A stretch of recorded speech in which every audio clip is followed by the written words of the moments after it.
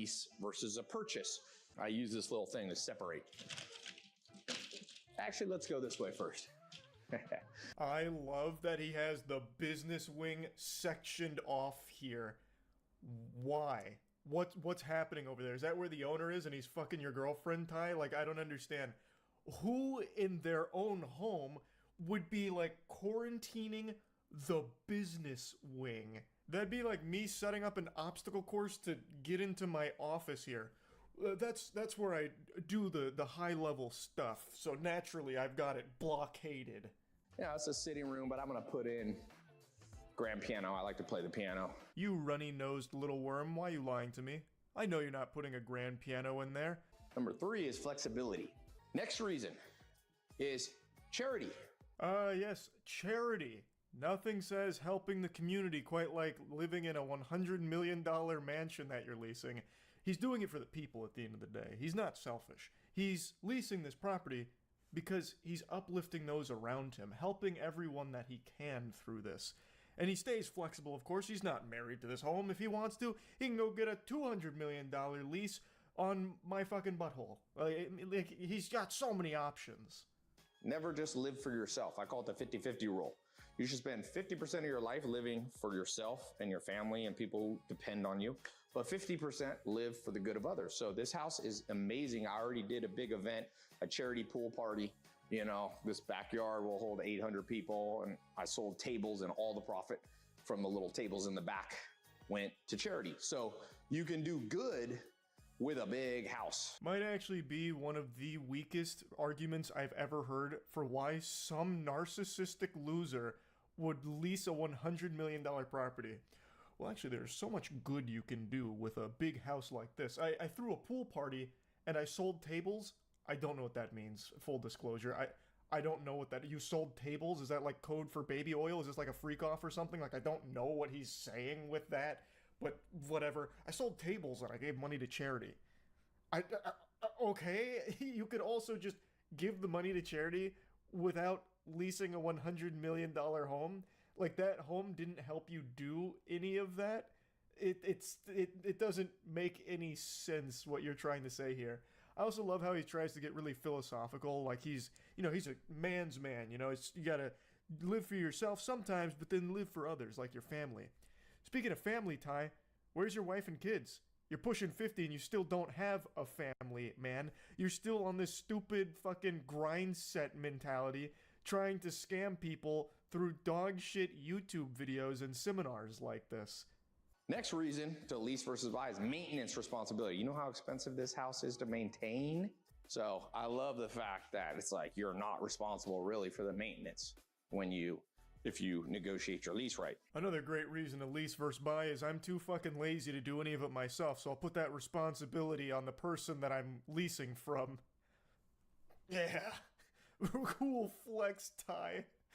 I can't be bothered to do anything except sit here and make YouTube shorts promoting nonsense to fools. So I'll let someone else take care of, like, the actual stuff. Pool, I like swimming is underrated, man. Jogging's hard on the joints. Swimming, there's a certain magic. You look at those people like the Maoris, like The Rock, people from the South Pacific are in some of the best shape historically, the people who swam a lot. So I love swimming. I don't know why we still have all the ropes up, but I like to do my workouts outside when I can. What the fuck are you yapping about, man? What? Just say you like to swim. I don't know why he's going into this whole spiel about it.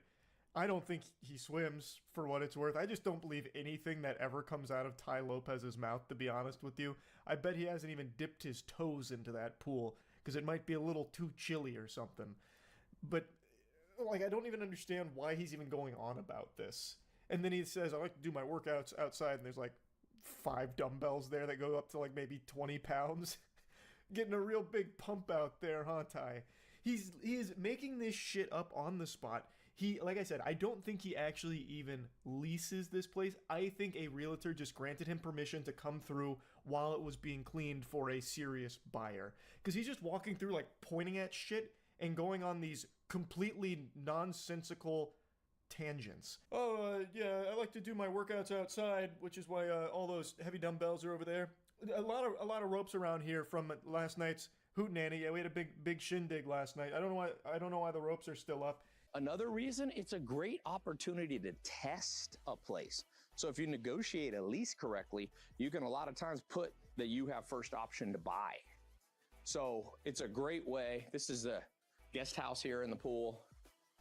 I got friends that stay here. My mom, when she comes to visit, she likes to stay close, but be a little bit separate. So she stays here in the pool house. Yeah, you get to guinea pig the house for a little bit, do a bit of beta testing. Yeah, there's a pool house. I kind of confine my mom to these quarters when she's around here. She loves to come over, and I have so many friends. You guys know how many friends I have. I have lots and lots of friends, and sometimes they'll stay here too when my mom's not, taking up the joint. You know what I mean? So yeah.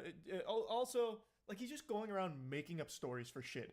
He is just spitballing lore for things that he sees, like a game of I Spy. This is where we had the tables for the charity thing. It was pretty cool. We had the DJ over there. So this room, I'm turning, Anton's here, CEO here. He's getting some work done, but this is becoming the game room. Is Anton DJ over there? So this room, I'm turning, Anton's here, CEO here. He's getting some work done, but this is becoming the game room. Is Anton even alive over there? It looks like he's out cold. You should be going over there to check for a pulse, brother. Man looks like he overdosed on chill pills. I also just don't even think Ty Lopez knows who that is. His name's probably not even Anton. He probably just pulled that out of his ass. Maybe he is the CEO of something. I don't have a clue, but to me it just really feels like there's some random people in this house and Ty Lopez is scrambling to try and explain why they're there. Like, oh hey, it's Jericho, hey, up top. Yeah.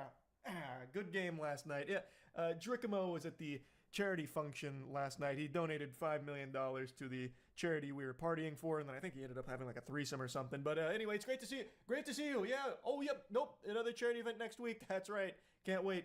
Anyway, this is gonna be the game room. Gonna be a lot of games in this room. Super Bowl, you can open this to outside. You got your own bar here, which is kind of cool. But now I want to go back to one of the points of leasing versus buying. I wish Anton had just shot up after hearing that. Like, what the fuck? Benefits of leasing versus buying? Are you out of your mind? Are you off your gourd? Also can't help but just appreciate that Ty Lopez talks about like the bar over there and then like slowly walks over there, fee-fi faux fums, just to spank it for no reason, just to slap it. A reason Their feet talk here, which is kind of cool. But now I want to go back to one of the points of leasing versus buying. I wish Anton had just shot up after hearing that. Like, what the fuck? Benefits of leasing versus buying? Are you out of your mind? Are you off your gourd? Also can't help but just appreciate that Ty Lopez talks about like the bar over there and then like slowly walks over there, fee-fi faux fums, just to spank it for no reason, just to slap it. A reason that I like to do a $100 million huge house is it's easier to clearly delineate what's personal and what's business. I section it off. What the hell is even that? One of the biggest benefits to a big house in Ty Lopez's eyes is his ability to effectively section off what's business and what's personal.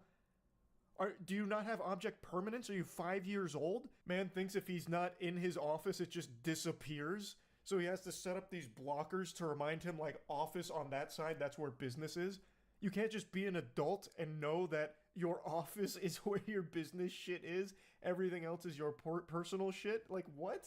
How dumb are you? Change your life right here.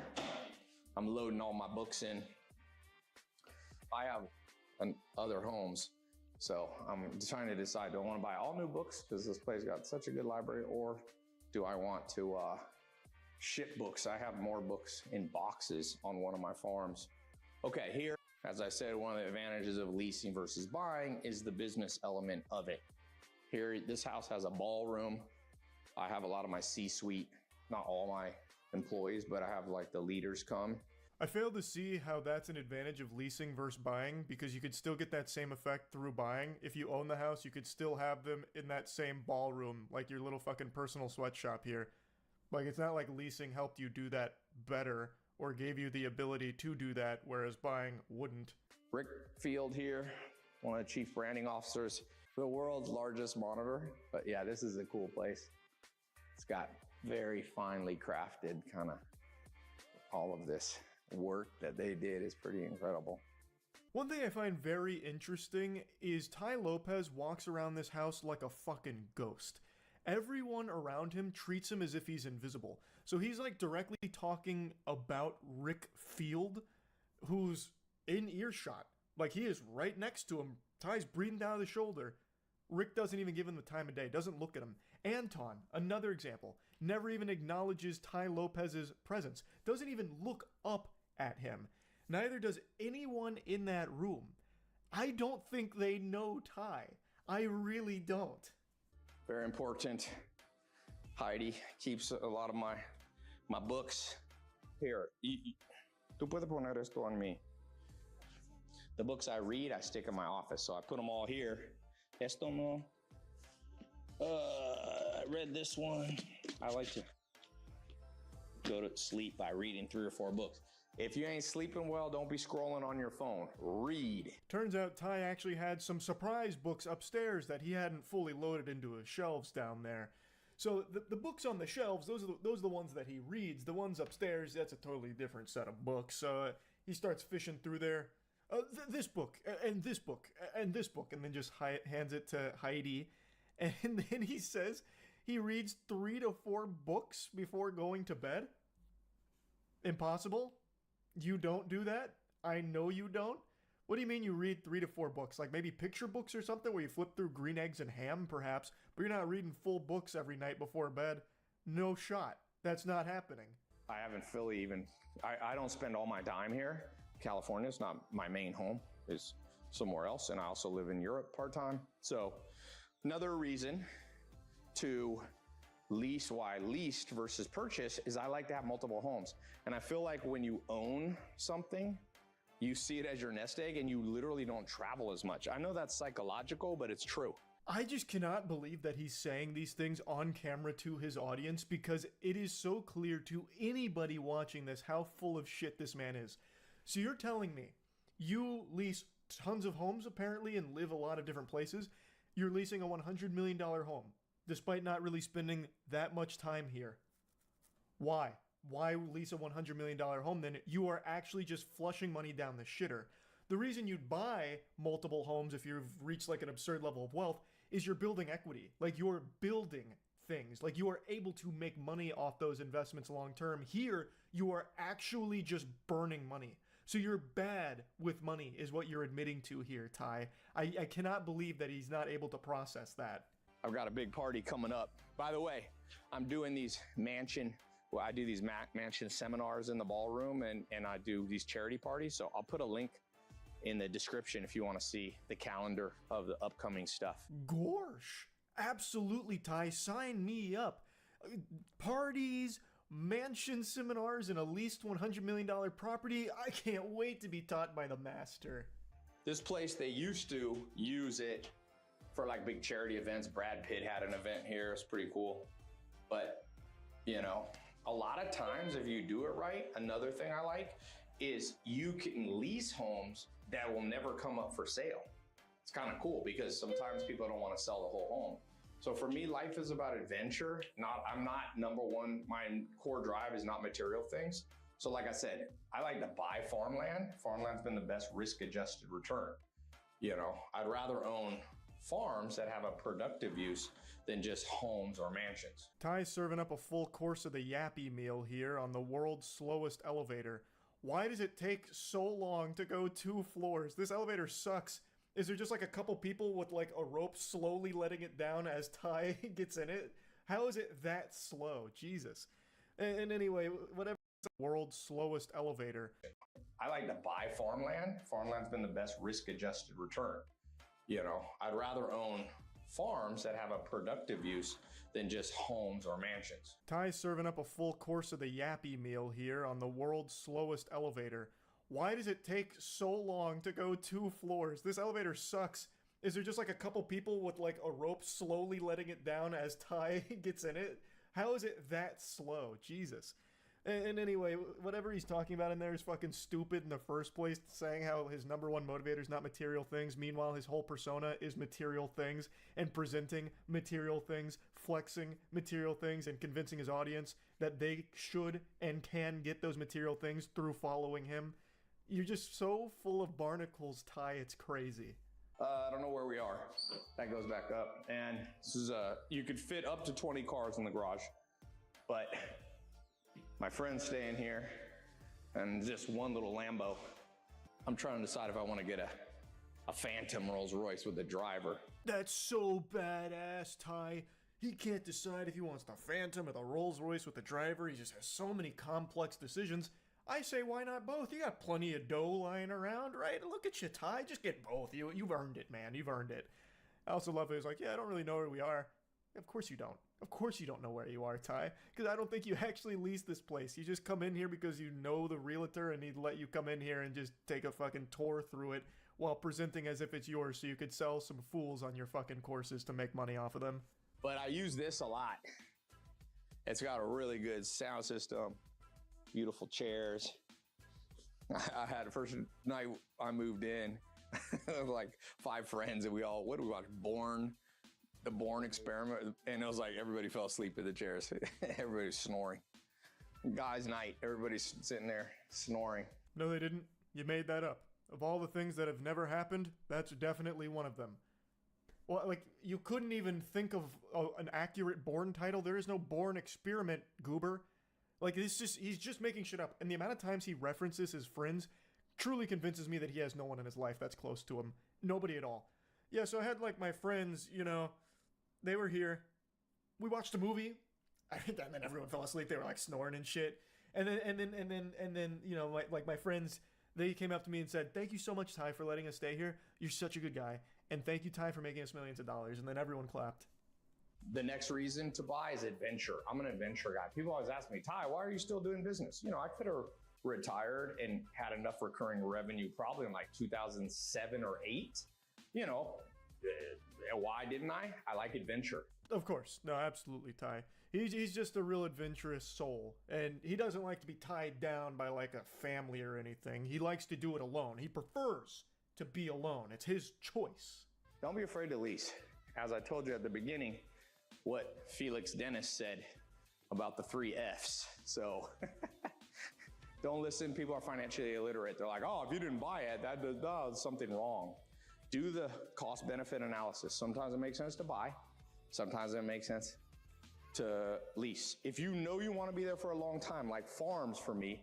Not a single convincing argument in favor of leasing over buying presented throughout this entire video. Because bare necessities. The core is that it's stupid to lease a $100 million mansion under any circumstances. It's a terrible idea. And he's trying so hard to spin it as like an alpha, giga-brained financial guru maneuver. It's not, Ty. It's not. He then goes on to promote his seminars once more to try and get people through the door with their wallets out and piggy banks emptied. So just classic Ty Lopez shit, really. I wanted to make fun of it. That's about it. See ya. Hello, guys and gals, me Mudahar, and you know what, ladies and gentlemen, travel channels and like, you know, IRL streaming are just one of those things where it's like you're either really good or you're really evil. Now, judging by the title of the video, we're looking at our favorite hemorrhoid on the planet, Johnny Somali, a man that has basically made a mockery of himself in numerous countries and has become one of the most awful American tourists one can imagine. Now, when it comes to IRL streaming, you got people like Francois Harris, who basically upload videos where he talks about, you know, him in South Korea, all right, having a good time, a travel vlogger, a pretty wholesome lad. And now he's got to be pretty much thrown up alongside the other American, Johnny Somali. Now, Johnny Somali, we talked about a long time ago, but recently he's been kind of like the target, the actual target #1 in South Korea. He's basically being hunted down by actual Navy SEALs at this point and beaten within an inch of his life. Now, you might be like, whoa, Muda, that's not fair. Ladies and gentlemen, he's made a complete nuisance of himself. Nuisance streaming is one of these things, if you're in Asia, a lot of people will go there and make a fool out of themselves. And look, if you've ever been to an Asian country like Japan or China or South Korea or really any Asian country in general, they're pretty nice people, okay? But there is a level of respect you gotta have for the area, something Johnny was not providing. So one of the clips floating around was Johnny just walking outside, and eventually he was followed by this actual, South Korean streamer. Now, I can't show you this entire clip, but at one point, the South Korean streamer decides to knock the ever-loving shit out of Johnny Somali. At this point, ladies and gentlemen, like, law enforcement get involved, and it seems as though while the cops are confused, this guy was the one who brought the actual beatdown. Now, who is this streamer in particular? Well, I had to look him up, and apparently he was a pretty popular South Korean streamer by the name of, let me dig it up. Now, allegedly, that man is Yoo Dal-gyun, okay? I hope I pronounced that right. Obviously, it's not my first language. But this person is apparently an ex-UDT SEAL, an actual Navy SEAL equivalent, an actual Special Forces person. Remind you, this is a man that literally has gotten paid to... This is a guy that has shot people in the face with a gun. This is a dude that sticks the K-bar into your throat and goes, shh, shh, shh, it's all over now, buddy. This is the guy hunting down Johnny Somali. Now, ladies and gentlemen, it wasn't just that, okay? To understand, Johnny Somali, ever since he came over here, has pretty much asked South Korea to beat the living shit out of him to no avail. Listen to this one. So what do you want to talk about? Swing or not? Like, gonna come up to me, bro, why are you being racist to other people in other countries? For money. For You know what? I will say it. At least he's honest. For money. That's why I'm being a nuisance. For money. out. I've said it many times. I don't give a I have no morals. I'm a sociopath. I don't give a Put this in your next YouTube documentary. I don't give a swing on it. Well, he said put it in the next YouTube video. So, Johnny, if you come at this video with a DMCA strike, I know that you have to make a fool out of yourself to be money. But to make money, I will actually take you to goddamn any court imaginable if you decide to take this video down with a false DMCA strike. I promise to God, I promise on everything imaginable I will. So anyways, Johnny brings his like one dude over here and there's like, all right, bring it on, bring it up. So again, in South Korea, they weren't dicking around. There's been an entire compilation of them getting their asses beat. So watch this. So right over here, he's trying to make a mockery of himself and boom, they're coming up and doing like jump kicks and chasing this man down the street. Now, the amount of times that Johnny has kept getting his ass handed to him, you would think that he like, you know, Yakuza is actually based on reality. There's a big game franchise I play called Yakuza and like in it, like every like 5-10 steps you take, somebody wants to start a fight with you. Johnny has pissed off a country so much that he is getting into more street fights per meter traveled than Kazuma Kiryu at this point, okay? It's wild. Now you might be like, well, what did he do to make them so mad? Now in the words of Thugnificent, ladies and gentlemen, Johnny has decided to make some kind of content that has absolutely enraged the user base. Now if you go to a country, there's a certain level of respect you have to have, right? You know, I don't go to Saudi Arabia and start knocking back some Jack Daniels, okay? Unless I'm expecting a beheading or I want that to happen, sure, then I'll start breaking some laws. But here's one clip of Johnny basically going up in front of the statue and giving it a lap dance to the point where he is literally like actually going onto it, like literally actually harming this goddamn, like this poor statue is doing nothing wrong. So he's doing this pretty much out in public, and there's people who are obviously watching this happen, right? And you might be wondering, okay, Muda, why is this so bad? You know, don't just like drunk people do this in general. No, to give you an idea, this is actually a comfort woman statue. Now, a comfort woman, for anybody that doesn't know, is basically referring to women and girls who have been forced into sexual slavery by the Imperial Japanese Armed Forces in occupied countries during and before the Second World War. This is actually something that I knew about, I researched. It's not something that's new to me during this video. During World War II, there's a lot of fucked up shit you should research. But Japan was apparently involved in actually, you know, taking advantage of these women. They were literally, you know, referred to as these comforting, consoling women, and they were all from Australia, Burma, China, the Netherlands, Philippines, Japan, Korea, Indonesia, East Timor, New Guinea. But again, a vast majority of these women were from Korea. So yeah, they were absolutely used for, again, you know, forced sexual labor. And of course, the more you go down into it, apparently historians range somewhere between 50,000 to 200,000 women were unfortunately involved in this disgusting, depraved practice. So that statue is put up as sort of a remembrance, right, to the women that have unfortunately, you know, been thrown into that part of sexual slavery. And this is such a huge deal still to this day for countries like South Korea and Japan when it comes to their international relationships, that for the last few years, for like literally decades at this point, South Korea has been demanding official acknowledgement And not just acknowledgement that this happened, but a sincere apology and even compensation for those sexual slaves that were used by the Imperial Japanese military. And of course, the more you realize it, back in 2021, even the Prime Minister, Yoshihide Suga, actually did make, administration, like they actually did like make statements where they apologized for Japan's aggression and even admitted the military, the Imperial Army, had that role in Comfort Women's. So I'm not going to jump too far into this. Obviously, if you want to learn more about this topic, you can. But Johnny is a complete abject dipshit. He has been doing this to not just one statue, but several statues. And this is actually clips that have been taken from like South Korean state media. So it's become such a huge deal that this dipshit is hated on a nationwide scale. Like, you are making national television being a complete idiot. Like, there are points where like really famous like political channels in Korea with like almost 300,000 subscribers are literally talking about the implications and shitting on this man. He has become the poster child for the worst fucking tourist imaginable. And at this point, I have no doubt that the nation of South Korea wants to make a legitimate example out of this guy to show the rest of the world that you can't be a complete dipshit. Now, it wasn't just those statues that he did. There's like entire compilations of him being a complete idiot. Like, here's one where obviously it's a little bit blurred. It's coming from a channel with like 113 subscribers. They blurred it, which I assume is due to the actual chat that Johnny Somali has in his streams that shows up, because the chat can be really like wild. So obviously, you want to get rid of it. You want to get rid of it per terms of service sake. Okay, not even monetization. You just want your video to be up on the platform.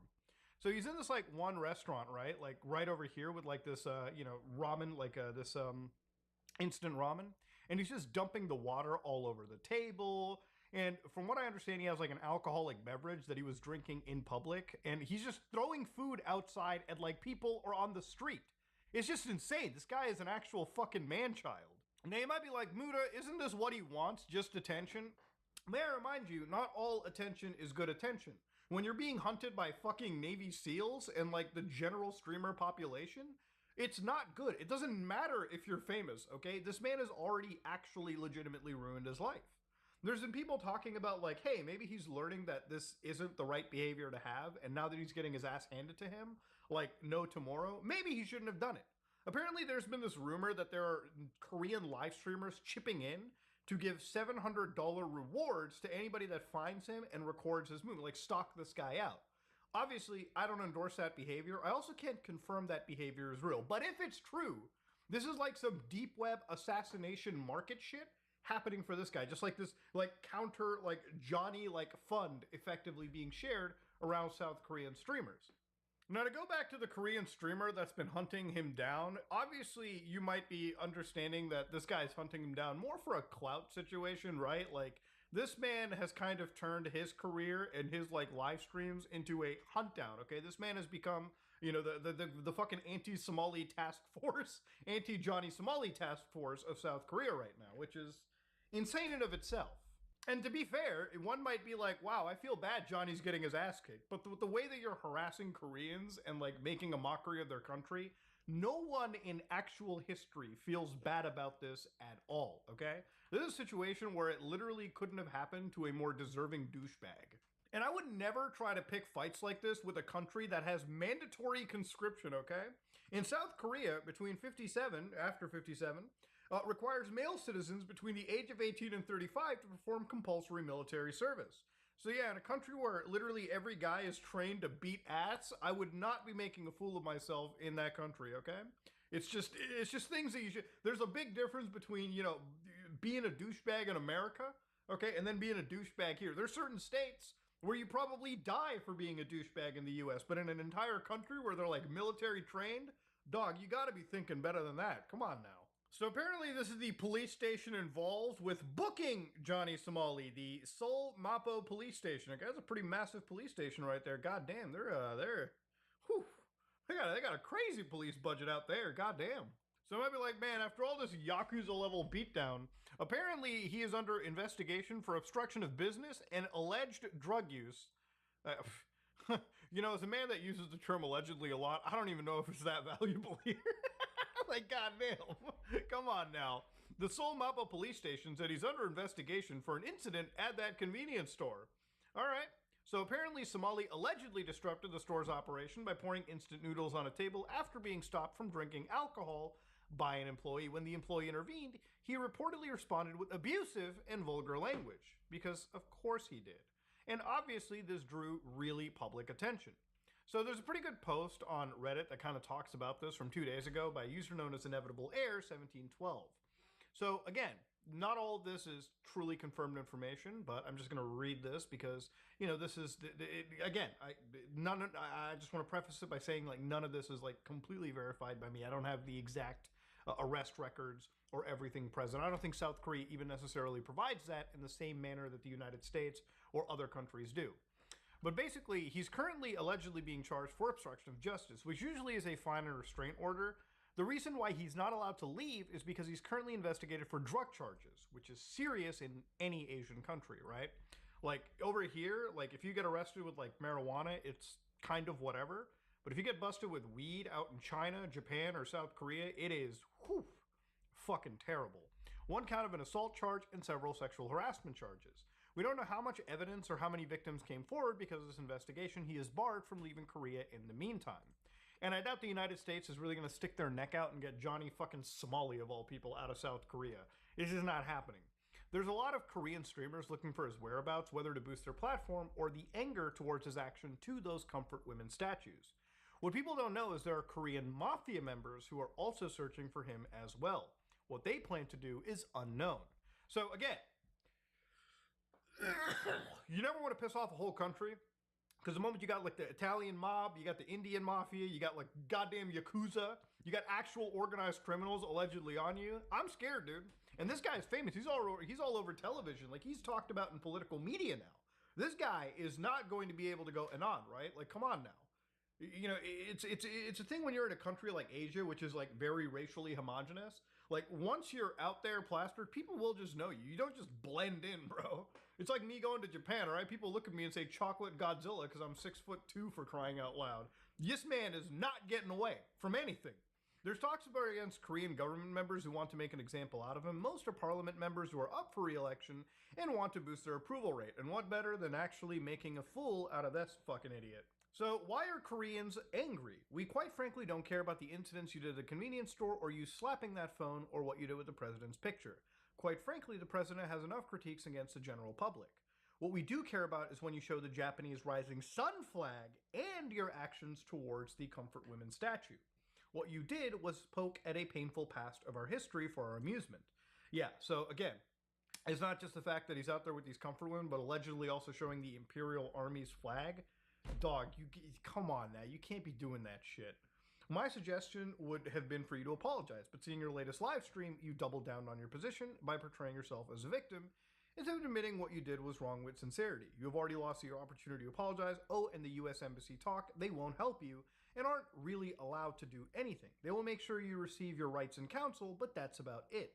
The crimes you committed here while in Korea are here to stay. Korea isn't like Japan where they just ban you. No, the country will make sure you pay for your crimes either by jail sentences or hefty fines, and then deport you. I guess my current suggestion is to get a good lawyer if you can one. Dude, he's out there making a fool of himself for money. I doubt he can afford any good lawyers. Get out of here. So he's been slapped with a disturbance of peace charge. According to the law, if Korean prosecution were to go to the full extent, he could be seeing up to 10 years in prison. And there are former UDT special op members who are looking for him. So he's got the mob and he's got the special ops to deal with. This man's ops are unrivaled in the field of ops. He claims he's in a U.S. Army base, which apparently he isn't, according to this user, because there's 3 bases in Korea. 2 of them are too far out of Seoul, and all of them are off limits for civilians, let alone a nuisance to enter. So he's still in Korea and confirmed to have claimed that comfort women were prostitutes. Oh, Jesus. Also, it's been noted the drug charge in of itself is 10 years, so the combined sentence, if found guilty, could well be over 10 years.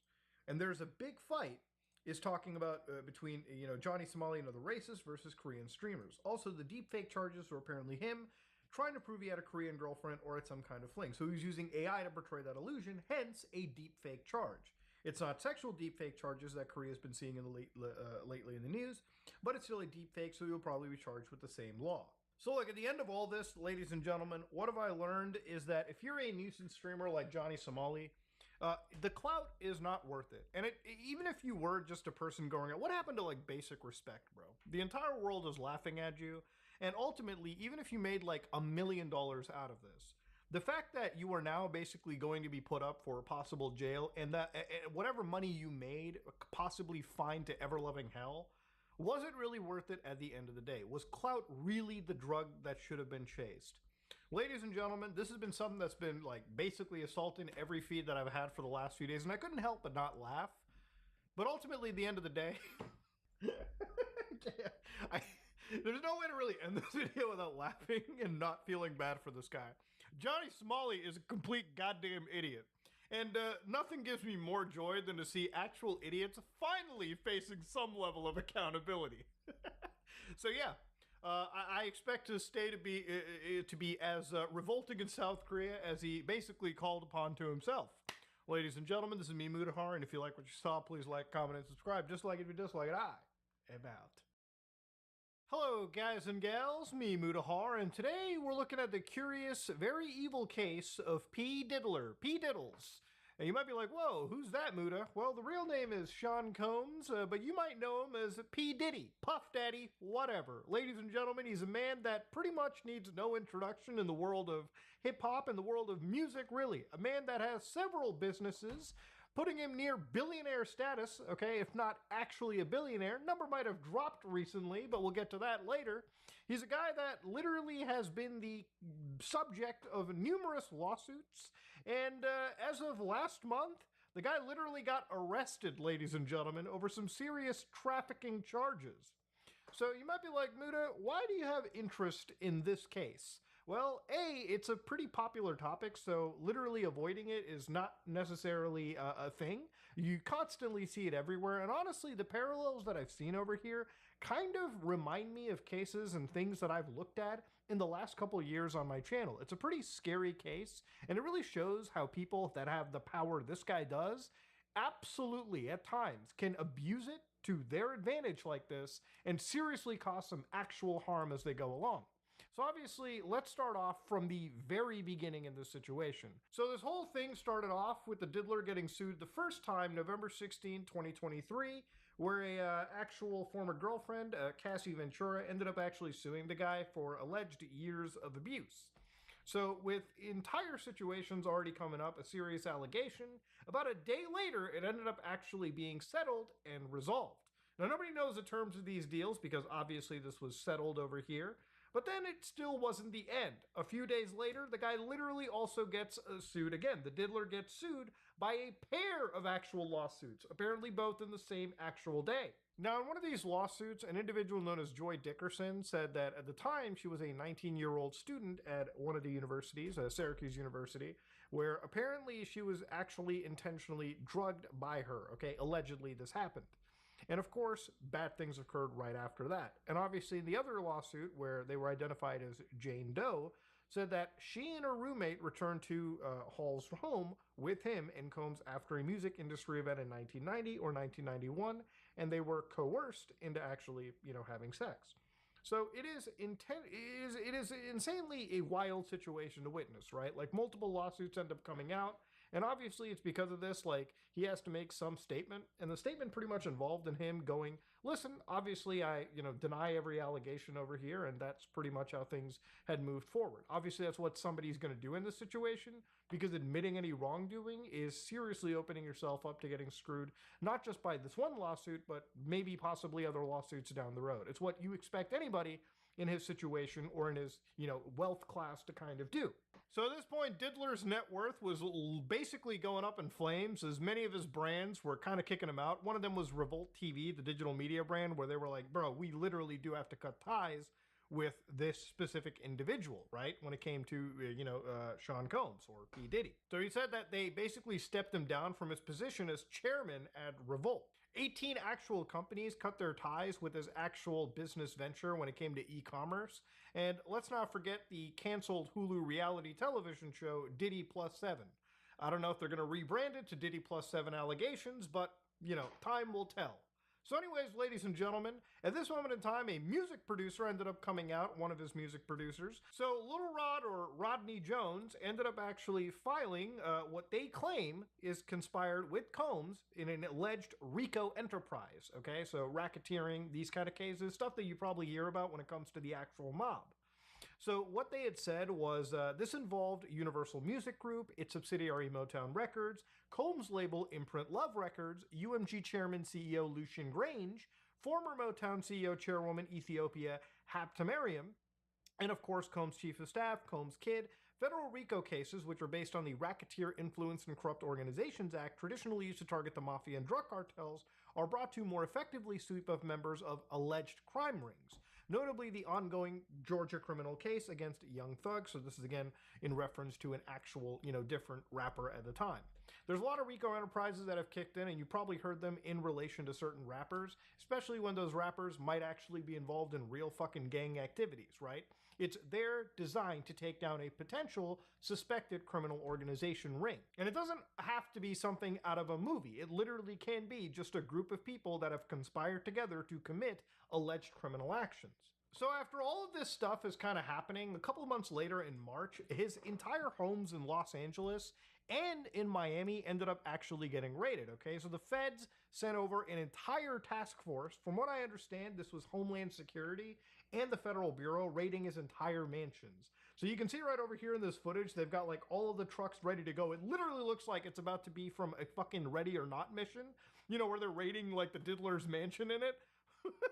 And they're ready to go, raiding the house, grabbing everything that they possibly can, and understanding if this is something. Because after all these allegations are clearly made, it literally got onto the attention of law enforcement agencies, and they clearly jumped in to see if this was actually, a case of human trafficking. Now, when it comes to things like human trafficking, one of the reasons, again, why I wanted to make this video is because for me, this kind of harkens back to two specific cases. One that I looked at several years ago, not several, but a few years ago, and one that literally I looked at about a month and a half ago. So to give you an idea, ladies and gentlemen, when it came to actually understanding this, when law enforcement say human trafficking, to give you an idea, based on the actual US government, the DHS, they refer to human trafficking as the use of force, fraud, or coercion to obtain some type of labor or commercial act. Every year, millions of men, women, and children are trafficked worldwide. And it actually is very true, including right here in the United States. It can happen in any community, and the victims can be anybody. Traffickers might use the following methods to lure victims into trafficking situations.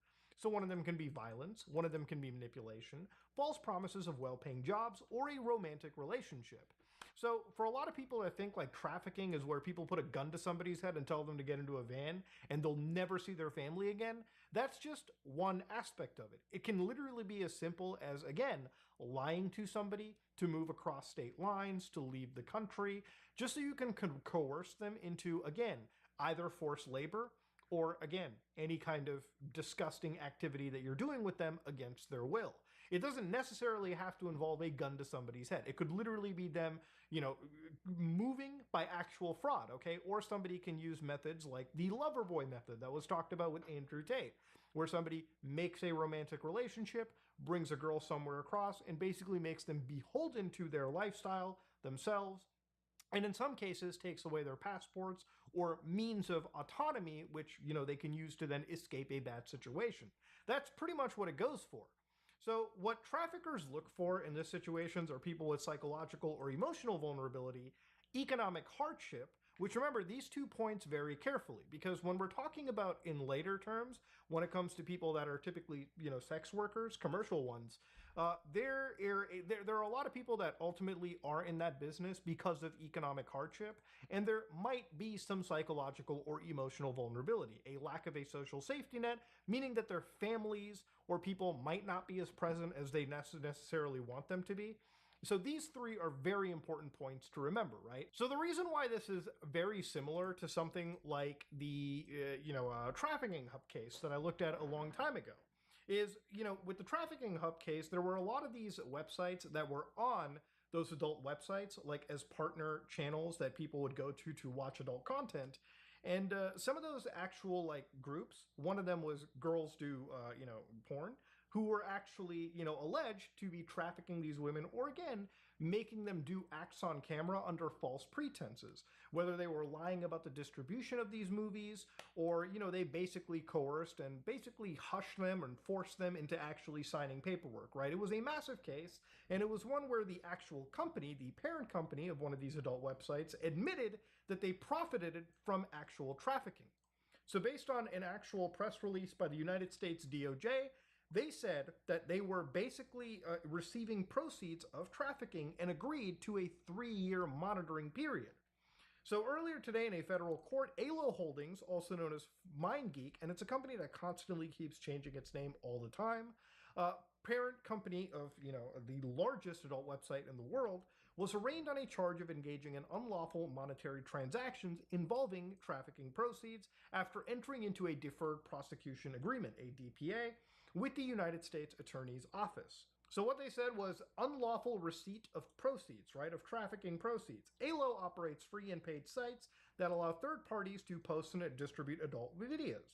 So beginning in 2009, ALO hosted content created by GDP. One of their founders, Michael Pratt, and their co-conspirators on ALO's websites, including the largest website in this industry on the internet. The GDP operators owned and operated a company and online companies, which, they called GDP. In 2019, a federal grand jury in the Southern District of California returned an indictment against their operators for, among other charges, trafficking offenses and deceiving and coercing young women to appear in videos which were then posted online without the women's consent. Truly disgusting shit. So ultimately, when I made that video, the guy who was running that entire operation was actually on the run. Well, from what I understand, the guy was actually captured and is actually extradited back to the United States, or at least to the United States. They're actually from New Zealand. That guy was Michael James Pratt, a man that was on the FBI's most wanted list. And these guys made apparently like $14 million or some shit when it came to this actual business. So a lot of money was made off of the backs of a lot of, women that unfortunately were mistreated and, used for these guys as sick enterprise. So it's not just this case that brings this attention, this diddler attention to my light. Another case we looked at about a month and a half ago was in regards to Pastor Apollo Quiboloy, all the way out in the Philippines. So when it came to Quiboloy's situation, the United States had even alleged that the guy who operated, their organization in the Philippines or even in the United States, they would have, a lot of these young women, these younger individuals, who would basically have to perform night duty things. And you can assume, where these things are kind of going, right? So obviously with situations like this, these people are not coerced with a gun to the back of their head. They are manipulated, whether it be through, again, in that case, religion, or in the case of GDP, it would just be, women who didn't know any better. They were just clearly lied to, and they were, performing under incredibly false pretenses. So these are situations where, again, you got to take the theatrics and the Hollywood stuff out of it, because this stuff happens a lot. And especially among somebody like, the P. Diddy, there's going to be, people with his amount of wealth and his amount of power that can be doing these kind of things left unchecked for years on end. It's kind of similar to situations like Epstein in a way too, where things are just happening. And obviously with the amount of power that these people have, they can afford to keep things hush hush until, of course, it gets to critical mass. It's not necessarily law enforcement that I think that is the complete issue. It's the fact that obviously for them to build a case that these guys can't just buy their way out of is its own severe challenge. Now, obviously, Diddy, in this case, after being raided, he starts posting stupid, vague shit like, "Time tells truth." This has since been deleted, but mind you, I think about a week after, an insane video ended up coming out where apparently the diddler was caught assaulting Cassie Ventura at a hotel. Now, I say allegedly because obviously this video, just for legal sake, this is clearly alleged, okay? I'm not making any serious, full claim. But watching this video was absolutely one of the most disgusting things that I've seen. Now, when I say alleged, all right, I think I might have to walk it back just a little bit because, ladies and gentlemen, I'm going to leave it to, the diddler to explain what was so wrong about that video.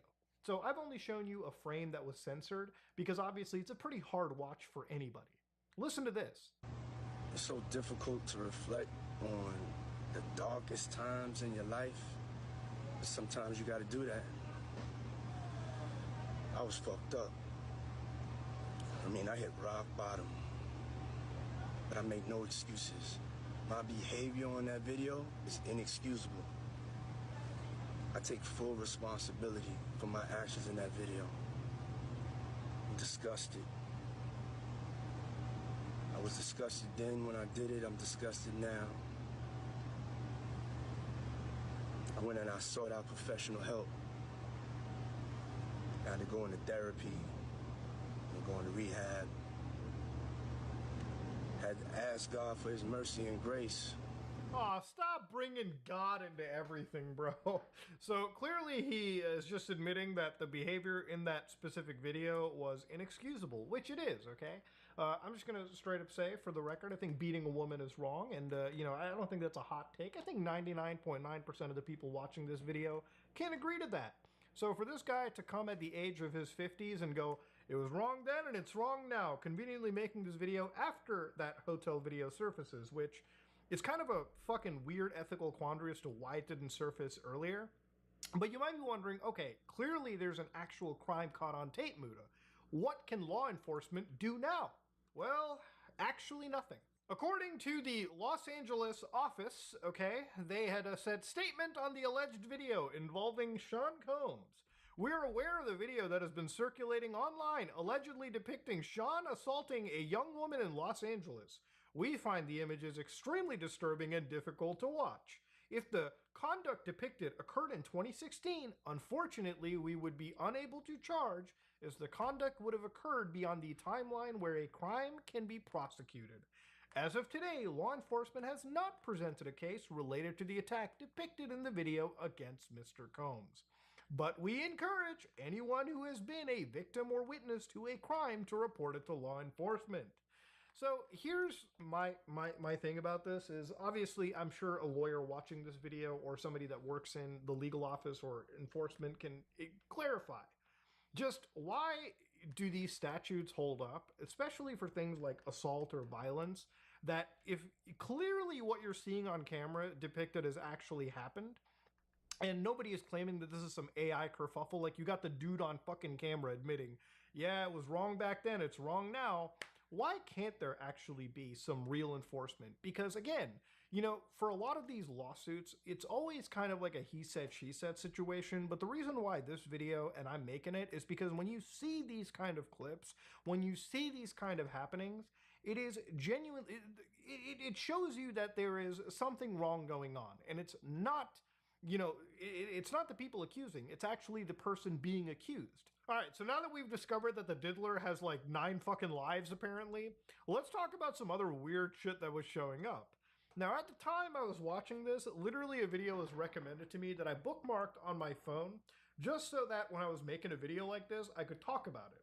Now, this video that's still up, by the way, uploaded November 9, 2009, with 7.7 million views, uploaded by a small little channel known as Justin Bieber, 2 minutes long. Basically he posted this video, which I love the iMovie editing. You know that Justin worked on this. You can see old Diddy and Justin hanging out together. Now, I'm sure that Diddy was pretty responsible for this kid's career, or, did a lot to help him out. But, yeah, this video is just, it's wild. It's like this kid is like barely 15 years old. Maybe he is actually 15. Why the fuck's this grown man just hanging out with him? 48 hours with Diddy? That's fucking weird, dude. Most people can't stand to be 1 or 2 hours with this guy. You're doing a full 48? Something sussy going on. Let's slow down, okay? One step at a time. But yeah, the keys is yours when when you get 16. You good to go. I'm good to go. Yeah. All right. Don't lick your lips like that, bro. He's giving this kid a card, telling him it's yours when you're 16. Now, of course, there's other videos that popped up later down the road with old Diddy and Justin meeting up again. And hanging out the way we used to. Everything's good. Everything's Selling great. out arenas and everything. Starting to act different, huh?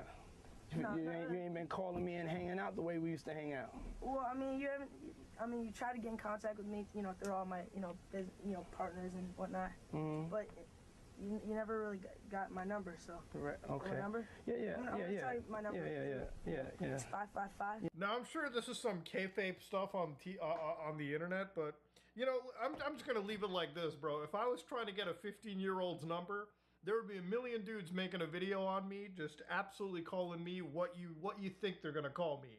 Why the fuck is this man hanging out with a goddamn minor this much? That needs to be addressed, all right, Diddy? There's got to be a logical explanation to it. Now, amongst all of this, there's been some wild stuff that's come out with the actual dude's raid. So apparently it came out that there were 784 dildos that were seized from his home. So apparently the FBI raids his house and they found 784 of these penetration devices. So to give an idea about it, ladies and gentlemen, I don't have one dildo in this house, okay? Apparently Diddy's got 784 of these. Insane shit. But see, it's not just the dildos that's been wilding people out. What about the 1,000 bottles of baby oil? So federal prosecutors leaked that 1,000 bottles of baby oil and lube were discovered during the raid, okay? So to give an idea, ladies and gentlemen, I don't know why this dude didn't just buy the 55-gallon drum or something, like just straight up. Why buy all that baby oil? And was this guy the U.S. government, dude? Like, goddamn, you tell him there's oil somewhere, he's already hoarding a crap ton of it? Jesus Christ. Maybe that explains why the feds raided him that quickly. I don't know. I mean, it's got to be some coincidence. Now, I'm going to show you the funniest clip in this miasma of, like, terror. And it comes from Diddy's own lawyer, okay? I've been with him since 8 o'clock this morning, and it's about almost 3 o'clock now. He's just laser focused. He's engaged. He's helpful. He's confident. You know, we're going through our defense as we do every day, and his spirits are relatively good. How do you explain the baby oil and the lubricants? 1,000 bottles of baby oil. I don't think it was 1,000. I think it was a lot. I mean, there's a Costco right down the street. You know, I think Americans buy in bulk, as we know. And dude, he's like laughing at it too. He's like, well, it wasn't 1,000. I mean, like 950 bottles. Come on now, we're gonna round that bitch up to $1,000. Get out of here. And Americans, y'all are buying your baby oil and your fucking KY jelly at Costco, right?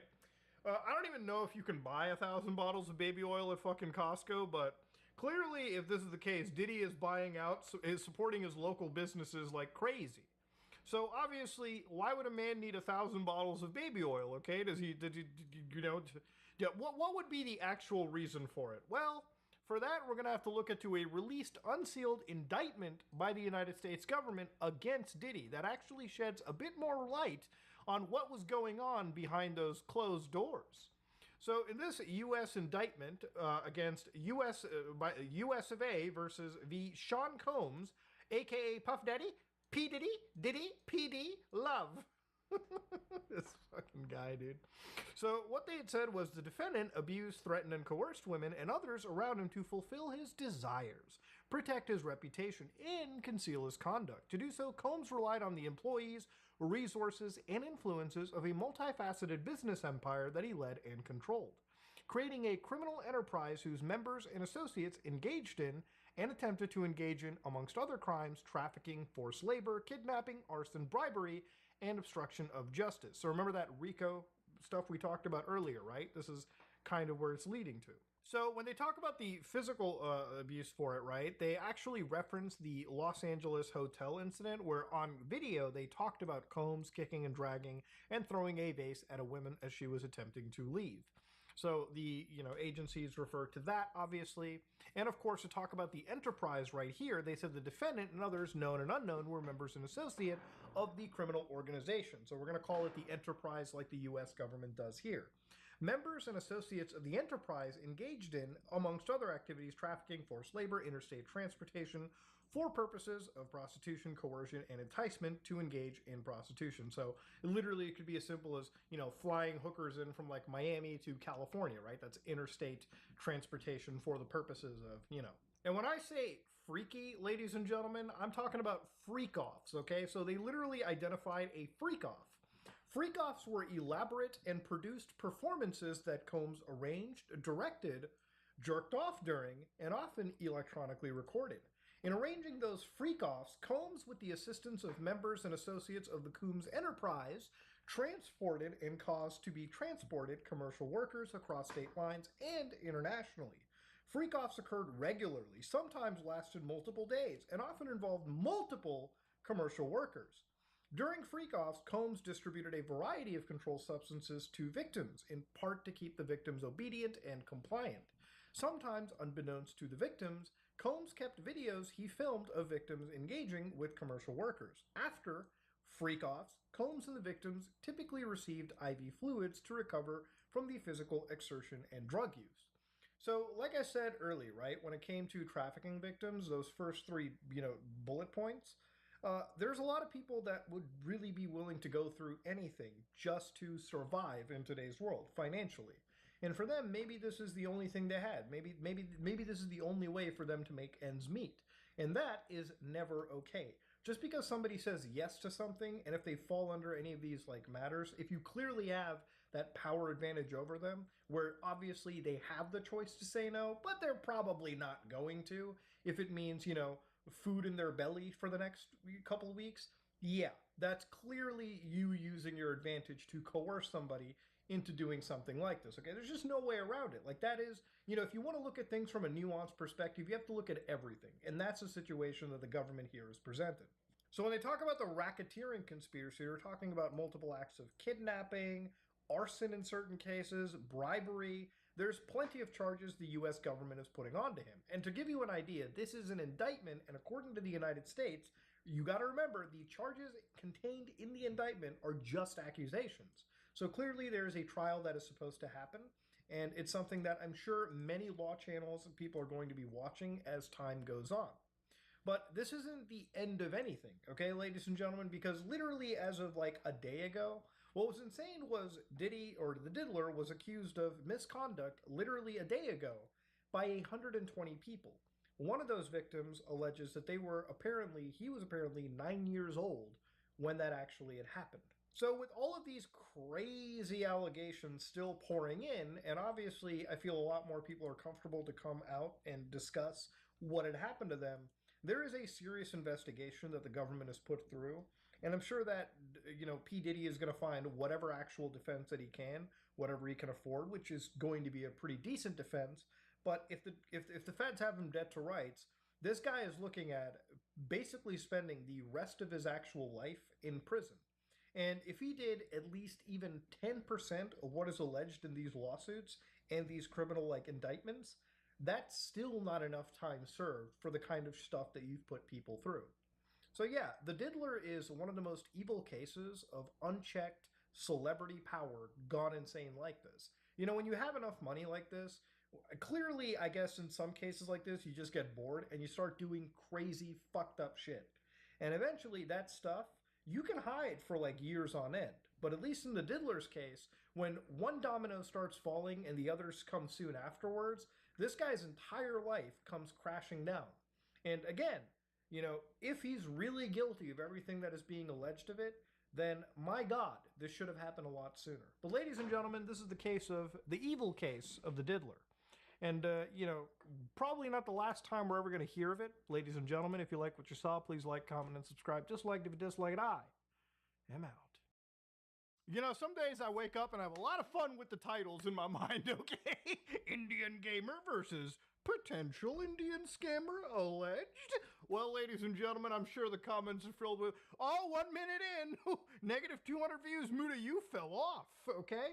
Now, to give you an idea, everyone basically falls off, okay? There's no shame in falling off. Where there is a shame is if you fall off and start shilling crypto to your audience, okay? Just to make a sweet little bag. Now, this is Caitlyn Jenner. Some of you all may not know who Caitlyn Jenner is. Caitlyn Jenner was, I guess, last I remember them, before I ever started my channel, we're talking Haunted Gaming, Pokemon, Creepy Black. Okay, me and Zod recording Legend of Zelda Ocarina of Time, okay? Yeah, this is back when this person was relevant enough in ESPN winning Woman of the Year awards and stuff. So yeah, Caitlyn Jenner, okay, related to the, I want to say, who's the Kardashian family, so to speak. Now, this individual, beyond just being a former Olympian, a TV celebrity, or whatever, if you look into their actual Twitter account, this is when you know you've actually fallen off. This is a pinned tweet, by the way. When we hit 50 million MC on my only official launched coin, which is on Ethereum, we make our first distribution from MAGA, from taxes collected, okay? So, of course, you can see that she's here shilling dog shit AI art, I assume. Is this AI art?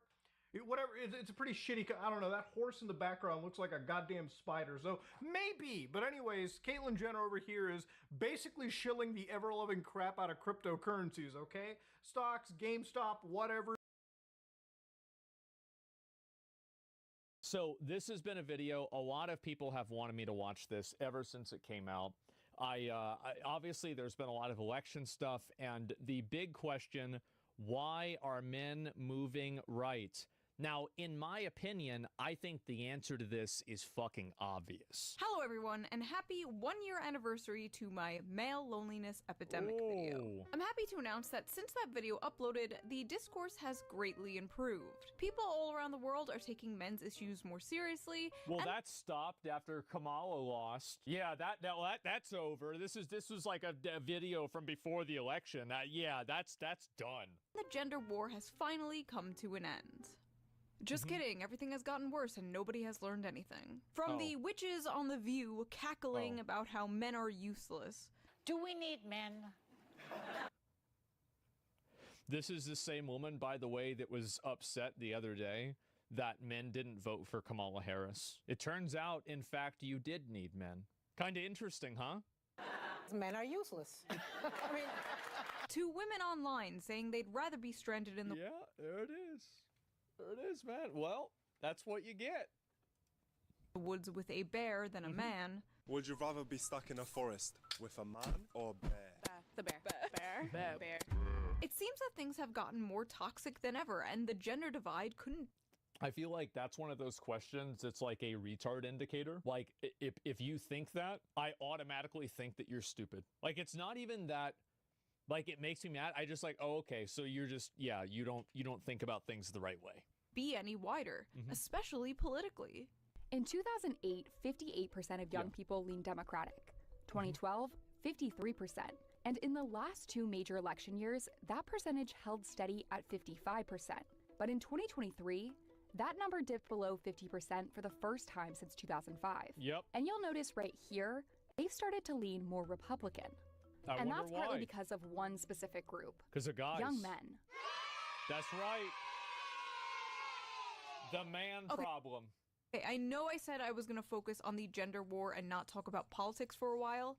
However, I found a loophole. Politics is talking about gender war. With this election being hailed by the media as the man versus woman election, according to any and all data coming out recently, men all around the world have shifted more right, and women have shifted more left. But women going more left was not the focus of this month's outrage. The outrage, of course, was about men. That's right, we got our yearly, oh no, what is happening to men? Why are they moving to the right freak out? But unlike last year, this freak out isn't solely happening on the internet, no. It's also also another big difference about last year's freak out is that this year's freak out was codified by an election. That's the big difference, I would say. That's a real big fucking difference. Happening in Washington, D.C. There are only 46 days until Election Day, and the Harris-Walz campaign is struggling to appeal to a group of voters that could determine the outcome of the election, and that is men. The Harris campaign is making an aggressive last-minute effort to win over younger male voters. Am I really going to make a video criticizing the Democrat Party days before the election? Of course I am. Now, before you celebrate or grab your pitchforks, this is not a pro-Trump video. This is a Okay, so it's a pro-Trump. See, the thing is that it's really funny how everybody who makes videos on the internet now has to preface this stuff, and you literally can't. Again, you can't reason a person out of a position they didn't reason themselves into. The people that believe this shit, they believe it. They're not believing it based off of like, oh, I evaluated the facts and this is my conclusion. No, they believe this because they're mad. They're upset. That's the reason why. Do better video. This is a mommy's not mad, she's disappointed video. Actually, I lied. Mommy's pretty mad. In this video, I am going to be addressing the Democrats' so-called man problem, the recent discourse about men moving right, the last-minute pandering the Democratic Party is doing to get them back, what they could be doing instead, and of course, going over some terrible opinions. Not my opinions. I have never had a bad opinion in my life. Yes, Except that one opinion. We don't talk about that one. I got banned for. In a world where it seems like everything men do and like is toxic, from eating meat to working out to how gym bro culture is harming young men, the pressure to get jacked is sparking a male mental health crisis and driving men into the arms of the far right. It's just like this kind of thinking is just, it's so stupid. And having a beard. Why men's with beards are sexist. And you know what's really funny about this? Is I bet the reason why this got written is just because of J.D. Vance. J.D. Vance has a beard, so beards are sexist. It's just so, like, it's so fucking stupid, I can't even believe it. True, yes. Oh wait, that reminds me. Before we get into this video, let's quickly give a shout out to today's video sponsor, Henson Shaving. If you've used a multi-blade razor, you're probably familiar with this story. Irritation, razor burns, and maybe even ingrown hair. Studies show 2/3 of men... I used to try to shave within 1 minute. I would like speed run it. And I would take photos, like if you search Asmongold shave, I would take photos to see how much that I would bleed. Experience some form of irritation after shaving. It's something they just expect at this point. They deal with overpriced blades, irritated... I was actually going to show like how I shave and get ready, but then I did it, and then I realized if I uploaded it, I would get banned on YouTube because of gore. And think that's just the way it has to be. Until now. Henson Shaving is on a mission to improve shaving with real innovation and a focus on your skin's health. Speedrun shaving, Their razors are made with solid aluminum, making them not only durable, but This does look like if Trump made razors, I think that they would look like that. Environmentally friendly too. There's Solid no plastic gold, involved at bigger all, than it even has in the to be. packaging. Yeah. And the blades are fully recyclable. What really sets Henson apart is their engineering, with their Henson AL13 safety razor being manufactured in an aerospace machine shop that built parts for the International Space Station. This precision allows the blade to extend just 1/1000th of an inch beyond the shave plane, less than the thickness of a human hair. The razor prevents any bouncing or skipping, resulting in an irritation-free shave every time. Henson even partnered with a medical imaging startup, and results indicated that the Henson AL13 razor significantly reduces razor burn in comparison to conventional multi-blade razors. See, I always thought that like if I shaved long enough, the razor burn and the bleeding would stop. I invented this myself. And do you want to know what's really funny? It worked. I never bleed now. See? Completely fine. Switched to using Henson as my go-to razor brand, my shaves have been more silky and smoother than ever. No more burns or cuts, just a close shave that feels amazing. In other words, no more leg beard. The best part is, once you invest in a Henson razor, it's a lifetime purchase. The only thing you need to repurchase are the blades, which only cost 10 cents each.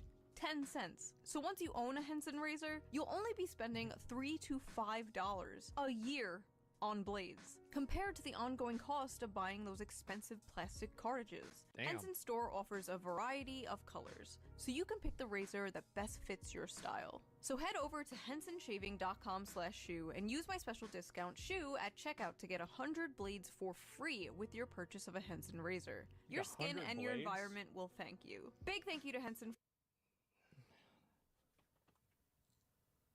No, I'm not going to make the joke. Let me just move on. For sponsoring this video, and thank you for not skipping the ad.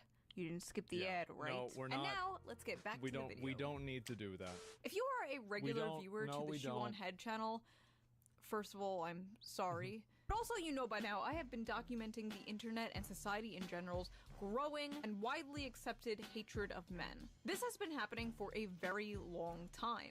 And if you dare spoke up about it, you were called an incel or a pick-me, depending on your gender. But seemingly, almost out of nowhere, there has been a change of heart. Well, the reason why there's been a change of heart is because there's enough of them now. It's not like people became more understanding. It's just that people realized that they couldn't just hand wave it away. A very important component. So I think men are in crisis, actually, in this country. I think that plays out different ways, but I think we need to have a real conversation about that. Wow, that's interesting. Mainstream media talking about this? I wonder why they care so much now. Democrats fear Harris losing too many male voters to Trump.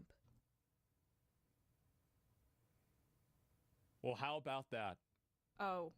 Signs have been mounting that, for the first time in recent decades, Democrats may lose majority support from young men in 2024. The risk to Democrats is that this is not just a one-time fluke, but an indication of growing trouble with men in coming elections. Democrats can celebrate the support they are getting from young women, but they also need to take It's actually crazy if you can't see why Democrats don't get support from young guys.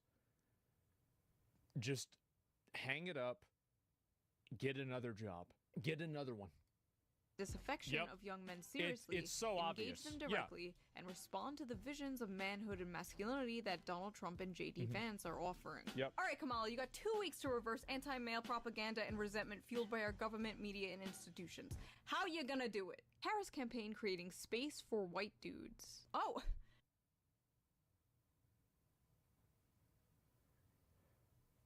I just like...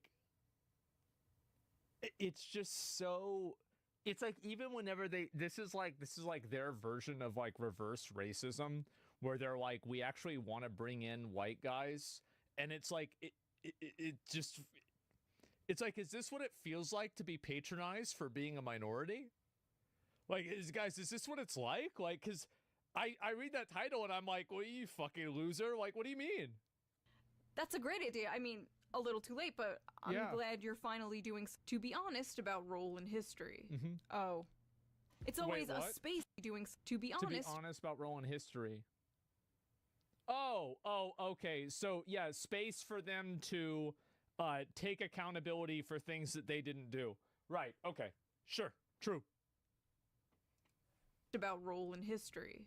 Oh. It's always a space for white men to talk about how much they suck. What made... Yeah, and so the idea that you're going to tell a 21-year-old guy that he isn't going to have opportunities and advantages and privileges because of something his grandfather did, this really isn't a very good sell. And putting any sort of original sin on people are going to lose their minds on this. They're going to hate it.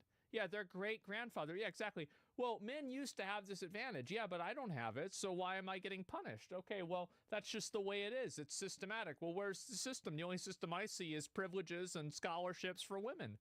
Like, any young guy, like, college and getting a job, and especially an entry-level job, are the two main experiences that every young man under 30 has probably gone through, one or the other, if not both.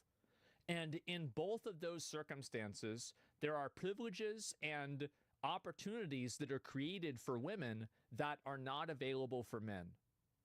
You can't tell somebody that they can't see what's directly in front of them.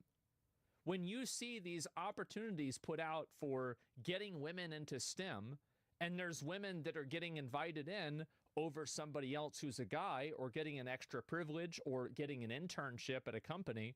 Internships absolutely are meaningful. That's why people have them. Any guy that sees that is going to think that they're being discriminated against. And do you want to know why? It's because they are. When you categorize people by a group and you provide privileges to a certain part of that group and not the other part, you've just done a discrimination. Imagine that. Did you start this group, White Dudes for Harris? And I suspect some of it has to do with the polling. Yeah, for far too long, the left has essentially ceded white men to the MAGA right. There's large parts of the left who have gone out of their way to alienate white men over the last couple of years. He's right. And that's understandable in many ways. We decided that we wanted to create space for white men to be a part of electing Vice President Harris. At the top of the problem is that space is that The space is patronizing, and it feels like it's like tokenization. I wouldn't say it's like a minstrel or something like that, because I feel like that's so like it's so charged as a term, but it's almost like bringing out white people as like, see, look, they support us too. It's weird. Yeah, I think it's just like, it's unironically just weird. Everything about it is weird. White Dudes for Harris organizer Ross Morales Roquito said he wanted to address what he called the elephant in the room. To be their little whipping boy? Yeah, exactly, right? Yeah, and big surprise, men don't want to be talked down to. Ross Morales Roquito said he wanted to address what he called the elephant in the room, criticism surrounding an event organized for white men given the country's history of racism. Nobody cares about the history of racism. If you talk to any young guy, any young white guy, they don't give a fuck about slavery. They don't care about any of this stuff. They weren't alive then. They don't know anybody who was alive then. It's completely irrelevant to their lived experience. So if you're going to tell somebody, yes, we're going to categorically discriminate against you and oppress you based off of something that you weren't a part of and nobody who is even alive was a part of, and probably you don't even know anyone who knew anyone that was a part of, guess what? You're going to get resentment. It's so fucking obvious. Why would somebody care about something that happened 150 years ago when it's not happening now and it's affecting them in a negative way? It's not even close. Like, I don't even know what to say. How can you possibly think this is an effective strategy? It was beaten to death in school over and over. Yeah, so was you typing that. You're banned. Stop it. Stop spamming. You typed it 5 times. People felt uncomfortable about the call, he said. Quit it. Throughout American history, when white men organized, it was often with pointy hats on. They can't even have their gay Wait, little... what? A lot of times, a lot of people felt uncomfortable about the call, he said. Throughout American history, when white men organized, it was often with pointy hats on. Did you know that when white men organized, it was also to get rid of slavery and to stop the Nazis in World War II? Like, this is just like, it's so... It's such a disgusting, ridiculous thing to say. And as a white guy, I find this to be incredibly offensive. I do. I would never vote for a person that would talk about me like this. Absolutely. Why would I support somebody who demonizes me and talks down to me? I would never do this, not in a million years. Pointy hats on. They can't even have their gay little Zoom call where they circle jerk about hating themselves without their own movement going, yikes! A bunch of white males in one space? Seems kind of like the... I've seen this. Seems like the KKK. Have you guys seen, like, I remember there was a recent article that was written, or like a statement made by like some games journalist. I think it was Jason Schreier, who he saw like a photo of a game studio and it was a bunch of white guys and he was complaining about it. I'm sorry, but like, if you do that, you're just you're making everything worse. KKK. Black people can have their little groups and that's fine, but if a bunch of white people get together, well, that's just called BreadTube. Never mind. White dudes for Harris. I mean, she's doing pretty bad with Latinos too. What's next? Hombres con Harris? Oh. Wait, so basically men are leaving what? the Democratic Party in droves, and it's... The Democratic campaign initiatives to mobilize the Hispanic male vote.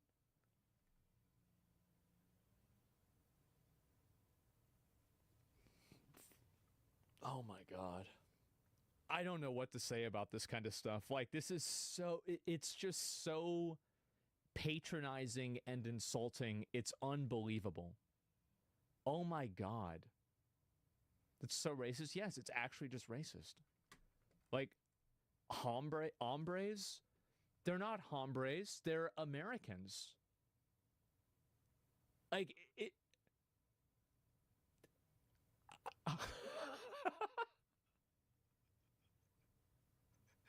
It's unreal. I don't know what to say. So basically, men are leaving Yeah. the Democratic Party in droves, and it's not looking too good for the Democrats. So it wasn't long until everyone's favorite discourse hit Twitter again. Oh. If Kamala loses, which is very possible, there needs to be a real discussion about how Democrats speak to and reach young men. If Kamala loses. If she wins, there doesn't have to be a discussion. That's right. We shouldn't change anything. Clearly, we're doing everything right. To Yes. be clear, I'm not saying we need to worry about women less or change any positions. I'm saying the polling around young men is concerning, and if it turns out to be true, we need to have a discussion about how condescending we are coming off to a huge part of the electorate. You want to know what's really funny is I bet this guy probably got a huge amount of hate for that comment because he's completely right. If you condescend to people and you talk down to them and you just act like they're bad, they're going to act like they don't like you. It's a big surprise, right? I mean, what are we even talking about? Obviously, that's what happened. To be clear, I'm not saying Yeah. we have to change anything. I'm just wondering why men aren't voting for us. What?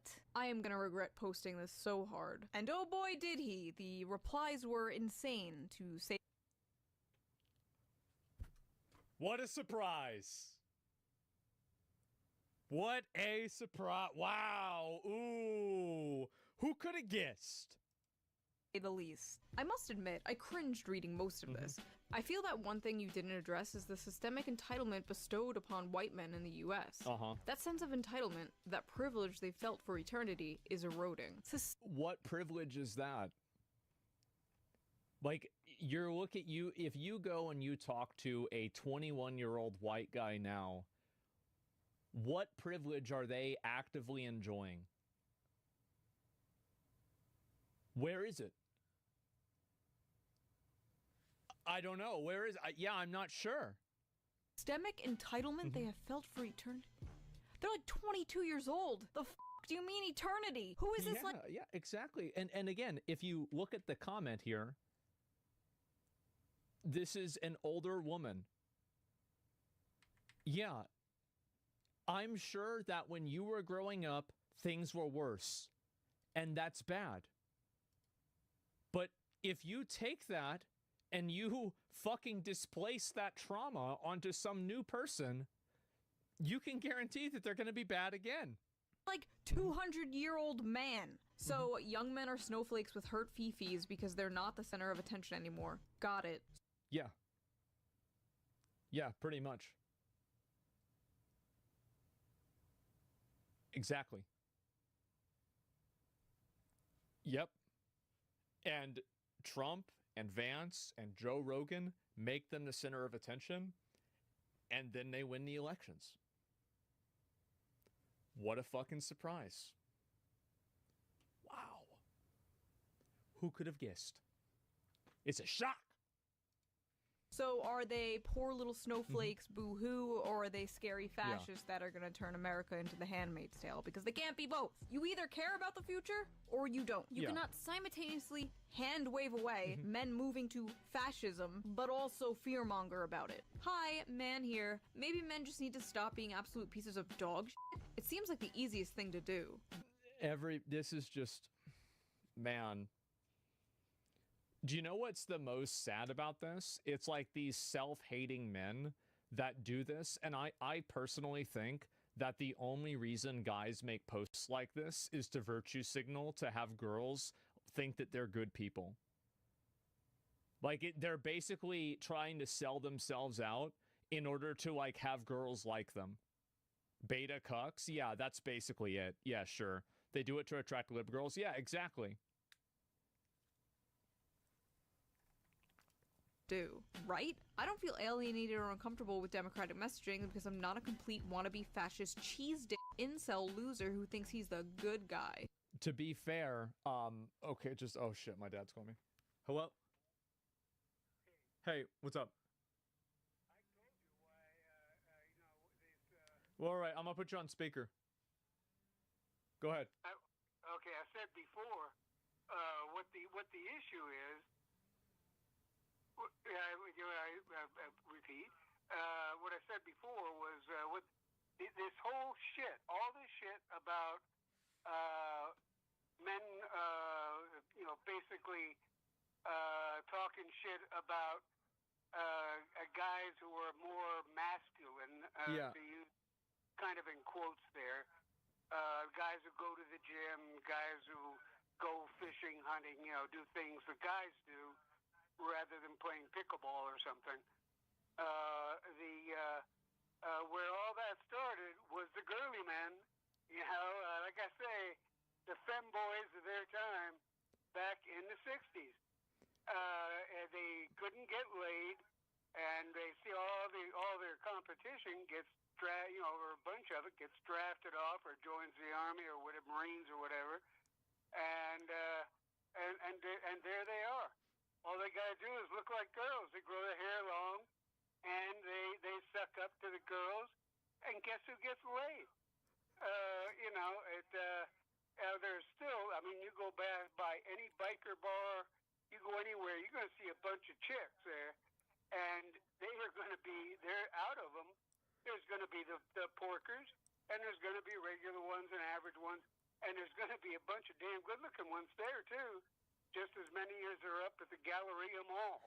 Oh, yeah. No, you're right. Stepford-wise. Yeah, So sure. This all dates back to, I hate to admit it, my fucking boomer generation of girly men. And had never had any respect for those fuckers. And, when I took any shit from them, they found out how much. All right. Okay. Okay. I'll give you a call later. Yeah. Okay. All right. I'll talk to you later. All right. Bye. I'll give you a call later. Okay. Yep. There it is. There it fucking is. I totally agree, by the way. And guys now are doing the exact same thing. The way that they make women happy is by being subservient. They can't meet women's needs in other ways, so the only way they can is by being obedient and subservient. Reddit and its consequences have been a disaster for the male race. They just need to get off their asses, stop playing video games, and get real jobs. First Fair, probably true in a lot of cases. First of all, what real jobs? Yeah. These guys are coming out of college with useless diplomas, and there are no jobs. Also, what an the real jobs that are out there have initiatives to have women get hired over them. So it's like, yeah, go get a real job, and then, by the way, it's rigged against you. Yeah, there's some, DEI initiative that puts you at the back of the line. Touch boomer-ass take. Get off your ass and stop playing those video games from the generation who watches TV 24/7. I don't want to hear it. Tell them to get therapy. Tell them whatever you told or gave to women in the 1950s. They made this... Yeah, and there it is. Why the fuck would a guy that's born in the year 2001 give a fuck what happened in 1950? Why would he ever do... it's just... They're looking for revenge, not equality. They are. That's exactly right. Why would anybody give a fuck? Bed, let them sleep alone in it. Or be f***ing better men. Any other group of people, and it's, oh, boo-hoo, poor baby. Well, this is the problem, is that, any time that there's a male issue, it's about how males should fix the issue. Every time that there's any issue about any other group, it's about how... Well, it's also about how males should fix the issue, too. That's what happens. I see it all the time. We rewire all of society so your feelings aren't hurt. And then with men, it's get therapy. Be better. While there is truth in messaging needs to be better from and it's and this is also coming from the women that are turning on their cell phone and recording a video for TikTok while they're screaming because Kamala Harris lost. And this is after they've pulled their hair out and they've been bed rotting for 4 hours. It's this is the person that's telling you be better. Some psycho with 3 different colors of blue in their hair with a septum ring that lives at her mom's house at, I was going to say level 34, age 34. What are we talking about? That's on 3 different antidepressants, screaming at you for you to be better. Democrats as a whole, I reject that telling young men they need to be better is the problem. They are trash in their nature, and if they can't do the work to not be toxic waste of seed, that's on them. Well, you can keep telling people that, but it doesn't make them want to vote. Yeah, big surprise. Telling people that they're trash in their nature is a very bad thing to get them to agree with you. Yeah, it really just doesn't work. And it's really funny for me to see this because it seems like they still haven't learned. Isn't it basically misogynistic, but against men? It's misandrous, that's the term. And it is. It literally is. It's actually just that simple. Vote for my team, by the way. We may not want to hear it, but this is what the data reflects. There is a massive loneliness epidemic in this country, which is disproportionately affecting men. Instead of calling them incels or mocking them, we should be willing to hear out their concerns. Wow. True. Very true. And by the way, if you don't hear out their concerns, that's totally fine. They'll find somebody else that does. And then once there's enough of them, they control all the branches of government, and then they take away abortion. Surprise! Haha! Gotcha, bitch!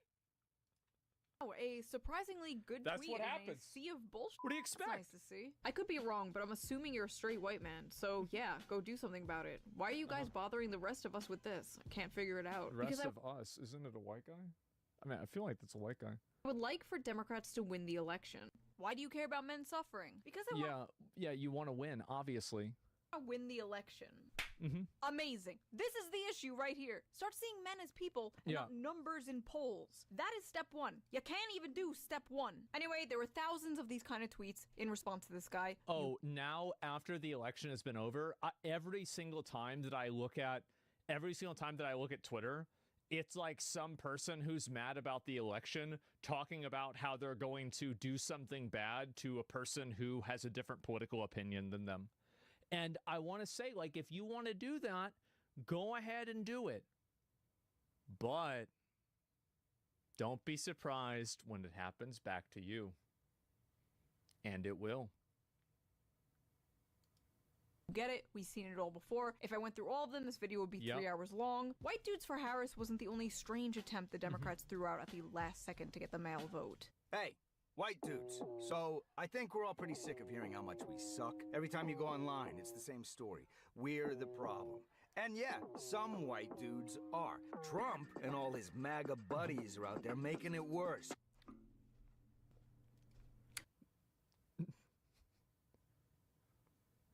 They thought this was going to work. Be one of the good ones. Man, I remember when Republicans tried to do that for black people for a long time. That worked really well, didn't it? Didn't that work really well? Oh, yeah.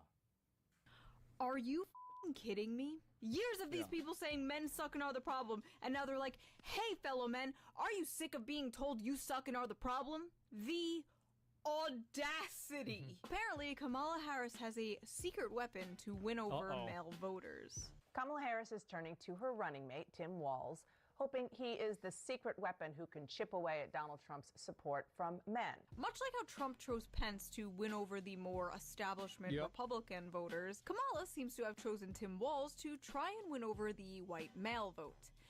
And boy, are they trying. Now, I don't hate Tim. I think Tim Walz is definitely more likable than Kamala Harris, but that bar is on the floor and you need to shovel to go under it. I think that he's definitely more likable for sure, but it's just, yeah, he's their token white guy. Yeah, exactly. Walz. In fact, I was pleasantly surprised when they chose him over Josh Shapiro. I like a lot of his policies, like his universal school lunch policy. That's an amazing policy. You'd have to be an insane freak to disagree with that. It was very well received. Or a libertarian. But I repeat myself. And there were a few times where he was speaking where I completely forgot he was running to be Kamala's VP and not president himself. And he actually brought a lot of energy to the Democratic stage for once. He did. So what the f*** was this? Putting out a bunch of ads of Tim Walz changing the air filter in a car, clumsily shooting a gun, and drawing a political football play-by-play. Trotting out Walz like some kind of minstrel show of a white man. I didn't say it, she said it. Okay? Yep, I did. Hey, Yep. But everybody was thinking that. Like a man dressing up like a man for Halloween. You don't gotta do all this, bro, I promise you. And they don't shy away about how that's exactly what they are trying to do. Tim Walz is clearly a Midwest man's man, but he's the antidote to toxic MAGA masculinity. Oh, God. Despite his typically masculine resume as a Midwestern football coach and veteran, Walz is utilizing those qualities to push forward a more progressive, compassion-based form of masculinity. I feel like in a lot of cases, like this is like kind of true, but it just comes off as so performative and fake that I don't think that people buy into it. Like, for example, I think if Tim Walz was running by himself, like there's a reason like he's the governor, right? Like, so he's won an election before. So it's not like this guy isn't popular. But if you contextualize it around like the, you know, like National Democratic Party, then you have a totally different situation. Being a vice president is understanding that you are just that. Someone who is there to aid and support the president. Walz simply being there on the ticket with a woman and taking a back seat to his running mate, Vice President Kamala Harris, is him embracing his leadership role in a positive, masculine way. Football coach and cheer. It's positively masculine whenever you take a back seat to a woman. Like, I don't really understand, like, how, like, I mean, how do you expect to, like, tell that to somebody and then have them be like, yeah, this sounds great. You know, like, come sign me up. It's so condescending. It is. It's crazy. Cheerleader. How Tim Walz is defining masculinity. Amy Deal, a sexism researcher and author of the 2023 book Glass Walls, called a bullshit told job. USA Today that men like Walz who are intentional about rejecting traits and beliefs commonly dubbed as toxic masculinity are the tonic to harmful stigma associated with expectations of men and boys. The thing is that a lot of this is actually true, which is kind of funny. Like, for example, like, what is my best example of masculinity? Well, it would be Aragorn in Lord of the Rings. Yeah, so it's like, it's definitely not Andrew Tate or one of these other, like, alpha males, right? Absolutely not. So, like, a lot of this is true. It just comes off as performative and fake. Boys. He shows you can be masculine, but also not threatened by women as equals or women who are in positions of power. In fact, you can be cheerleaders for them. Notice the common theme here. Taking a back seat. Cheerleading. Like 5 different articles I read specifically use this word cheerleading. Even a few about it's taking a back seat, doing what you're told. Give me a sec. Hello? My dad, guys. It's also my dad. I was talking about movies, but yeah, I'm also referring to my dad as well. Was that good?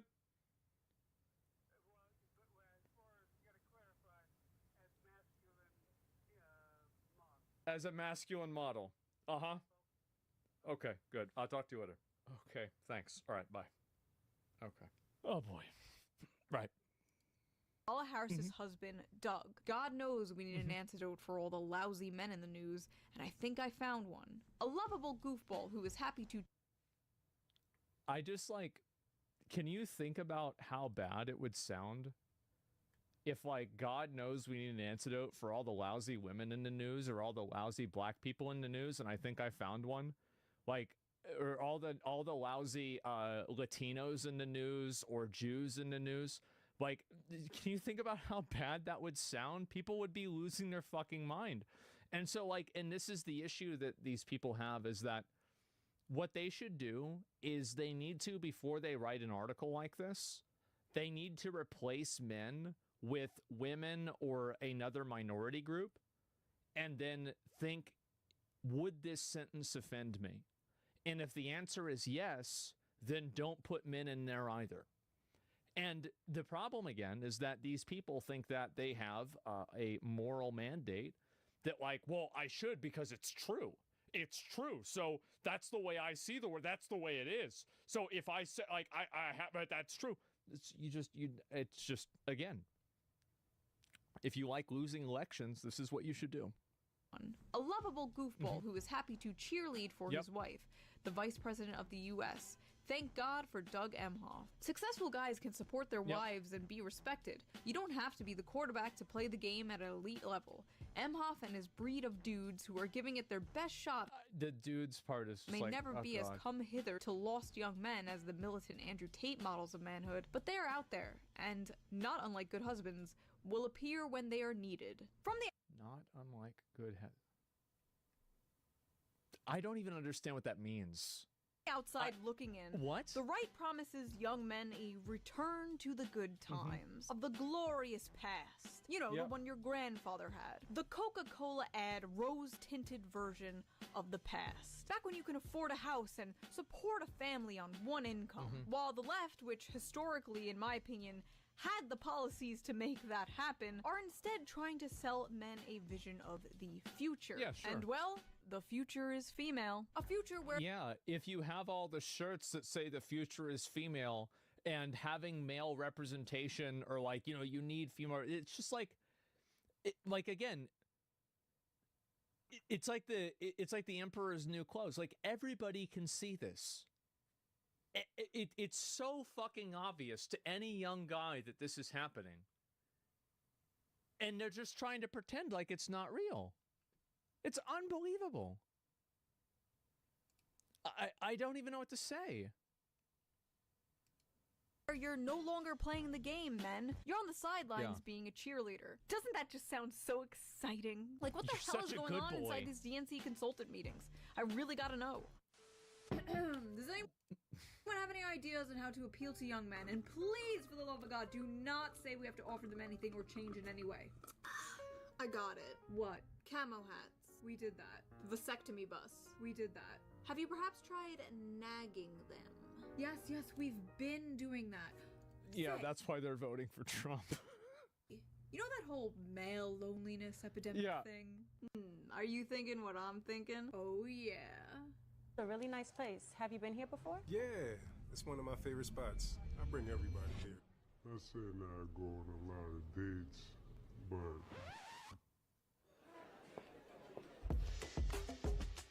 Wow. Wow, what a great advertisement. So what if you accidentally are dating a emotionally unstable crazy bitch? Don't you want to keep her around?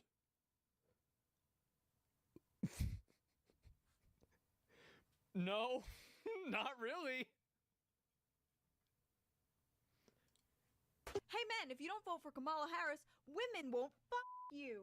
Brilliant. Which is like also what's really funny about this is that there's a lot of women that voted for Trump too. It's like this whole thing where it's like, oh, women don't vote. It's not even true. It's just stupid. Young men should know that if you vote for Trump, you're basically never going to get laid. Okay, here's the problem. A lot of them already aren't getting laid. So you can't lose something you didn't have. Nothing changes. I mean, is it incorrect? Trump gives girls the ick. Vote Harris, get laid. I love how she blocks out the person who this is, but everybody knows who this is. Everybody knows it. I mean, is it incorrect? I didn't think so. Yeah. Don't think so. Trump gives girls the ick. Vote Harris, get I'm going to be honest. I think that if I was around a girl that got like what was called the ick, I would be considering myself lucky because I just avoided a ticking time bomb. It is a emotionally unstable, completely illogical thing that happens that shouldn't be taken seriously.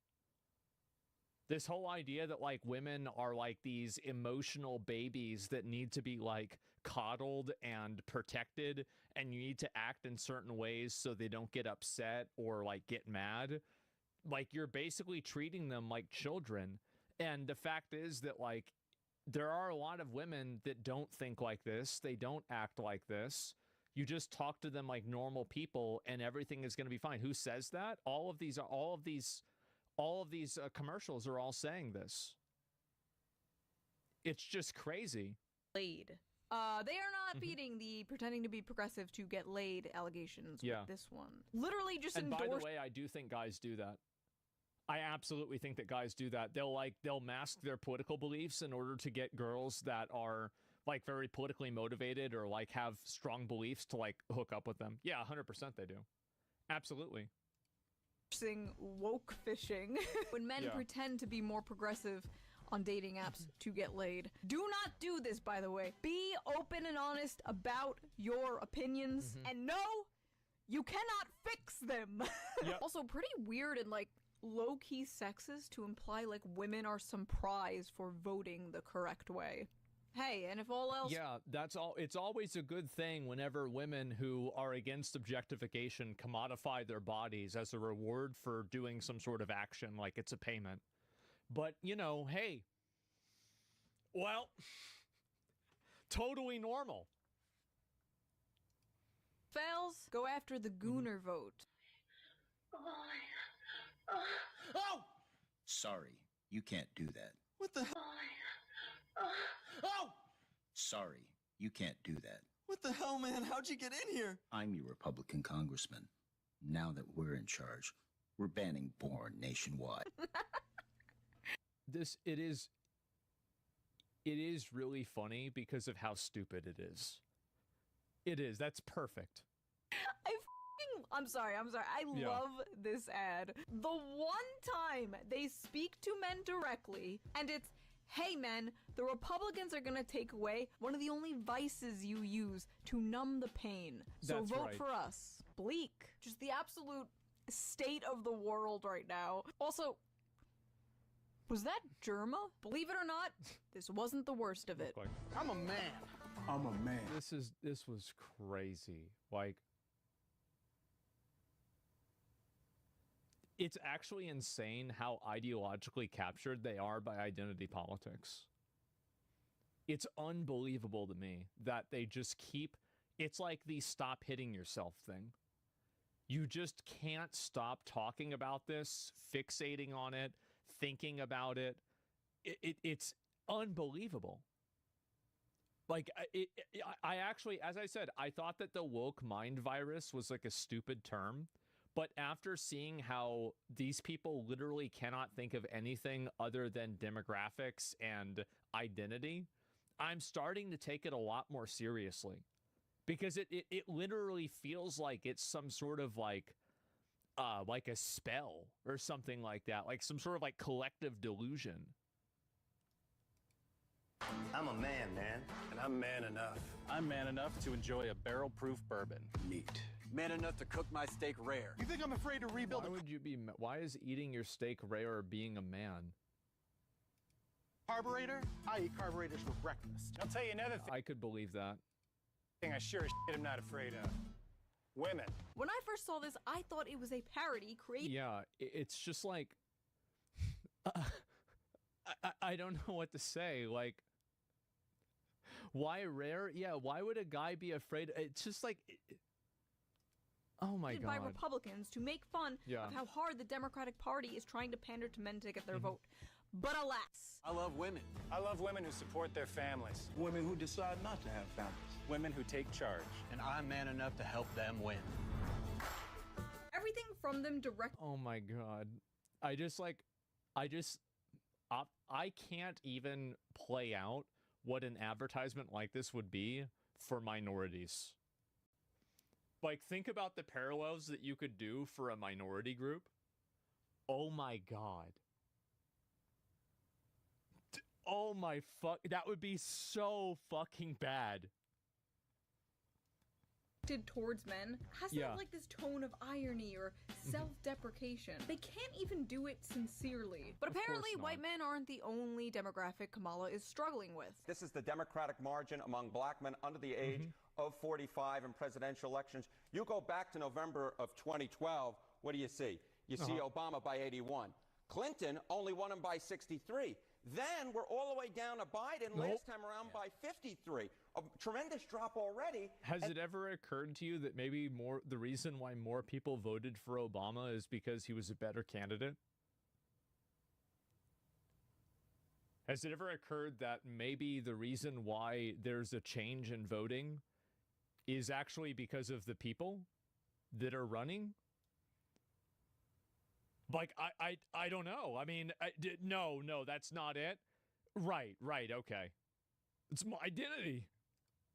And then you take a look at the average of the most recent polls, and Kamala Harris is up by only 41 points. Democrats deployed their ultimate weapon, Barack Obama. At a campaign stump for Harris on Thursday in Pittsburgh, Obama said that despite Harris raising upward of $1 billion, we have yet to see the same kinds of energy and turnout in all quarters of our neighborhoods and communities as we saw when I was running. That's because you were a better candidate.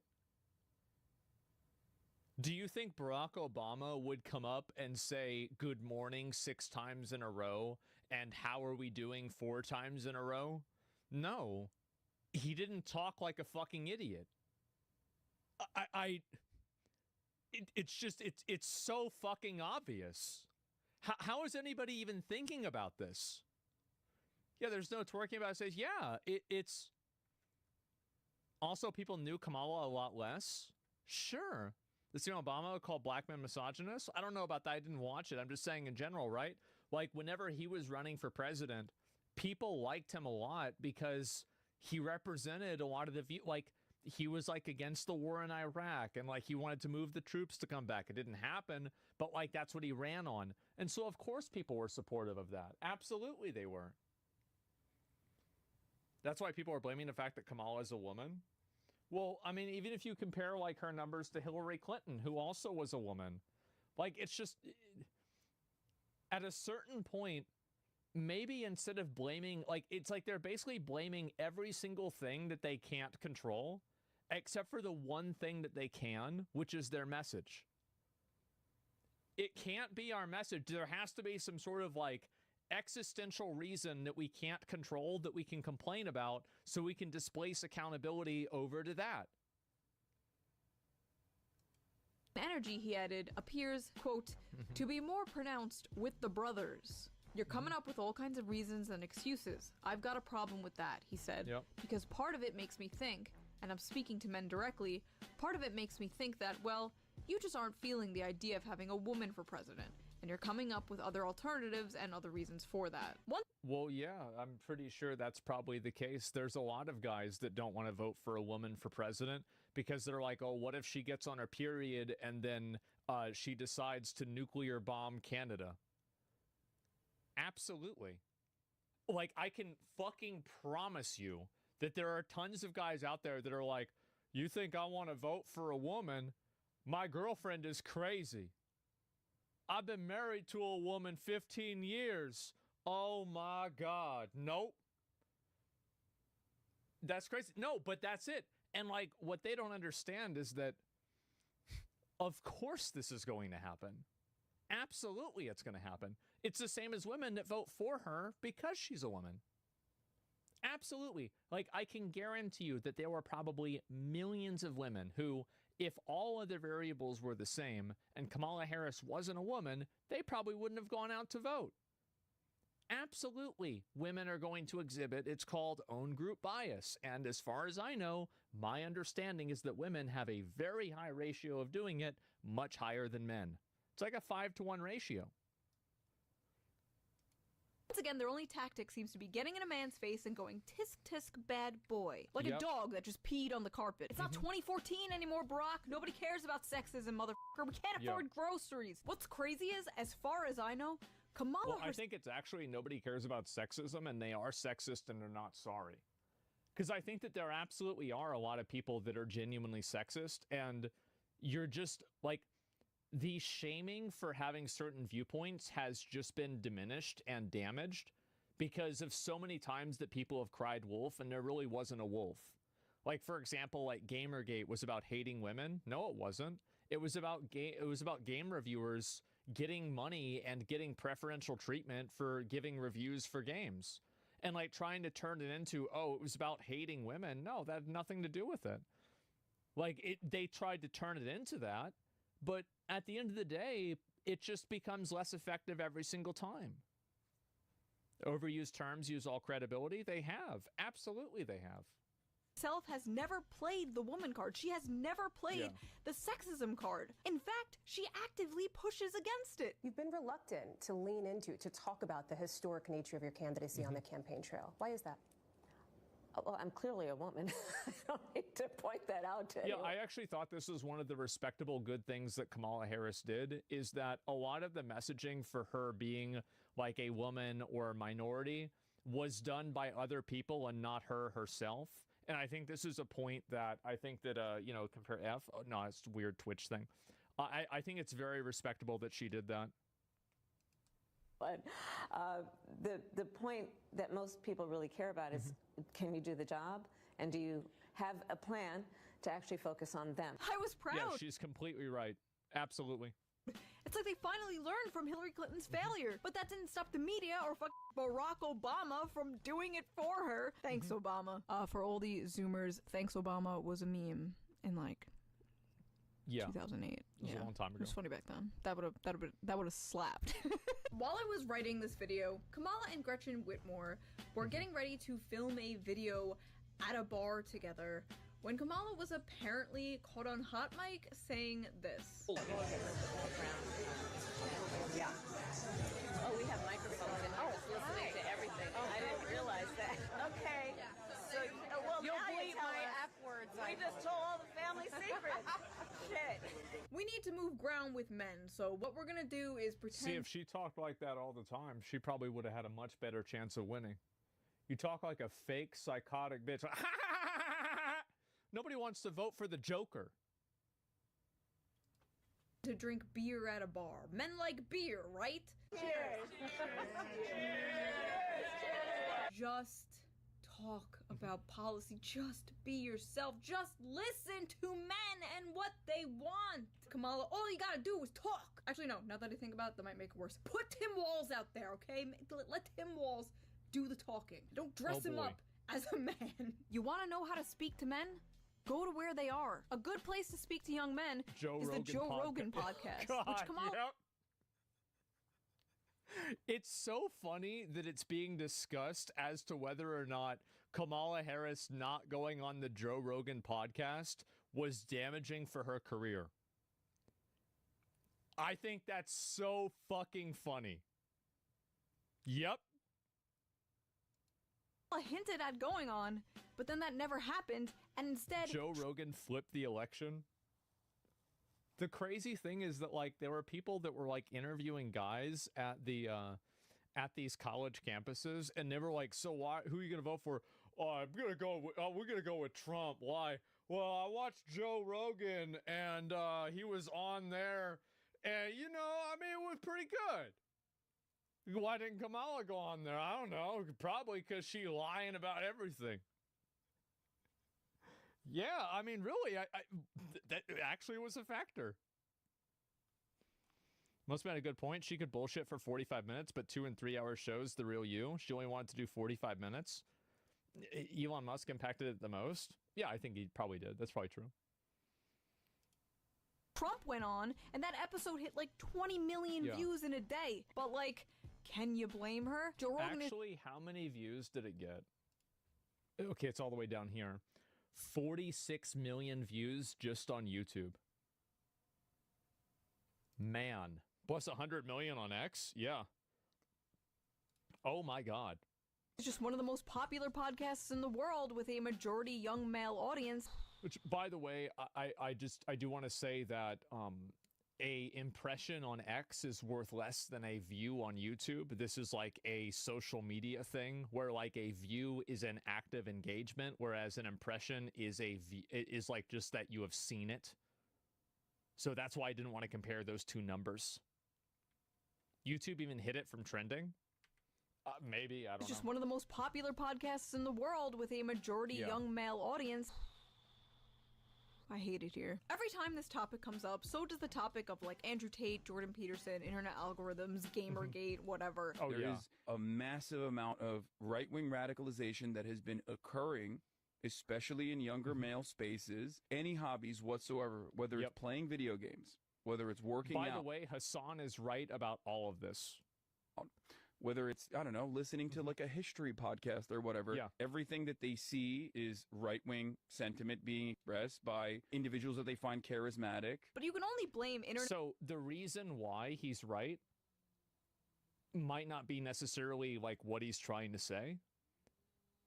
I think that it's a chicken and the egg scenario where the content that's popular is right-wing because this right-wing content more accurately reflects the way that people see the world and the way that guys feel.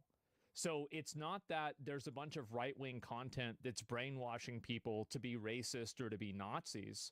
It's that there's a lot of guys that feel disenfranchised, and the content that's being deemed as right-wing is content that reflects what their viewpoints are. So it's like, and this is kind of the way that like content writer, right? No, that's really how it is. Joe Rogan isn't right-wing, it's right one. Well, I think that it's definitely true that there are a lot of young guys that are extremely attracted by right-wing content. And I think Hassan is right by identifying that. It's very clearly a trend, and I think that the election proves that trend to be true. But why is that trend happening? I think the trend is not happening because content creators are right-wing. I think the trend is happening because people are right-wing and content creators are adapting to that, or content creators that have those same viewpoints are being elevated because those viewpoints are shared with a large audience. That's what's happening. Do you see kind of what I'm saying? The trend, men have always been more conservative than women. Yeah, but it's becoming more the case. Alex Jones accepted being press secretary.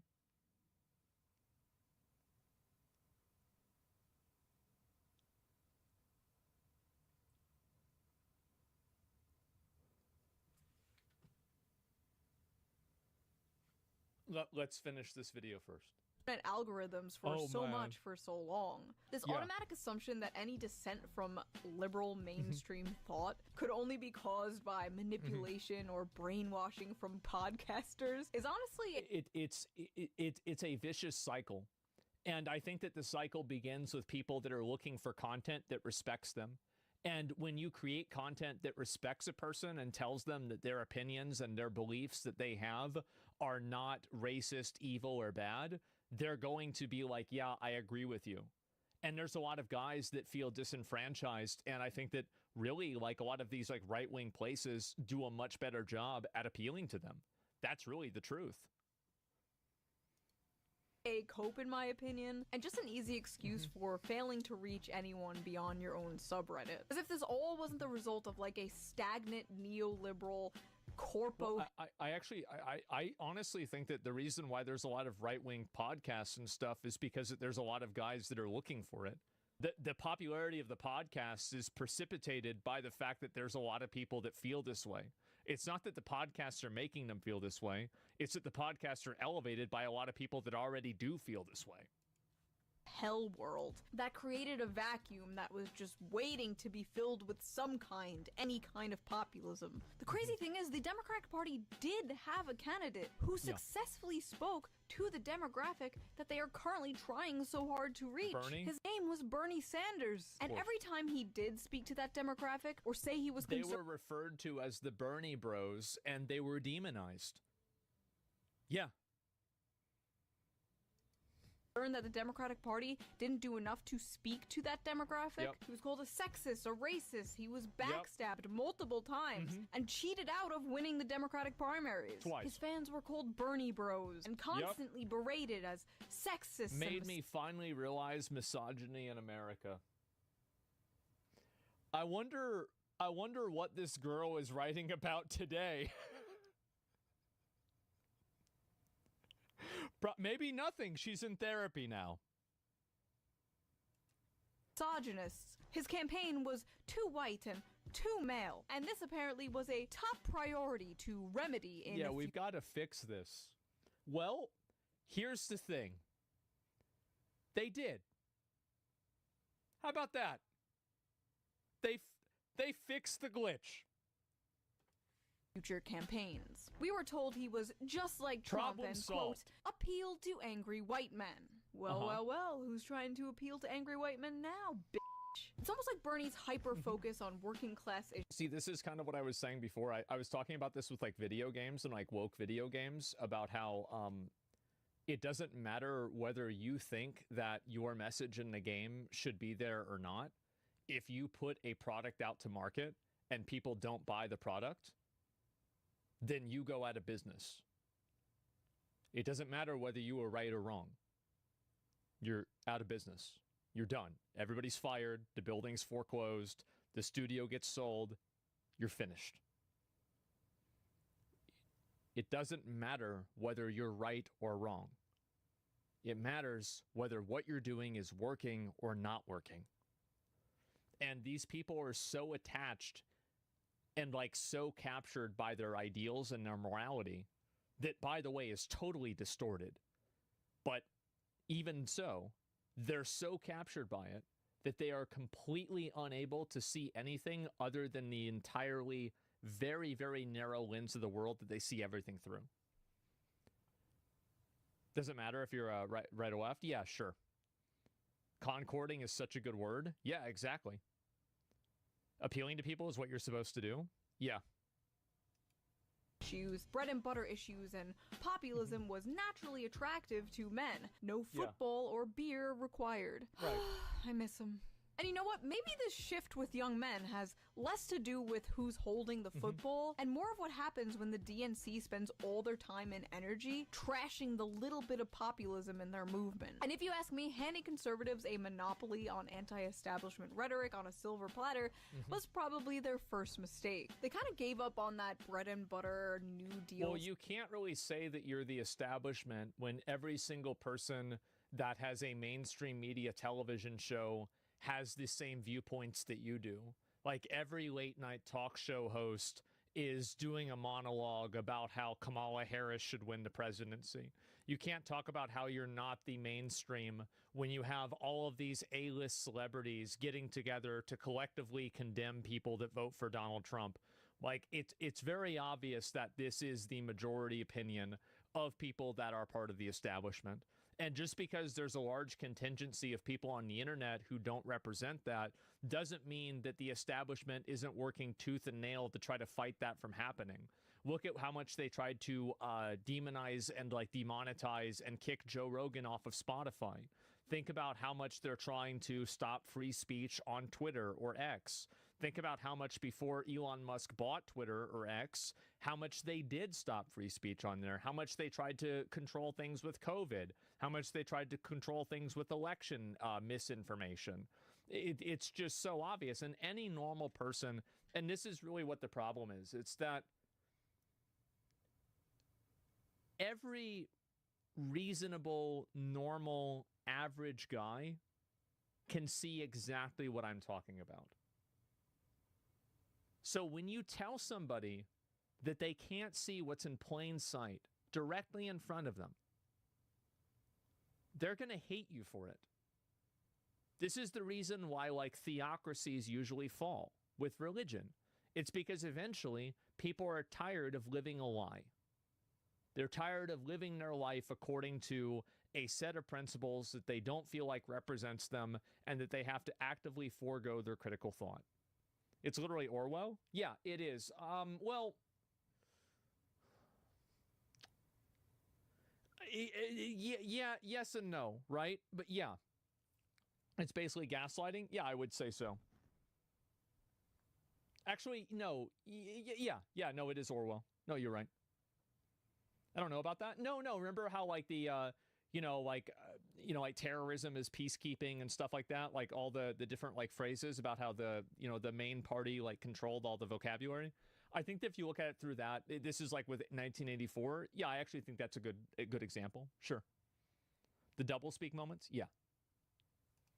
Stuff for identity politics, and if you deny this, you are either lying or coping. Yeah. The physical manifestation of the left has gone from the vision of the blue-collar union worker to a nagging, scolding fat woman with blue hair barging in with a nose piercing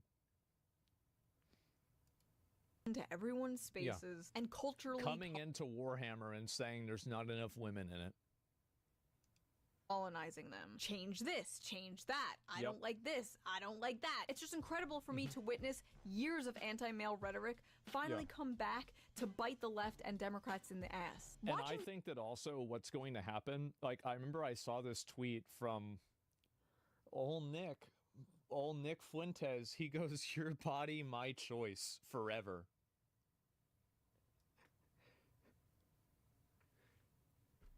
And now, the thing is that now they won. And once somebody wins once,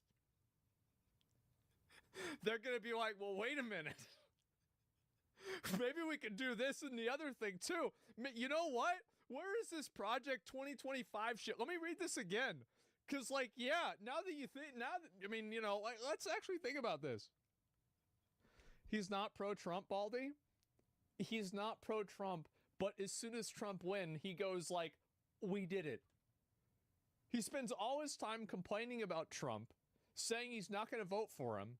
Finally, Trump wins, and he says, we did it. For sure. These chickens come home to roost has just been both incredibly depressing and deliciously vindicating to me in a sick way, and I'm not sure if I should lend out a helping hand or Mufasa them off this fucking cliff. Some Democrats are nervous the party was too late to realize the problem. These Democrats worry that the party has focused too much on courting women voters, LGBTQ voters, and culturally progressive voters, alienating too many men in the process. There's a recognition that we're losing men. Well, here's the thing. It's that if you use drag queens to promote a political message, that political message is going to lose.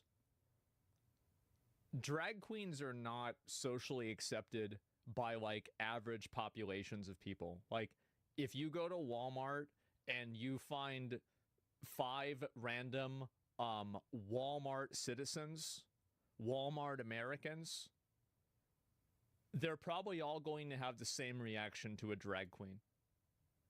And I think that we all know what that reaction is.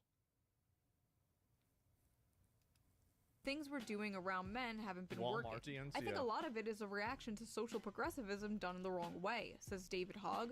Young men, he says, feel like progressives look down on them for saying the wrong thing, even when it's a mistake. That discomfort is enough to drive them away from the Democratic Party. Yeah, exactly. Why would somebody want to, like, it's very simple. It's like, when you're dealing with somebody who, have you guys ever been around somebody, like, this is especially true with, like, toxic girlfriends? Have you ever been around, like, a girlfriend that, like, if you say something the wrong way, it, like, immediately activates her hard mode, like, fucking, like, max difficulty, you know, attack phase? You guys ever had this happen, right? And it's like, do you understand, like, how, like, you know, you're, like, fucking, like, tiptoeing through pins and needles, like, trying to avoid accidentally triggering her or, like, getting her mad? That's exactly the reason why I think a lot of people push back against a lot of, like, quote, woke stuff. It's because they don't want to have to walk on eggshells around people all the time. They don't want to have to take their words and filter them through 5 or 10 different, oh my God, what if people think that I'm saying this about this racial group of people or about women? It's basically, there's been a massive push, and this happens on social media all the time. There's been a massive push of taking what a person says and then extrapolating it to, like, its worst possible implication, and then treating that person as if the implication was their intent. It's not about trying to understand the other person's perspective. It's about using that other person as a stepping stool so you can stand on top of them and say, look at me, I'm more virtuous than they are. And so I think that's been a huge reason why a lot of people have pushed back against, like, you know, what you'd call, like, progressive, like, woke, like, activist stuff. It's because if somebody calls something else gay, because they used to call it that for, like, 30 years as, like, kids, especially in, like, the 2000s and the 90s, that doesn't mean that they hate gay people. It doesn't mean that they're, like, homophobic or anything. And, like, yeah, maybe it's not, like, a great thing to say, but when you treat a person that says that as if they're actually a homophobe or a bad person, you know what it makes them? It makes them a homophobe or a bad person. And fundamentally, people just don't want to be told what to do. They don't want to be told what to think. They don't want to have to walk on eggshells around people that are, in a lot of cases, I think, mentally unstable. And they don't want to deal with it at all. And so it's an unfortunate colloquialism. Well, I mean, whatever you want to call it, right? Like, whatever term that, like, there are a lot of terms like this. Like, you could use, like, there's terms like, I didn't know tar baby was one that can be used as, like, as a derogatory term towards, like, black people. Like, growing up, like, this was, like, just a story, and, like, I used the term one time, people got really mad at me for it, and, like, for me, like, I'm involved with controversies like this all the time. So I don't really care a lot about it. But, like, I know that there are certain streamers that don't even want to have Starbucks on their screen because they're afraid that people might get mad because Starbucks is seen as being promoting and favorable towards Israel. You see what I'm saying? And so people don't want to live with, like, that level of, like, restrictive behavior. Is that based? Yeah, they are. And I think retarded is another one.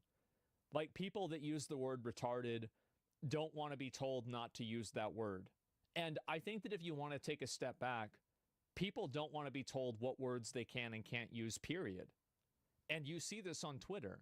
As soon as Elon Musk took over, I bet the usage of the N-word went up by 1,000%. No, that's not true. Probably 10,000%. Yeah, because, or the F word. I see, oh my God, people are really trying to bring back the homophobic F word. They're trying to bring it back in a big way. I can't even read Twitter without seeing it all the time. And do you want to know why? It's because people don't want to be told what they can and can't say. They don't want to be given a list of words by some loser and be told, no, if you say this, we're going to try to systematically destroy your life. Because you know what happens? Whenever you tell that to enough people, they decide to systematically destroy your life instead. And that's exactly what happened with the election. That's exactly what happened. It's because if you try to antagonize people and tell them what to do, eventually they'll turn around and they'll start telling you what to do. Basin, I'll do it again. Yeah, and it's going to keep, this is what my opinion is. I think that we are going to move towards an overcorrection. And I think that conservative viewpoints and conservative, like, and I'm talking about like extreme conservative viewpoints, will continue to get more and more traction as an overcorrection because people are tired of like being told what to do or what to think. Yeah, pendulum swings back. Yeah, and I think that people are swinging back. And the thing is, what's different about it this time, I think, is that people know it. They know it, and they're doing it because they're like, you made us live with our mind in a cage. Now it's time to put you in a cage. And by the way, Trump said on day one, a lot of people probably might be going in cages. The mass deportations. Done. That's it. And so I feel like, and people like to, you know, like they like to fight against this and like to say like, oh, well, this is the wrong thing to do. Well, does it really matter who's right or wrong when you're the one that's in the cage? Not anymore. That's it.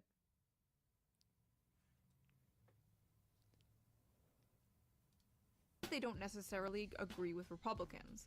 They would rather be around someone they don't agree with who doesn't judge them than somebody they do agree with who judges them constantly. He's totally fucking right about this, by the way. 100% right about this.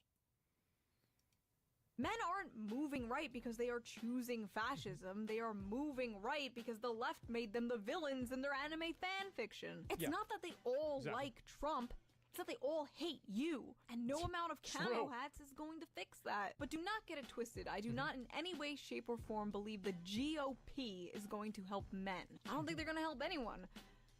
Except maybe Israel. Do I think all of the left... I agree with that, too. Like, you know, somebody says, like, oh, well, you can't get abortions anymore. It's like, oh, fuck, when I have to pay child support. Like, that's the first thing I think about. Oh, fuck. What, do you got to get a coat hanger now? Jesus. To some hyper woke fat lady wagging her finger in men's faces like no fun allowed. No, if I did, I wouldn't call myself left. And this has happened a lot. Like, I've seen this happen constantly where it's like women that are, I don't even really know if it's women. I don't want to categorize this as all as women. But I think that it's like people that are like complaining. They're like, I'm really bothered by how much people are using the word retarded, or I'm really bothered by how much people think this joke is funny. Like, people shouldn't be joking about this. This isn't funny. You shouldn't be allowed to. Like, bitch, shut the fuck up. Shut up. Don't tell me what to say. Just period. Whatever you're gonna say, I don't care. It doesn't matter what it is, what your problem is. It doesn't matter.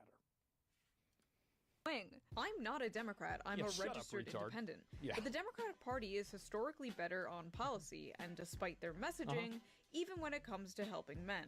Healthcare, higher wages, paid family leave, labor protection, Social Security, things Republicans have always fought against. And I think that's why this is extra frustrating to me. I don't say this with any love for the Republican Party. In fact, if anything, I say it with love for the Democratic Party. I fucking hate them, but deep down, I wish they could be better. I'm doing this for your own good. Yep. This hurts me more than it hurts you. Go sleep. I love you. Go sleep. I just hope that whether Kamala wins or loses, the party can take a step back and evaluate what they're doing wrong. Because They're taking a step back to have a support group for each other and talk about how much they want to kill Donald Trump, how much they want to kill themselves, how much they want to kill their family members, and how much they want to kill their unborn babies. I don't think the Democratic Party should be the party for the gays and women. I think the Democratic Party should be the party for everyone, including angry white men. So in your opinion, what could the Democratic Party do to win back young men? Can they do anything? Are they fucked? To me, it might take decades of work to fix the culture, the rot that... I don't think that they can do it. I think that they're so captured by identity politics and like the logic and philosophy of like intersectionalism that they cannot undo this. Yeah, stop identity politics. Like I feel like basically the like Donald Trump brand of like Republican politics will exist for the next 20 years. Like after Trump like finishes his term, it's not like, oh, everything's going to go back to how it was with Mitt Romney. There's going to be like, I bet that there's probably going to be somebody who is even more like, they're probably going to say, you thought it was good now.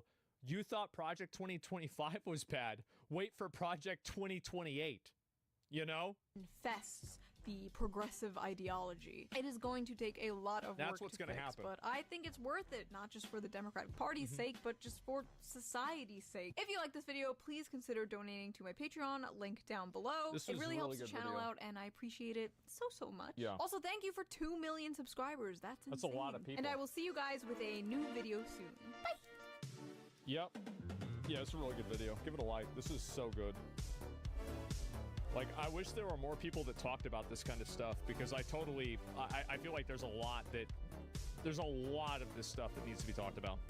Such a great video. Yeah, this was so good. Good to see you all. Particularly good to see my granddaughter sitting in the front row here. Hi, Finn. How are you, honey? For over 200 years, America has carried on the greatest experiment in self-government in the history of the world. And that's not hyperbole. That's a fact. We're the people. The people vote and choose their own leaders, and they do it peacefully. And we're in a democracy.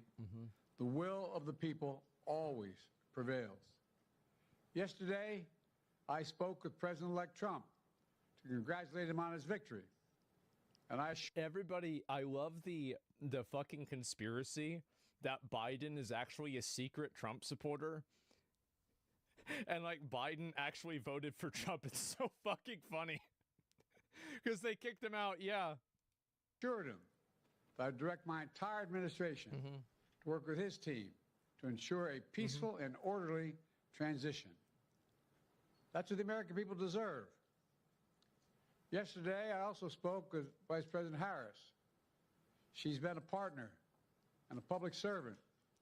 She ran an inspiring campaign, and everyone got to see something that I learned early on to respect so much, her character. She has a backbone like a ramrod. She has great character, true character.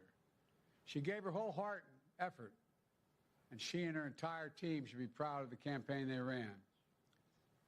You know, the struggle for the soul of America, since our very founding, has always been an ongoing Go Team Ramrod. Yeah, debate and still vital today. I know for some people, it's a time for victory, to state the obvious. For others, I wonder. It's a time of loss. Campaigns are contests of competing visions. The country chooses one or the other.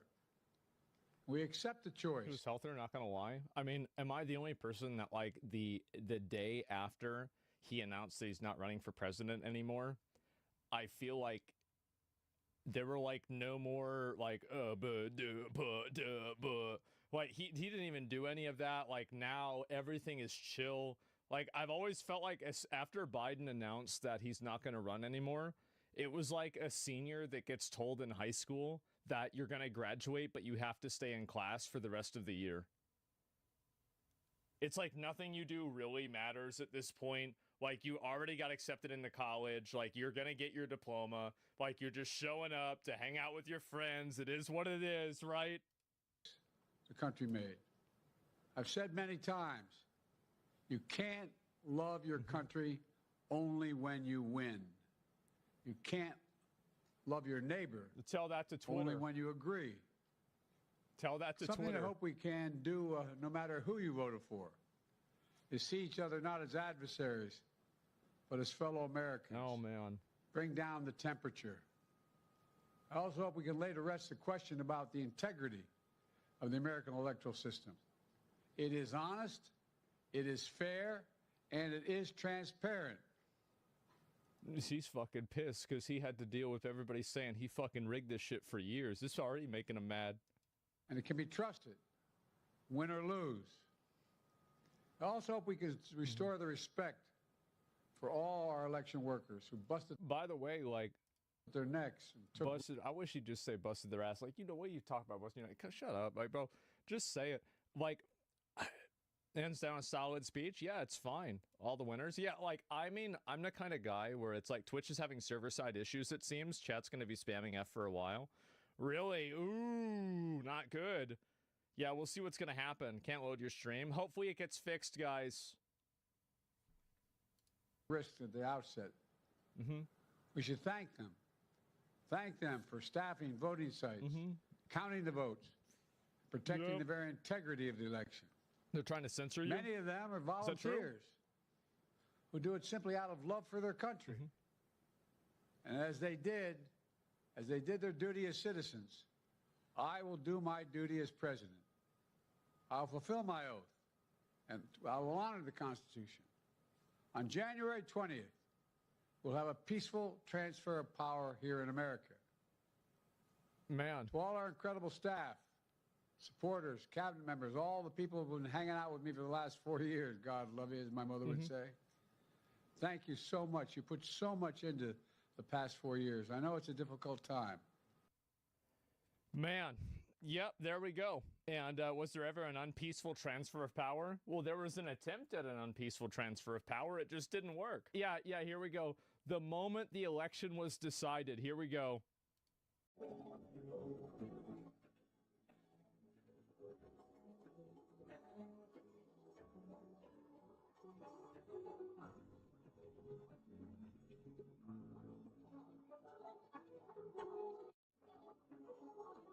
So stupid. So fucking stupid. When he put the fucking hat on. So stupid. So fucking stupid. When he put the fucking hat on.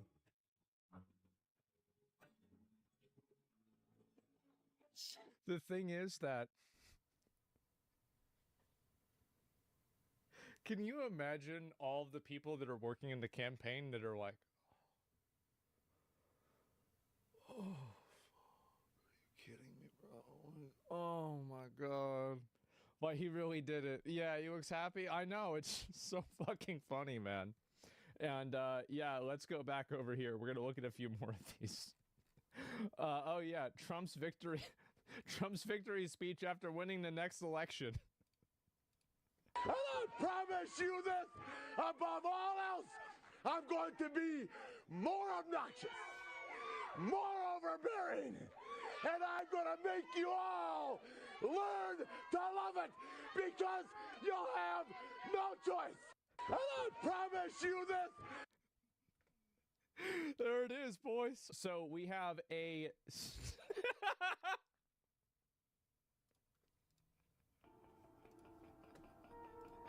Another election denier. You know what would be really funny? Is if Elon Musk brings back the policy for election denial just to ban people for this. I hope, I don't actually want it to happen, but it would be funny. Remember when Trump said they already had the votes? Remember when Trump said no one would have to vote again? Remember when Trump said he and Mike Johnson had a little secret? Remember how fast Elon and Trump became friends? I definitely do. What makes me so fucking mad about this is that they won't say that they think it was rigged. Say it. If you think that it was rigged, say that it was rigged. Stop with these implications. They're so annoying. Read or comment? Look at me. I'm the election denier now. Save that tweet to show your daughter who's bleeding out in the hospital in the parking lot after being by her uncle.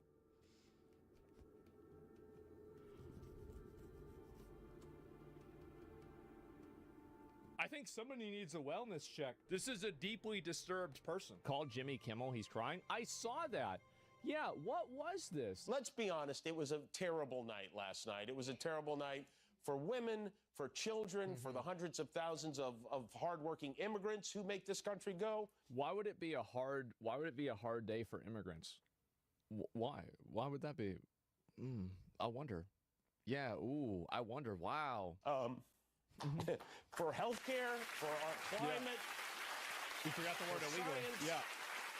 For journalism, for justice, for free speech. It was a terrible night for poor people. It's for free speech? It was a terrible night. Justice, for free speech. It was a terrible night. It's a terrible night for free speech. Okay. For poor people, for the middle class, for seniors who rely on Social Security, for our allies in Ukraine, for NATO, for the truth and democracy and decency.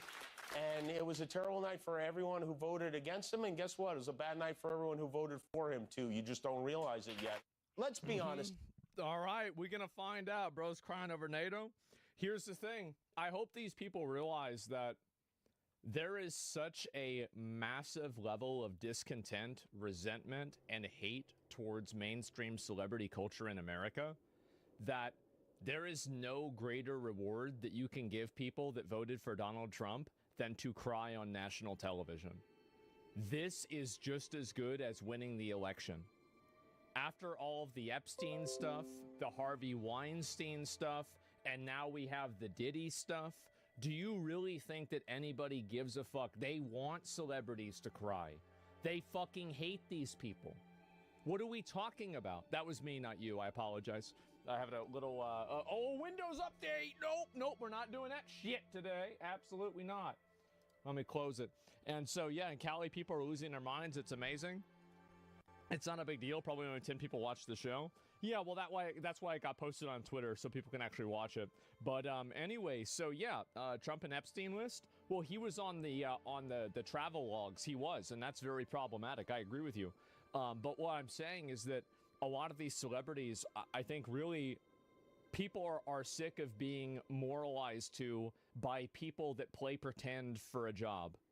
That's really what it comes down to. They're sick of being moralized to by somebody who reads jokes off of a teleprompter and tries to come off as endearing. It's just tiresome. And I think that people are able to see through the fakeness of it and the inauthenticity of it. And guess what? I cannot think of a better reward than seeing somebody like this cry if you're a Donald Trump supporter. Absolutely. It is crazy. I don't know. Maybe they think that, like, people will feel sorry for them. This is a huge fucking W. Oh, we got her. Yeah, they think, now, listen, guess who's cheating? Guess who cheated? It's Trump. Trump cheated. Yep. He cheated. Trump cheated. It's obvious. Everybody knows it. You know, like, why isn't anybody calling this out? Why isn't anybody saying this? Obviously, he cheated. No way, for real? Well, I mean, so there's a post here. It has 63,000 likes, and it said, "It's official, Trump cheated." Hashtag Trump cheated. So I mean, if it wasn't true, then, I mean, what's going on here? Like, there are no blue states with 10 to 15 blue cities. Yeah, me liking every tweet that says Trump cheated. Man.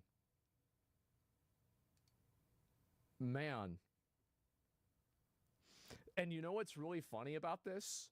Is that once you get the conspiracy Andes, once you get them, riled up and fired up, now they're bringing back about how 2020 was fake again. They're bringing it out again. They're talking about it one more time. This is amazing. What is going on here? But the chart says it's not, they can't let it go. It's just everybody. Remember what I said before, that I thought 100% chance people were going to say that Trump cheated? And you know what? They did. Who is that a surprise to? Fucking no one. Literally nobody. Anyway, let me go ahead and watch this. Here we go. But let me also point out something more strange, which has been happening at the same time and hasn't had as much attention.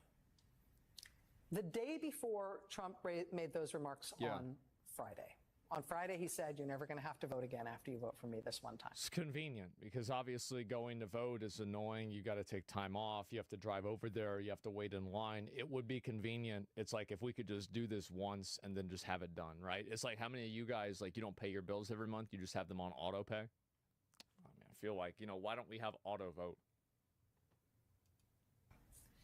The day before that, on Thursday last week, he didn't say that people wouldn't have to vote anymore once he was elected this November. No, the day before that, on Thursday, he told his supporters. The funniest thing about this is that this woman is assuming that Trump was actually speaking in a coherent way. While I'm sure she's probably spent the last 2 years talking about how he's delirious and stupid, and he just rambles on saying a bunch of bullshit. So when I hear Trump say something, I remember the, oh, wow, on the fucking, this is his victory speech. We got a lot of votes. Wow. And just randomly fucking talking about this shit. And so, how is it that you can spend so much time acting like this dude is just a bullshitter that goes on stage and rambles for at 90 minutes, calls it a rally, and then everybody fucking loves it? How is it that you can do that and then you can't see how the parallel here works, right? Maybe he's just rambling around here. Not that they're not going to have to vote again, but that they don't have the rocket story, exactly. Yeah, so I called Elon. He said, wow, will you see this thing? And I said, I see it. He says, look at what it does. He says, oh, wow, there it is. And I thought it was going to, but it didn't. And I had to another phone call, so he was on the phone with me, but he was on what the fuck? The fuck are you talking about? And so, yeah, I looked at the phone, and so the paint always burns. Yeah, what about the paint? And how'd you know to make the rocket go there? And this just went on, and it's like, you really think that, this is some kind of grand fucking conspiracy? They've been calling this guy a retard for months, and now they think it's actually been a grand plan. To vote this time. That they don't need to vote for him this November. My instruction, we don't need the votes. I have so many votes. Yeah. My instruction, we don't need the votes. I have so many votes. I love how the implication of this, and this is the same thing I said with the 2020 election, is that in order for this to be true, there would have to be thousands, if not tens of thousands of people all in on this massive conspiracy on trying to rig the election for Trump to win. And this is the reason why I don't believe 99% of conspiracies. It's because there are too many points of failure. I can believe conspiracies that could happen with just a handful of people. He said that on Thursday last week. The moon? And it turns out this is something, when you look, he says this all the time now. Watch. Yeah. My instruction, we don't need the votes. I have so many votes. We don't need votes. I tell my people, I don't need any votes. We got all the votes we need. That's I don't right. need votes. We The don't need fix votes. is in. We got more votes than anybody's ever had. You don't have to vote. Don't worry about voting. The voting, we got plenty of votes. Yeah. Yeah, you don't need to worry about that, bro. Like, we got this locked. Don't, bro, we don't worry about it. Yeah, we got this. Yeah, it's going to be fine. Yeah, we got it locked in. It would be fucking crazy, by the way. Isn't DEI a conspiracy? How's DEI a conspiracy whenever they have it on, like, the company page? That's like going to the NASA page, and then they have a page of how we faked the moon landing. Do you ever, like, I mean, I understand that there's always people, like, this is one thing that, like, chatters love to do, is they love to, like, misunderstand two different things, pretend like they're the same, and then act like you're stupid because you don't see how they're the same. Like, just stop it. Stop it. It's literally like it is probably one of the most insufferable and annoying things that chatters do. And the reason why, it's because they think that they're smart. That's what annoys me. Low IQ people. I think it's no IQ. Don't worry about voting. Of all the weirdness around this campaign, this is a truly strange thing to tell people, right? Well, why don't you just, like, here's the thing, is that I really don't respect this because at least with Trump, when Trump lost the election, he came out and he said, guys, the voting machines are rigged. The Democrats did this. They paid everybody off. The votes are fake. And I won the election. I hate the fact that she's not just coming out and saying, Trump rigged it. Everybody knows it. He stole the election just like the Grinch stole Christmas. And everybody's just going to let this happen. Like, I hate the fact that she's implying this. Say it. If you believe it, fucking say that he rigged the election. But you don't want to say it because you know you're going to look like a fucking retard. That they dance around it. Yeah, it's it's the implication. She gets sued? Yeah. Well, yeah, that's really the reason why. After the Dominion thing that had to happen last time, yeah, no fucking doubt that she's worried about that. Don't vote. I don't need your vote. I don't want your vote. Yeah. I mean, all the surface level weirdness is, worth noting. Having a new position on literally anything you can think of as soon as any random rich guy tells you to. That's a weird thing. Picking the eccentric billionaire's intern for your running mate, even though you apparently had no idea who he was or what a disaster he is on television. All of this is weird. He's a disaster. You mean J.D. Vance is a disaster on television? I'm going to be honest. I actually think that J.D. Vance is like, have you ever worked in a group with somebody who you have one person in the group that is a fucking idiot? It's like, you ever saw like Demon Slayer with Zenitsu? Where it's like, this guy is a bumbling fucking idiot 99% of the time, but there's like this 1% of the time where the stars align and they turn into a literal god. I think J.D. Vance basically did that with the debate. Everything else besides the debate was a net negative with J.D. Vance, but that debate was so good that it outweighed every other negative. Zenitsu's like that? That's what I'm saying. Yes, yeah, no, J.D. Vance is great. No, I absolutely think that's what happened. I don't know, he did well on the podcasts. Okay, I didn't watch those. I can't confirm that. From my point of view, it was the debate. You guys are talking about, I didn't watch those. But from what I see, I think that's what it was. But telling voters, do not bother to vote for me, it doesn't matter if Yeah. you do, I don't need your votes. That's the thing that should prick up your ears. Because what that means is that he doesn't think he needs to win the vote to win the election. He doesn't think he needs to win the election in order to take power. It's the implication that's really annoying me. Say it was rigged. Say he cheated. Say he paid off the voting machines.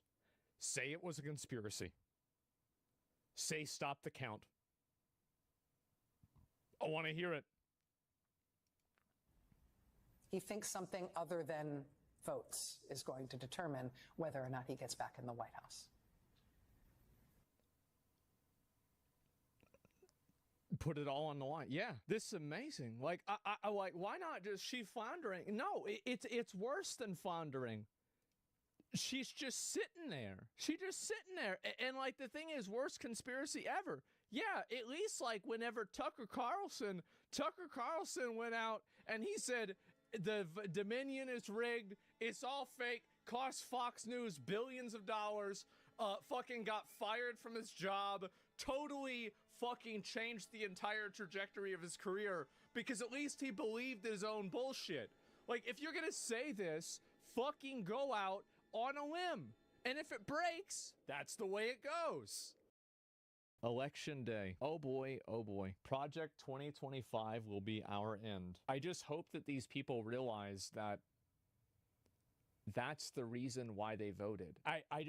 Yeah, why do you think they voted for it? It's just fucking obviously. But anyway, let's watch it. Here we go. When Trump has been in D.C. throughout the time that I've been here and there are large rallies, that is when I will get called a f***it for transphobic slurs just by the presence of this man and his supporters in town. The atmosphere alone is really damaging. Yeah. And then on top of that, the legislation. Project 2025 is a set of legislation that has been prepared by the Heritage Foundation and proposed to Donald Trump is a set of laws to enact once he... Which, by the way, audio quality? Yeah, sorry, there's like another audio thing in the background. He gets elected into office. Right on that first page, it describes transgender people as pornographic inherently. Yeah. And throughout the pages of this document, it moves for legislation that would ban this quote-unquote pornographic material from being around kids. Yeah. What this does in practice is transgender parents or people who have transgender children would be restricted from seeing their own children, among other things. There's this belief that trans people are inherently sexual, that their identity is based on being sexually predatory, when the reality is that trans people are just like cisgender people. They just want to live their lives in peace. I voted Kamala. Kamala is just clearly better. She definitely slays. We don't need a revolution. Oh boy. We need a stable leader who... By the way, I think that most people are actually on board with people that are trans. I think that the real contentious issues are trans people competing in sports, trans people using non-traditional, like what's the word for it? Sorry, I'm stupid. Non-traditional pronouns like Z, Zer, stuff like that. And I think that's a big issue. I think it's also using bathrooms. Not at all. No, I think that actually, and then also the idea of like trans kids, I think is extremely polarizing. And that's what pushes people away. I think that if you just look at being transsexual as a base issue, I think that most people tolerate that.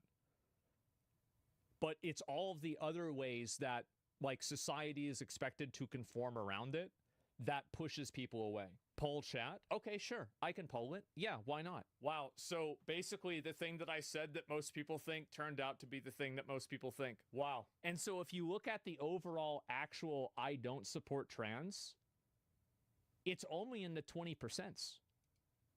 And that's what I'm saying is that, yes, obviously there are some people. Yeah, I'll give the link again. There are some people who don't support trans. And also keep in mind that this poll that we're doing right here is kind of problematic because, like, I'm talking about, like, American audiences and American population, and a lot of you guys probably aren't from America.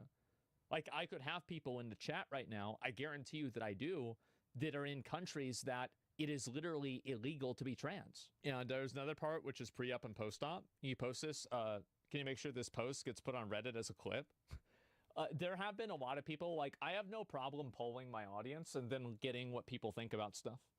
Yeah, sure. I do not support is so high is scary. I mean, sure. Like, I don't agree with that either. I'm just saying this is what people think. And also, by the way, you have a super majority. If only 20 people don't support it, that means 80% of people do. It's realistic. Not everybody is going to agree with you. Not everybody is going to think that you're doing the right thing. You have a super majority with this. You can't expect everybody to see the world the same way that you do. Can continue us on the path we're going. Yo, what's up, guys? Yo. Channel 5, election season 2024, November 5th, Washington, D.C. I love the LGBTQ community, but they are sadly deceived. As y'all can see, there's a fence. Past that is the Horseman of the Apocalypse, Robert E. Lee. Abraham Lincoln. Behind him is scaffolding. Behind the scaffolding is the White House. And somebody new is about to move in 24 hours. I must say, I was here exactly 4 years ago, and the vibes were much more intense. There was a lady screaming right here. This is what I was saying. 2020 was much worse than this time. This time was like nothing compared to that. Yeah, and this is with your right-wing audience, you know? Yeah, I know. Like, this is, again, like, the reason why people say I have a right-wing audience is because I don't ban people for having right-wing opinions. That's the reason why. Like, I don't actively, like, demonize and repudiate and hate people for doing that. They're yelling at each other. There was cameras Even though I don't everywhere. agree. There was tension in the air. Right now, there is not much tension in the air. Oh. You got my guy right here, just chilling. What are we thinking? I'm going for Trump. I don't know. It's like a stance on the economy a little more than the current administration. So. Yeah, lower taxes. Another young guy. Another young dude. They did with immigration as well, just kind of securing the border. I know many migrants. I go to school in D.C., so. You like them? Do I like them? You're homies with them? Like, are they homies? Yeah, I'm friends with migrants. Would you be pissed if they got deported? Imagine how yeah, probably, yeah. Who am I voting for? Kamala. I voted Kamala this election. I'm voting for Kamala Harris. As an atheist Jewish man, I just want to let everyone know that freedom of religion is real. I've been seeing those protesters bring their religion on other people, and I decided to go to TV. I pause. So being Jewish is both a, it's both a religion and also an ethnic group. Because I was like, wait a minute. But then it's like, yeah, no, that makes sense. Yes, straight this way, just to make signs counter-protesting against their actions. What are we thinking? I'm thinking that no matter what happens, Jesus reigns. We cannot have wholesale abortion being promoted in our nation. We cannot have a furtherance of the transgender confusion that is really being enforced from the top down. How are we going to solve the transgender confusion? By introducing people to the love of God, because the love of God changes people's hearts. Well, this is the White House Peace Vigil, otherwise known as the William Thomas Memorial Land Nuclear Peace Vigil. We don't believe the war machine should be the base of economy, so hashtag no war. We don't believe in nuclear bombs, nor do we believe in nuclear electricity, so hashtag no nukes. And we believe in justice in every individual case, justice for all, so hashtag justice. For those who don't know, hashtag, oh my God, there she is, the woman who ruined the election right there. Uh-oh. Here we go. Is the war machine. Very simply put, we are now spending about half of our congressional budget, $1 trillion a year, on endless wars. Endless That's wars a lot of money. And 800 military bases around the world. We are spending more than the next 10 nations combined, the next 10 biggest spenders. We're spending more, mostly on weapons. The war machine is also the biggest polluter in world history. With like fossil fuels and carbon emissions and stuff? Yeah, and I don't know how we can beat that system, but it needs to happen. Obviously, there's a lot of people in my generation who are casting ballots for third-party candidates like Jill Stein because of the war in Gaza. What do you say to those people? Well, I voted for Harris, and I'm hoping Harris wins. I'm in school for... That's completely fair. Like, I think that it was really problematic, and it always is when you have people that think that you owe them their vote for voting for the lesser of two evils. I think if somebody wants to vote for Jill Stein because they don't like the military-industrial complex, I think that's extremely fucking fair. Teaching now, I'm in my last year, and I work with kids who are at risk for going into the school-to-prison pipeline, kids who are in poverty and at a higher... School-to-prison pipeline. Does that exist? Just don't commit crime. That doesn't... What are you talking about? What? Just stop committing crime. It's so obvious. Ending up in the criminal justice system. Here in D.C.? Yeah. I also am against voting for people who are complicit in genocide, but I believe strongly, if they're both complicit in genocide, I want to do what I can to protect my kids here who get benefits from federal programs. My kids can't afford supplies, my kids can't afford food, my kids Also, I'm concerned about what I'm going to be able to teach. I was at a conference a couple weeks ago for youth in the justice system, and someone in Louisiana is a teacher. They are not allowed to say the words diversity, equity, inclusion in schools. And like just with bullying, straight up, you're not allowed to say the word inclusion. I'm worried about what I'm going to be able to say to them. I worry about teaching evolution. I'm in middle school, so I don't have to worry about sex ed as much. But like, I had a kid last week ask me, what's it called when a man dresses up like a woman? I'm like, I don't know. I'm not allowed to tell you. I didn't say that, but I was like, I don't know. And another kid was like, I think it's called a drag king. And then another kid's like, have you seen DraftKings? They have the best ads.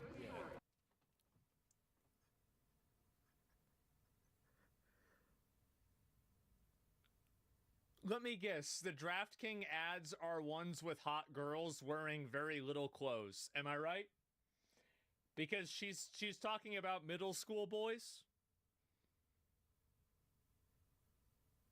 Yeah?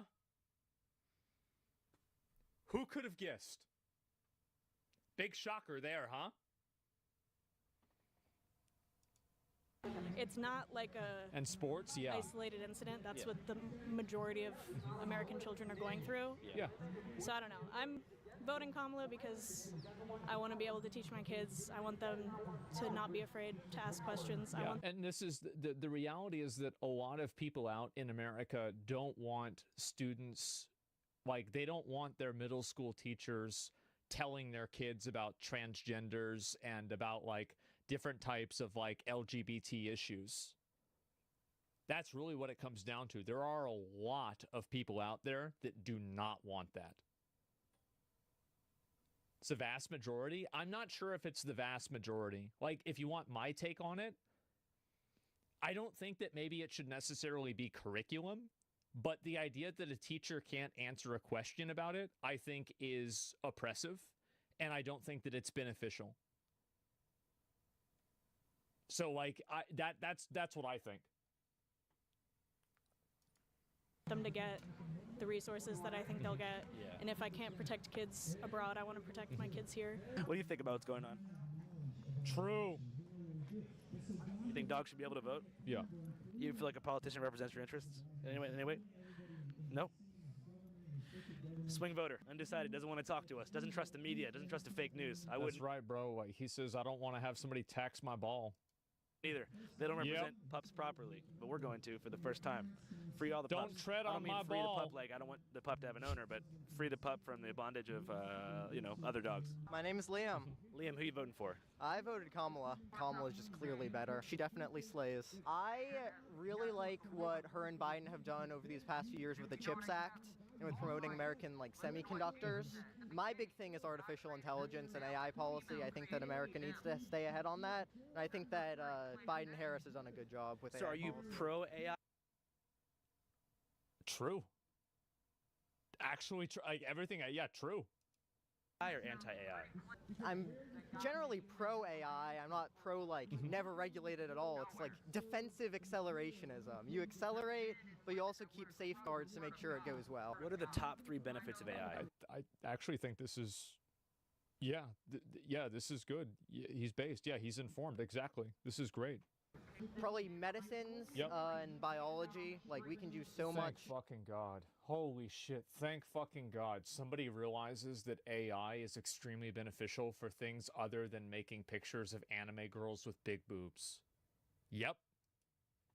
Engineering to cure diseases and fix problems. Already we've seen it where even a lot of agriculture companies are making it much more efficient, or genetic engineering so that you can make larger crops for less money. And then I think you'll start to see that you'll have a return of American manufacturing, and you'll also just get cheaper and better quality consumer goods for the average person. Yeah, I agree with everything you said, by the way. Everything this guy said was based. AI is really useful for teaching. Like, students are more likely scientifically to remember lessons that they're interested in. So if I filter my lesson plan through ChatGPT and be like, rewrite this with the same lesson objectives for a kid who's really interested in FIFA, or for a kid that's really interested in Minecraft, and it gives me the same lesson where I wonder if that actually works. I can teach the same lesson, but the worksheet or the homework I give them is going to relate it to them. And then just creating entirely new experiences that we couldn't have even imagined before. Like the idea that I could immediately generate an image or generate a song just in 3 seconds. Like I made a song last night even. What was the song about? About the election, actually, and about different people who are going to be voting this time. What are some of the lyrics in that song? Somewhere in America, there's a young Latino man. No job, no education, not a single long-term plan. He listens to Joe Rogan and thinks our country's gone to shit. He blames his problems on China and wants Trump to deal with it. It's unfortunate that there was a lot of them, huh? Like, patriotism is seen as like synonymous with MAGA when it really isn't. I think part of being an American patriot is accepting that we're a diverse country where people from around the world can come here and make this country great. So the idea that you make it great by like rejecting immigrants or doing mass deportations is just vile to me. I think that a lot of people don't dislike legal immigration, but the idea that like I don't really understand why mass deportations are bad, but deporting people individually is good. Like it doesn't, I don't really understand the logic there. So if deporting people who come here legally is bad, wouldn't it be bad if it happens to one person? Like, I don't really understand this. It's semantics. Yeah, I don't get it. Sir, what do you think's better, the original Swag Surfing song or the Lil Wayne remix on No Ceilings? I like the original. It's best. Respectfully disagree. Have a good one. That is badass. Man, Holy shit, bro. This guy's in cyberpunk. It's been a minute. But I guess it's good that it's a chill vibe. Yeah, I don't think anything's going to pop off tonight. So the days after, you got to watch out for. Oh, boy. Oh, boy. They got everybody ready to pop off. Yep, there it is. Wow. That's when shit's gonna get real. When the election results gets called, probably on like Thursday or Friday, that's when shit's gonna hit the fan. You working down here? Huh? Yeah. What's your field of employment? I work in policy. I work in environmental policy. Like reducing carbon emissions and stuff? Yeah, reducing carbon emissions, fighting climate change, and making good, sound environmental policies. A lot of people say that, like, Trump being elected again is a huge kind of defeat for the environmental policy sector. Oh, yeah. Because if you read through Project 2025 at all, it's all about deregulating, shutting down a bunch of good environmental offices. Why is it that everybody thinks that Trump is going to do Project 2025 when he said multiple times that he wasn't going to do Project 2025? Why do people think that? I don't understand. Like, it's confusing to me. His left-wing media claimed that he was going to regardless. Yeah, I don't understand that at all. Probably because people lie? Yeah, but like, why do people believe the lie? Like, of course people lie. That's easy to understand. But it's hard to understand why people hear the lie and they say, yeah, true. It just doesn't make sense. Throughout the government, whether it be in the, DOJ, DOI, DOE. I think we've come to the point in politics where most Republican members of Congress are not ignoring climate change, but it's not such a big deal. So if you focus on the economy and just keep on pushing through and just bring back. I know this might get some contention from some of the people that are like, I guess maybe brainwashed. I'm actually a big person. Like, I'm really worried about climate change. I am. I think it's a really big problem.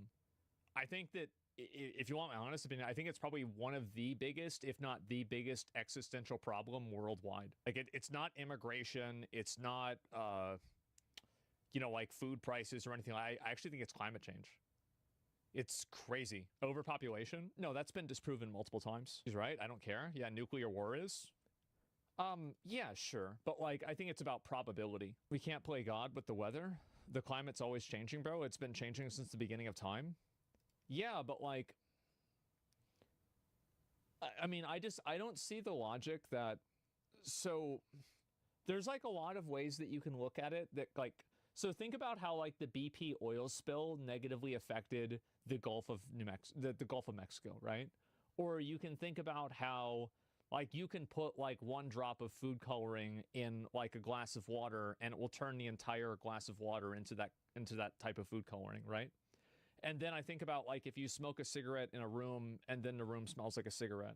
And then I think about, like, cities where there are a lot of pollution. And then I think to myself, okay, well, what are the odds that, like, this could happen on, like, a really, really big scale?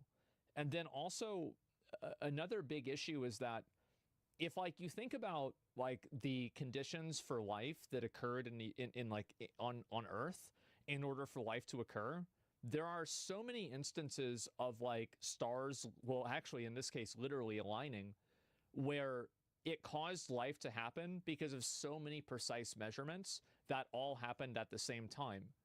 And so if you look at, for example, like, let's say you're trying to chart a course across, like, an ocean, and you're off by maybe 1 degree, by the time that you get to the other ocean, you could be in an entirely different country. So I just don't, like, logically, I can't wrap my head around the idea that climate change isn't real, because it goes against all logic and thinking that I've come to realize. I can't, yeah, I can't not think that it's real. Those good old paying old jobs. Yeah. If you were to be staring down like a total climate change denier who was asking you for one concrete real life example that showed evidence of climate change, I'll say just go to Florida, where I'm from. We get hit by at least 1 hurricane every year. That is not normal. People's houses literally flood every year down there. So I think that that argument is why people don't care about climate change and don't take it seriously. Look at Florida, because, like, nobody has a frame of reference for that. Like, it's such a bad argument. Yeah, just go down, live in one of those coastal beach towns and stuff, and see how every few years people's houses literally get destroyed and they need to rebuild. Those storms or hurricanes are only getting intenser and intenser as, you know, climate change becomes a bigger issue. It's gonna freak me the fuck out to be in a Channel 5 video. Channel 5 Live Worldwide, Hollywood and Live. Fuck the authority, Channel 5 News. Yep. Channel 55. We don't fuck with custers. And 5 is the best number. I actually think this video was pretty good. Like, he interviewed some people that were not completely fucking insane, and I think that they had some really good points, and they talked about things in a way that was reasonable. I really liked that a lot. Yeah, I think this was a great video. Sense shit, right? So, like, if somebody comes up to me, they're like, yo, you know, like, thanks for your videos, or whatever the fuck, I like them. I'm like, all right, thanks a lot, man. I fucking appreciate that. Like, it's okay. Like, if you're just a normal person, like, it's fine. Like, don't feel like most people, I don't know about most people, right? But, like, for me, right? If somebody sees me, like, in public, that doesn't bother me at all. Like, I'm fine with that. But it's weird stuff. Christina Grimmie got shot by a stalker in Florida? Yeah. I mean, that happens. Opinion, the worst Don't of be them weird, all, yeah. just due to how live streaming works. The same mechanisms that make some people stick around for hours every single day to form bonds and parasocial relationships that typically benefit the streamer is also the mechanisms that create this problem. You are on And it's Twitch. also that streamers make money off of the parasocial relationships too, because the people that think that they're your friend or that they have some level of emotional investment in you are more willing to give you money.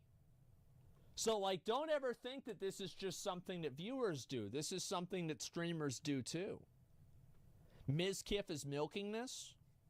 Okay, I'm going to pull up your logs in Ms. Kiff's chat right now. Bro, what you're...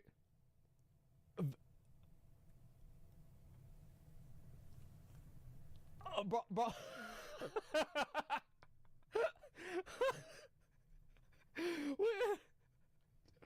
Oh my God.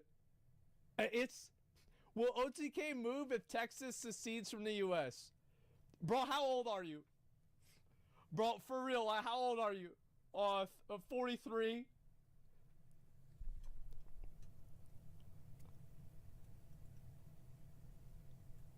I'm gonna have to lay down after this stream, man. I have to lay down, bro. Oh my God. Oh my God. You don't know he's lying. You don't know that. providing a product. That product is you, and you cannot control who is watching you. God, I'm fucking It could be ugly. a 45-year-old man from Texas who has a wife, 2 kids, a stable job. He's normal. He just likes to watch your Grand Theft Auto 5 roleplay sessions and... I think that, like, every time, as I said, I never have kids come up to me. Ever. Like, it's like happened like 3 times my whole life.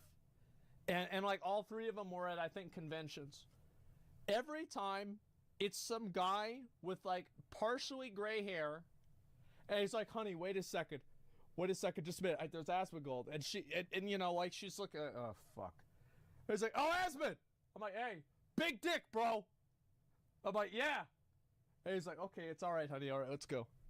That's it, every single time. Yeah, never, yeah, it's hardly ever girls or anything, it's always guys, and that's it. Donate you a couple dollars each month for the enjoyment he receives. It could be a 16-year-old who likes watching your 6 skills in Fortnite or Valorant and aspires to be as skilled as you, picking up tips along the way, looking up to you for your abilities. Or, on the flip side, it could be someone whom by malevolence... Terrified by someone who tried to poison her own... That's crazy, yeah. Or mental health troubles cannot separate their thoughts from reality. Perhaps they watch to harass you, to find your address and scare you, or send things to your home. See, that's why in Texas we don't have that problem. Like, the thing is, people pull this shit in Texas, I'll be honest. If somebody... Like that guy that shot that dude coming in to stalk like his what do you call it, his daughter, my motherfucking man. Somebody walks onto somebody else's property with this stalking shit, bro, pop them the fuck off. I would not give a fuck. I would not give a fuck. Like, you do that, here's the facts. That's never going to happen to you if you don't walk onto somebody else's fucking property. Like, that's it. I don't care. I don't care.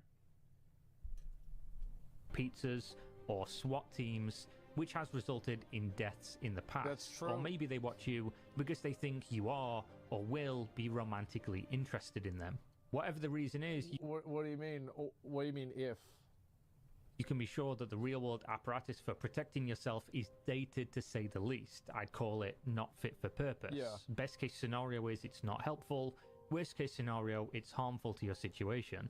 This is like most things common in our daily lives due to social media or the internet. The laws, the regulations, the policies, or whatever other word or system you can think of is simply out of date. I can tell you this firsthand, as I've been the target of harassment and threats in my time being a content creator, though luckily not as bad as some of the examples we're about to talk about. Oftentimes... Yeah, their advice... The thing is, like, the problem is not that this shit happens, it's the problem is that the authorities don't know how to handle it. There are a lot of authorities that are just like, oh, well, just wear a mask or something like that. Just don't stream. You'll call the police and they simply don't do anything, or they tell you they can't do anything and you should be fine. Call them if something more serious happens. So the latest story to come out of the Twitch sphere on this one really displays how bad things can get. Yeah. Popular streamer Caitlyn, or better known as Amaranth, has shared stories with creepy strangers and stalkers numerous times in the past. It's a common occurrence, unfortunately. It was unfortunate. It was fortunately like one guy, and that guy is like taken care of now, which is good. Yeah, that's a good thing. Her latest stalker, though, this one's terrifying. On June 7th, 2022, Amaranth posted on Twitter stating the following, quote, I have a stalker who has been in my area since May 8th. He literally watches my stream all day and badly mimics everything I do. Does ASMR badly, takes a shower on his Twitch stream when I'm in the hot tub. In the past, I've reported him for restreaming me, but because he had travelled all the way from Estonia to my city, living in a nearby hotel, I want his stream to remain up so I can keep a close tab on him. She goes on to describe that she has home security and has recently hired an armed guard to live in the guest quarters of her home. That's so crazy, man. Like, that's so crazy that's even a thing. Really, like, that is a... I mean, that is too fucking much. Get a restraining order? Bro, I can guarantee you that his love is more powerful than any restraining order. That's cute. I mean, it is. It's cute for you to say that, but that's a fact. Reiterate on that tweet for you, so you know we're all on the same page of how insane this is. A man who watches... the territory kid fuck... No, here's the thing, right? It's like, I think, like, so there's two things that you got to keep in mind. Like, number one it does go with the territory. If you stream, if you put out content, you're going to have people that harass you. If you put out content, you're going to have people that fucking hate you. If you have content and it's popular, you're going to have weirdos that try to get involved with you, with your life in like some sort of like a serious way. This happens to fucking everybody. But like it is okay to have that, and it's also okay to say that it shouldn't happen. Like both of these things are true. And it's like you should still do more to make this shit not the case. Live stream, which is small price to pay for being a millionaire and famous. Tell that to Christine Grimmie. Shut up. Shut up. Talk about that shit, man. Bob has found her home city and then moved there from Estonia, a country in Europe. He's moved to the United States, where he lives in a hotel nearby. She goes on to detail that he has sold all of his worldly possessions to do this. His home, his car, his furniture, his cat, everything. He's given up on his life and he's getting himself into crippling debt, ruining his future to be near her, a stranger on the internet whom he watches. Now, if the concept of someone... There's a lot of fucking people, like, the internet is like this, and this is the kind of stuff, man. It is like guys get into this stuff, and it's just... how. Like, here's the sad part about it, is that you can hold this person accountable, and you have to hold this person accountable, but you also have to keep in mind, this person is not of a sound mind. Straight up. Like, this is not a normal, rational, like, level-headed thinking person. No shit. Well, what I'm saying is, like, mental health should also be a big conversation point in talking about this stuff. Because I think a lot of the people that get involved with this shit, it's their mental health that's fucked up, and that's how it happens. Growing up in your city isn't bad enough. The fact he leaves himself very little ability to return back to that previous life as he's gotten rid of it all is extremely worrying. It essentially means he has nothing to lose now. According to Amaranth, the police have been well aware of the situation the whole time. They know where he is, they have regular patrols, but they cannot do anything despite the fact he's made his intent of finding her very clear. He live streams on Twitch all day with his Twitch titles literally saying, "Find Caitlyn," aka Amaranth, and make her mine. Like, how's this not like a... how's this not a you have to go back situation? Like, I'm gonna be honest, like, if I saw that, I was in charge, I'd be like, you get the fuck out of the country. Get the fuck out of here. Like, this is too much. Add on to this, the hotel the stalker was staying in wasn't picked randomly. It was picked because it has direct line of sight to Amaranth's P.O. box, which of course she owns so that her fans can send her things without having her actual address. Yeah. He spent over a month camping out at Starbucks next to the P.O. box just in case she showed up. He of course also sent her explicit messages, naked videos of him dancing, and repeatedly called her his fiancé. He would type in chat in response, "Liar, liar, my fiancé." Now I think it's observable when somebody's like this, when they're this unwell. You either stop them or they escalate.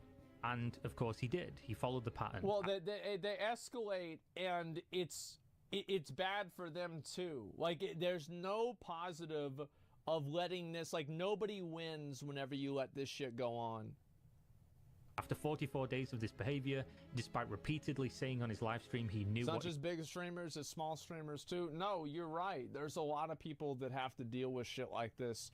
And it's not just shit like this, it's like other stuff as well.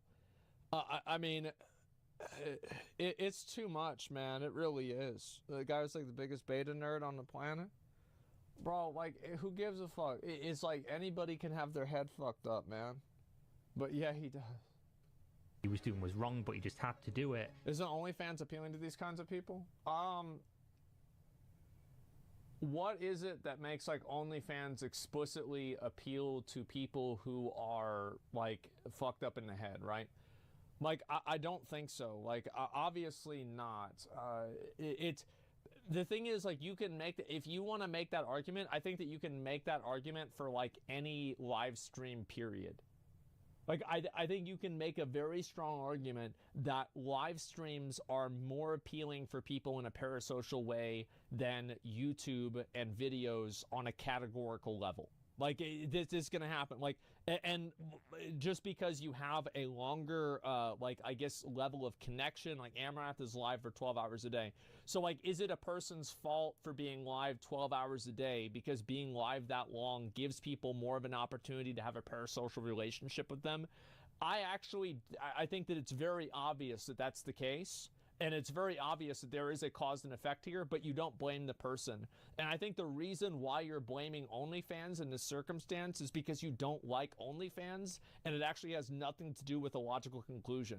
Because if you were able to draw a logical conclusion to that, you could say that for 5 other things as well. Yeah, he didn't blame OnlyFans? Oh, come on. Oh, come on. He showed up at her house where she lives, still live streaming himself the whole time. For 30 minutes, he walked around the outside of her property, and still, the police did nothing, despite being made aware of the situation. He then tried to break in. 911 was called, and according to Amaranth, dispatch was rude. They cut her off, put her on hold, and it took 33 minutes for the police to arrive. The police weren't really taking it too seriously until he was physically, like, in my lot, right? Up and down That's fucking crazy that they weren't doing that. Like, I feel so bad for her because, like, you know, we've had to call the fire department at least. Like, I can't really call, you know, I make a reference to the police, but I can say with the fire department, bro, they are there in a snap. Like, they are there so fast. I had to do it twice for my mom.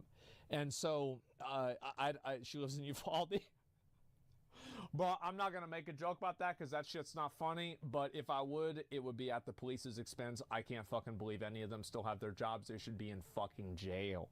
Anyway, I don't want to get too far into that. Firemen, yeah, it's like you never hear about fucking all firemen are bastards. You never hear that shit. It's always the cops.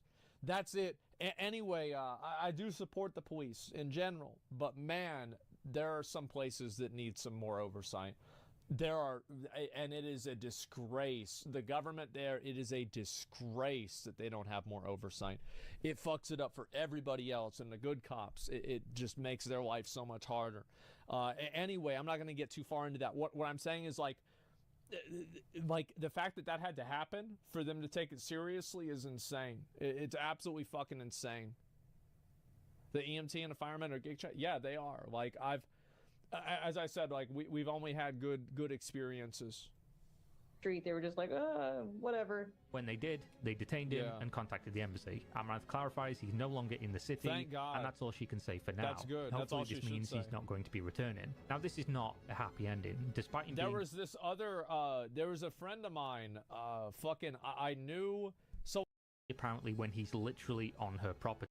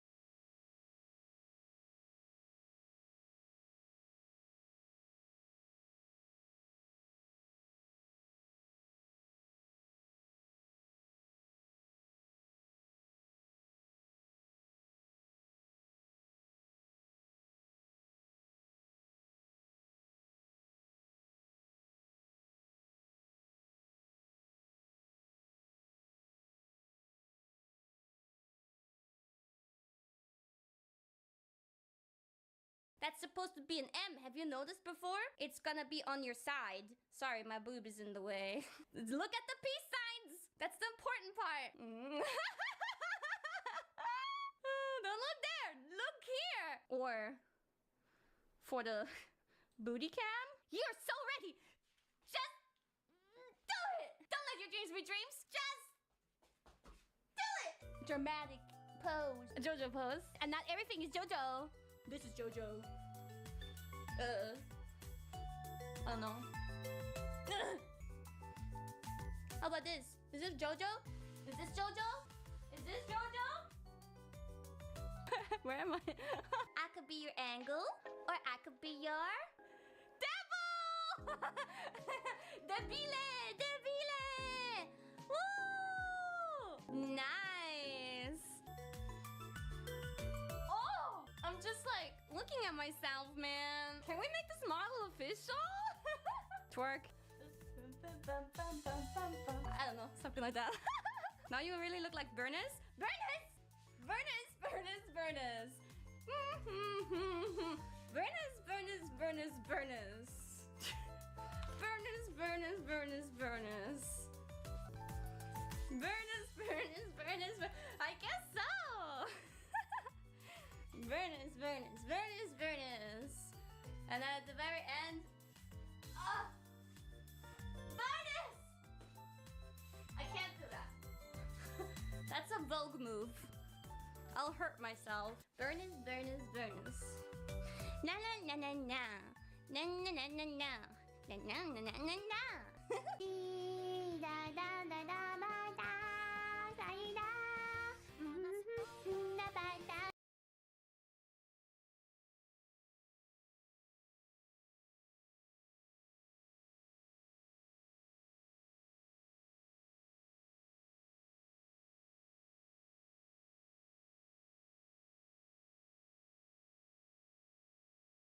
I drew every day for a year. What's the progress? As an artist, kind of, and someone who reacted to his video that he made a year ago, I am so excited to see his progress with this one, so let's go. Wait, because I was gonna do a normal artist reacts video until I came across this post on Twitter that raised a lot of discourse. Like, artists going through a crisis because they think PewDiePie is better than them after just 1 year of drawing, and then some people saying that he can only do this because he's a millionaire, and we're definitely gonna discuss these a little bit more, but I think in short, the problem with PewDiePie's art journey isn't innately anything wrong with him or his amazing progress. In fact, it's the well-known idea that comparison is the thief of joy. But let's give his video a quick watch nonetheless and just keep these points in mind. People were so encouraging on the video, and I really enjoyed picking up drawing, so I kept going. Nice, okay. Being here, I have so many emotions. I am happy. Honestly, I totally get why he's laughing. Sometimes I think we find it silly to be happy about achievements like this, and I don't think we should be. Like, I'm kind of on this croissant baking journey, and this batch turned out so good. I was like, why am I happy? And on the topic of healthy habits, I'm gonna point out 3 things that I think Felix, it's okay if I call him that, right? Okay. 3 things that Felix does very well in terms of navigating his art journey. Sorry, my nails. Honestly, same. I should probably cut mine. Here's when I started to look up tutorials and stuff online. So you think it'd be better, but they all kind of look like they have some sort of allergy. Not even gonna lie, I feel like this is actually really good. The chin is very big. I probably would have made it something more like, I wonder if I can fix this. I feel bad for future past self. Alright, first thing that he does well here is recognizing some mistakes that he may have made in his old art, knowing how to adjust it, and also having the awareness that, you know, it might not make some people happy, and quite frequently people would say that they like the original version better than the updated version, which sure, you know, everyone is entitled to their own opinion, but as PewDiePie said it best, that's totally fine. Everyone is entitled to their own opinion, even though you're wrong. No, I'm just kidding. But you know, the most important thing is that you are proud of what you create. But after 30 days, this was the progress of my first video. I was so happy with it, and I think I should be, because the progress is definitely there. Yes, love that, because honestly, seeing progress is one of the most satisfying things ever. Like, look, this was my first batch of croissants, right? Yeah, it's not good. And I really think here's where I peaked. I feel like this is like a universal feeling. It's not even like an art or like content creation feeling. Just like life in general, sometimes I'm just like, did I peak at this point in my life? Will I ever get to this level again? It's rough, yeah, felt. First of all, don't do what I did. I just kept drawing the same things. Yes, once again, another healthy art habit or life habit in general. Wow, art really does imitate life. But doing the same thing over and over and over and over again is not necessarily good. It can be in many ways, but it also kind of pushes you in a box, which is why I love experimenting with different art styles. I literally even made a video on how to find your art styles in 8 different ways, because I feel like if I just stick to one thing and just keep doing that, it's kind of like digging myself into a hole, and I feel kind of obligated to do that one thing just because I've been doing it for so long. So the fact that he kind of clocked into that and realized it just really shows his progress awareness. Anime girl. Too much anime. I feel like me and Felix had like a parallel experience, because I just kept drawing the same anime boys. Anime boy, anime boy, anime boy, anime boy, and like all the same ones. I wanted to be more consistent. I think that's why I kept doing this. Yeah, to be fair, I also tried to be consistent, so I just kept drawing the same thing, same character over and over again, same head angle, same everything. Now, it's different for everyone, but my reason for drawing was I just really liked this character, so I just wanted to keep drawing him. At this time, I didn't really care about improvement, I just wanted to draw him. However, in Felix's case, I think you can really tell that he's trying to improve his anatomy, his proportions, experimenting with different things. So yeah, in that case, I would definitely recommend like branching out, you know, try drawing other things, not the same character. I really wanted to draw more color, but it takes so much time to do that, and I really felt like I needed mileage more than anything, so it just... Totally agree. Adding color is like a whole nother story. Also, by the way, all these drawings are about like 5 years old now, so please don't judge. So I wasn't really much of a traditional artist, I just jumped straight into digital, but I think the learning curve from like sketching to adding color is the same for traditional and digital. They're both really hard. Like, I don't know what it is about adding color, because in my head, I remember back then I was like, oh, it looks so good black and white, I'm sure adding color is gonna be pretty easy and make it look better. I was very wrong, because I was like, why does this look so flat and bad? Also, can I just point out that drawing is amazing. Like, that is so good. Finally, I move on and I draw boys. Again, I feel like we're having this parallel experience, because I kept drawing like anime style guys, like guys, and I was like, you know what? I gotta try drawing women. I think this was one of my first attempts, but I was just so comfortable with drawing like anime boys, that I just didn't really want to stop, because I was kind of scared to see my progress kind of decline in a way. But I'll be honest, that kind of kept me going, because while I was drawing anime guys still, I was drawing a few girls here and there. Still a lot of anime guys, because that's what I was comfortable with, whatever. But once in a while, throw in a girl, and I thought that I was getting quite, you know, I was getting better. Okay, and as he's just flipping through his sketchbook, you can just tell how much he enjoys drawing. I don't know, like, is that just me? Like, I feel like you can really tell that there's the passion there, there's the interest there, and he just genuinely wants to get better. He's not doing it for the video, like, oh, I drew every day for 365 days. Like, drawing is something that he genuinely is passionate about, and he just happened to make a video on it. So yes, I love that. I love that for him. And I told myself I was gonna force myself to use this pen. I was gonna really, like, I'm gonna use this pen. I need to learn how to draw without the whole circle thing again. So he mentions that he doesn't like doing the guideline thing, which totally understandable, but whoa, look at that chin. But yeah, totally understandable. Sometimes you just want to draw the face, and then you just want to get straight into it. Obviously, it's not cheating in any way if you want to use these lines or you don't want to use these lines. It's really up to you. I used these for about like a year and a half, and I was like, you know what, sometimes I want to wing it, sometimes I don't want to wing it. You see, that is why art is so fun, because you know, you literally, you can just do whatever you want. I had sketched so much, and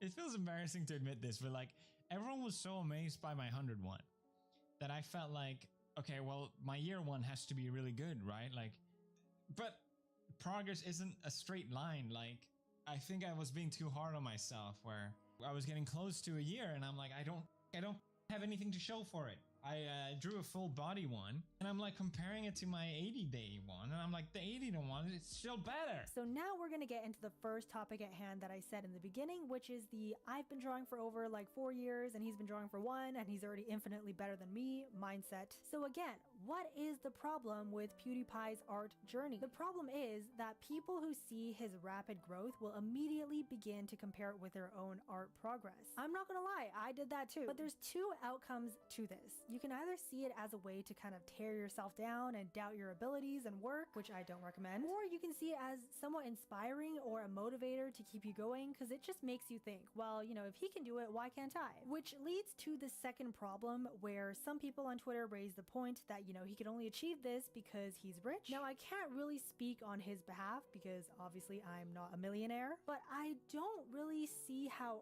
art improvement on this scale can be attributed with wealth. Sure, he does have the financial capabilities to buy an iPad and try digital art without burning a hole in his pocket. And yeah, can I just say, I did compare my own digital art journey with his. I was like, wow, this is infinitely better than mine after like a month. Also, Felix, if you're watching this, I see you are using Procreate. Love that app. Me too. May I recommend the Glossy Jelly brush set or the Dreamy Sketch brush set? Truly my favorite. I've been using them every day for like 5 years straight. Super good for anime, manga. You can download it in the description. Give it a whirl. Let me know what you think. But yeah, back to the millionaire thing. In terms of progress, I don't think he took longer than like an hour to practice every day. Like I drew every day for about 5 years, right? Sorry, I said that like 5 times now. But I'm nowhere near millionaire status, trust me. Yet I think it's possible if you really do have a passion with art to take a few minutes out of your day to just draw and practice a bit. Sure, money does give you the free time, but if we're just talking like 10-20 minutes of sketching, I don't think that him being a millionaire is really a huge, solid, sound argument. I don't know, that's just my 2 cents. Take it with a grain of salt. I'd love to hear your side of it, as well as your journey with any creative endeavor that you're currently going through, like knitting, crocheting, I don't know, pottery. If you remember, I talked about my croissant baking journey. So yeah, feel free to share your thoughts as well, and let's just please keep it civil. Thank you.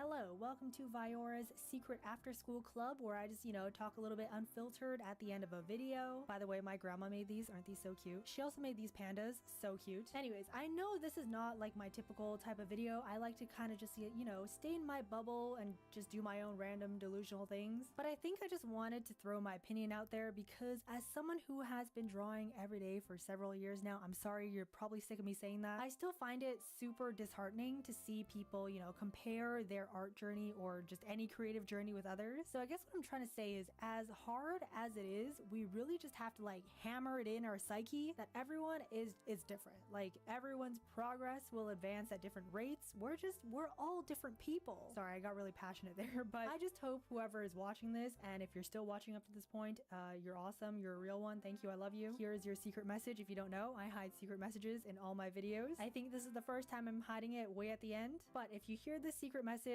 please feel free to comment something that you're most proud of recently. Let's keep it recent, all right? Let's think of our recent proud things. Mine was probably the croissants, because I just want to see people, being positive, and I just want to congratulate you. But yeah, I just hope whoever is watching this, I hope you are happy and content and passionate with whatever journey you're going through.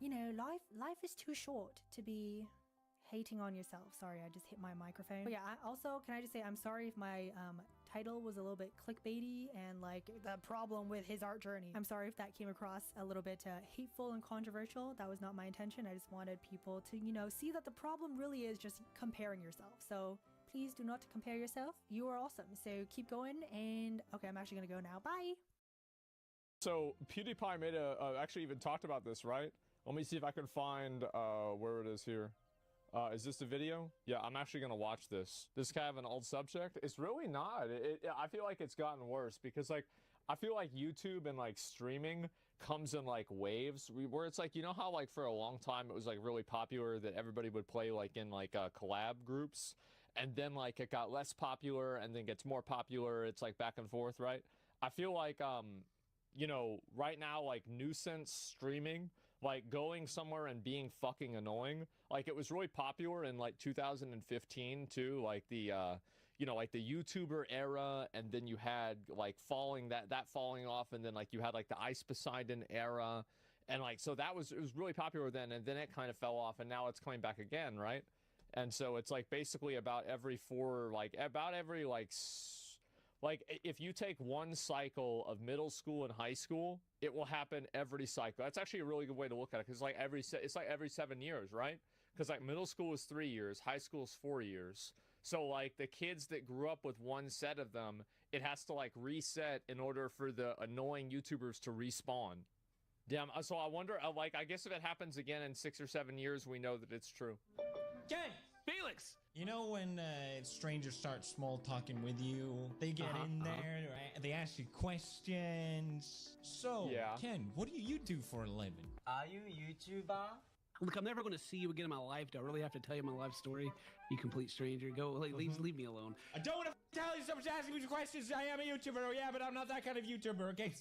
YouTubers, they're the worst. We know because we are YouTubers. They sure are. YouTubers ruin everything, and right now, Ken, YouTubers are ruining Japan. No, not Japan. That was the Holy Land. The Holy Land. That's right. So this all started, of course, with Logan Paul. Yeah. Now it's become an Well, the thing is with Logan Paul is like, Logan Paul, like this kind of like, I mean, this was a certified gamer moment, right? Like he did really kind of fuck up here. But to be fair, like everybody said, like, you're a fucking idiot. Like, why are you doing this, you dumbass? Like, stop it. You know, everybody was against this. The problem, and it's not like a lot of other people went and copied it either. Now it's become an infestation. All It these sure YouTubers is. are coming, trying to be as obnoxious as possible. They are. Get a bunch of attention, get a bunch of hate clicks, bing bada boom bada bum. Aha. And now, Ken, it's come so far that Japan is actually starting to take action. The military of Japan Thank did God. a drill where The military of Japan, now they're taking it serious. So they're using the military to fight off annoying live streamers. I feel like, you know what? Maybe the military-industrial complex isn't so bad after all. simulated a bunch of YouTubers driving into their military base to live stream. Oh, I like this. the camera. This is good. Looks around like, what did I do wrong? I didn't do anything. Oh, there we go. See, that's what they need to do. Yes, arrest them. That's perfect. Yeah, get that YouTuber. Get the bomb Even got the bomb squad. Who knows what they got? They've never cleaned anything.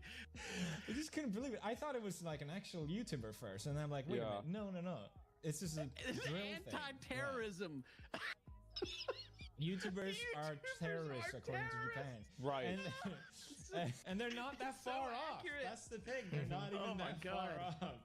I feel like it's pretty close. To interrupt the video, there's something I wanted to tell you guys. Uh-huh. There's a G Fuel BOGO sale. What's that? Yes. BOGO. What does it mean? I don't know. But you buy one, you get one. Hooray! There's also a new PewDiePie anime edition tub. Beautiful. Look at wow. that. So good. Wow. This is one of my favorite looking ones so far. Don't miss out on this one. Anime. Well, she's hot. Anime. I guess they're all gonna be hot. I love G Fuel so much. It's clean energy. Gives you laser focus. Zero sugar, zero crash, zero. What did I write? You know, I've never tried a single one of these things in my life. For any of the versions, I've never done a single energy drink in my life. I've never felt like I needed it, man. I never did. Anyway, use code PewDiePie, link in the description. Thanks for watching. So recently, I even saw you did a video on it because there was a bunch of YouTubers doing all of this crazy stuff in Japan. I watched this video. When it first came out, I didn't want to cover it because I just thought you're just giving them more attention. Don't talk about it. Just leave them alone. Let them be idiots. But now Japan, this, is starting to take actual action against these sort of things. I've seen even pictures of in Japan where they'll there's a lot of stores now, or at least maybe not a lot, but I know that there are stores now that have started putting up signs where they just don't allow live streaming at all because they're worried about having people come in and be fucking annoying. The most recent thing is it's pretty crazy. Mount Fuji blocking view. I did see something about this. I didn't understand what was going on, really. In Japan, they have these konbinis, and there's Lawson, which is iconic for Japan. And then you have Mount Fuji here in the background. Yeah. Beautiful shot. People love it. You get That's Mount Fuji, nice. you get the Lawson, you stand in front, you go look at this. I went to Japan, yeah. I saw someone else do this exact photo, so I have to do the exact same thing because I am unique. Me. I'm special. The YouTubers. You know, you see someone else make a video, the only thing that can make that video better is you make it. I realized as I was making fun of it, yeah. God, it's the hardest part of being a YouTuber is when you copy someone's video and then you got to title it and you're like, but they got such a good title. Good. Just use the same title and put Asmongold Reacts. What do you mean? They still haven't figured this out? Jesus, what a bunch of morons, man. We're gonna make it unique in mine. Or it changed my life, yeah. This video changed my life. Already, but my thumbnail is better. Japan changed my life. I've been to this Lawson by mistake. This convenience store changed my life. Nearby, and I was like, why are the people on the other side of the room taking pictures of a Lawson? And then it hit me. I'm like, oh, I'm at that Lawson. Yeah. Oh, I had that feeling, Ken. I had the thought. I was like, oh, I should take a photo. And then I saw there was no crosswalk, and you can't jaywalk in Japan. That's like murder, practically. So I was just like, fuck it, I'll take it tomorrow. Next day, super overcast, can't see. Oh, my God damn it. And now they're putting up a big cover so people can't take... View of Mount Fuji is to be blocked by a blackout screen? That's so fucking stupid. That's so funny. I love it. Oh my God. Because people are blocking too much. Get out of here. God damn, I never That's heard of nuts. that. Like blocking the view of a natural element. I love this. By the way, look how many people. Jaywalk. You can't do that. Look at the guy with it. Leaving your Airbnb? Nah, it would never be me. I love the guy with the lightsaber. These are everywhere in Japan, trying to direct people. He's trying to stop him. Like, don't do it. No. Look at these idiots. It's overcast. They're still taking the photo.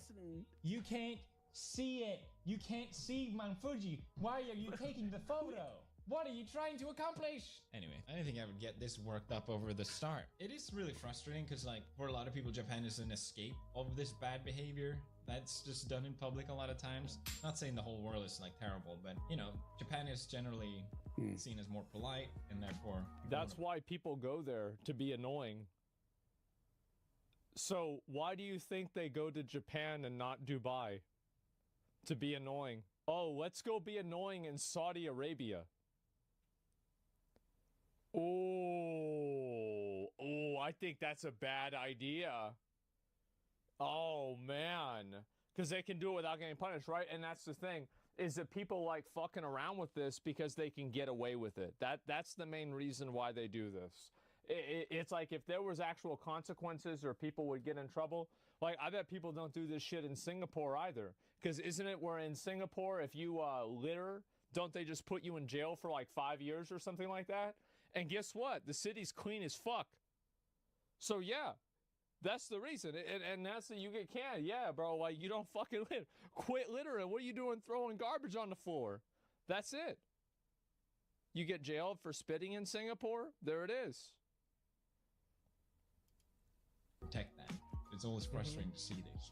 But of course, there's going to be people that want to take advantage of that. Which of course. This YouTuber, which we will not name, and I'll blur his face because it's not worth any. Is this a new one? He's a terrorist. He's a terrorist. But we will still ridicule. His goal was to travel all across Japan without paying any money. And none of it makes any I remember sense. him. He's just clearly here just to piss people off. So he enters his bus. I think in Japan, people pay when they go out of the bus. It's time to go down, so... Yes. 680. Yeah. 680. No. 80. No. Police. No. Come on, police station. 80. Yeah, police. Call the police. I like this guy. a lot. 18 yen? Police. Absolutely based. I mean, yeah. Wait, how much was it? 18 yen? You know what? Yeah, based. You can't pay 11 cents? No, we're calling the police. No, this is too much. Yeah, no, this is outrageous. Police.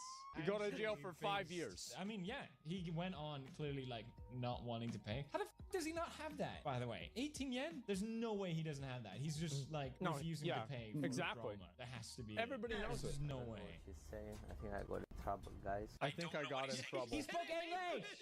That was English, you fucking idiot! Dude, actually, to be fair, Japanese people do this to me, where they're so shocked that if you speak Japanese, they just refuse to understand you. Yeah, they're like... When I get it, like I probably say it so badly that they don't get it, but at the same time, I'm like, I know, just meet me halfway. Right. Just meet me halfway, please. I was trying to order McFlurry. God damn it. So a lot of words that are Americanized has to fit their... I've seen memes of this. Yeah, it's like, a McFlurry? What? McFlurry? Oh, yeah. Yeah, so a lot of words just sounds like racist, but it's actually how it's said. I'm at the drive-thru, I'm trying to order McFlurry, and I go, McFurari. But they're like, McFry potato? McFurari. And they're like, they just don't get it. I'm like, desato, like dessert. Ice cream. Oh, why don't they get it? And then I squint, it's not McFurari, it's McFururi. And they're like, oh, McFururi. Oh, so. I'm like, God damn it. It's the Fururi, of course. And apparently a lot McDonald's of people, in Japan. One of the things that like I really it's like I bet probably like kids might have this that have like brothers and sisters whenever they find out that they're not the favorite child. I feel like that's the way a lot of Americans feel whenever they realize that KFC is better in literally every single other country except for America. And that, like, you know, you go to McDonald's in, like, France, and they have, like, actual candle lights where you sit down. And it's, like, basically, it's, like, our McDonald's and our KFCs are PvP servers. And the ones over there are, like, just like a nice, beautiful place that you can just sit down and eat. Friends, and they're like, yeah, no one can order this. Yeah, it's bad, man. Don't worry about Nectar it. of the gods. Believe All right, it. back He to locked this me idiot. in the bus and drove me to the police station. And now it's time to teach you how. Yeah, he actually drove him to the police station number 18. Good. Yeah, which is Good. absolutely true. Plus, like, if you're trying to go across Japan, you wouldn't go on a bus. Like, he clearly went on a bus to do this. Yeah, It's absolutely. content, man. I hate it Content. so You much. gotta get the content. I have the viewpoint that if you are breaking the law in a country that you're not supposed to be there, that they should just kick you out. I think that's what they should do. I think they should just kick you out. Because, like, you're being fucking annoying. You're causing trouble. It's not really that complicated. Yeah, repeat offenders for sure. No, just the first time. Like, like this, like, I would kick him out of the entire country over 11 cents. Because of the principle. He's got the money. You know it. He knows it. And you know that he knows that you know it. But he's just doing it. Why is he doing it? Because he's being fucking obnoxious. And what's this? There has to be a threshold, but yeah, no, there doesn't have to be. No, there does. Who said there has to be a threshold? Did you just make that up? Because I didn't. I don't think there needs to be a threshold at all. You come in there, you start making trouble, you start problems. You say, nope, bro, get out. Nope, we don't have time for you. A thief's a thief. Yeah, a thief's a thief. You steal 10 cents, $10, $10,000. You out. Nope. What are you doing stealing shit for? And like, here's the thing also with rules like that. And here's what makes them so good is because they're completely fucking unfair. They are completely fucking unfair. Should you really kick somebody out of a country over 11 cents? Probably not, right?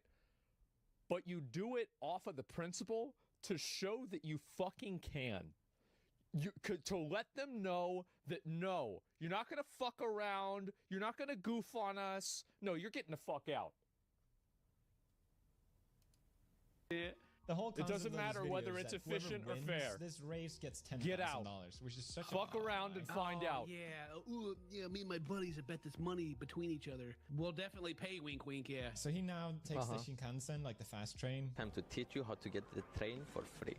So I meant. Okay, tutorial how to do something for free. Ken, just don't pay. Yeah. Secret ingredient is crime. Yeah. The thing is, you can't enter this area without buying a ticket. Right. So he's already lying, unless you jump over, which I doubt. Wait, really?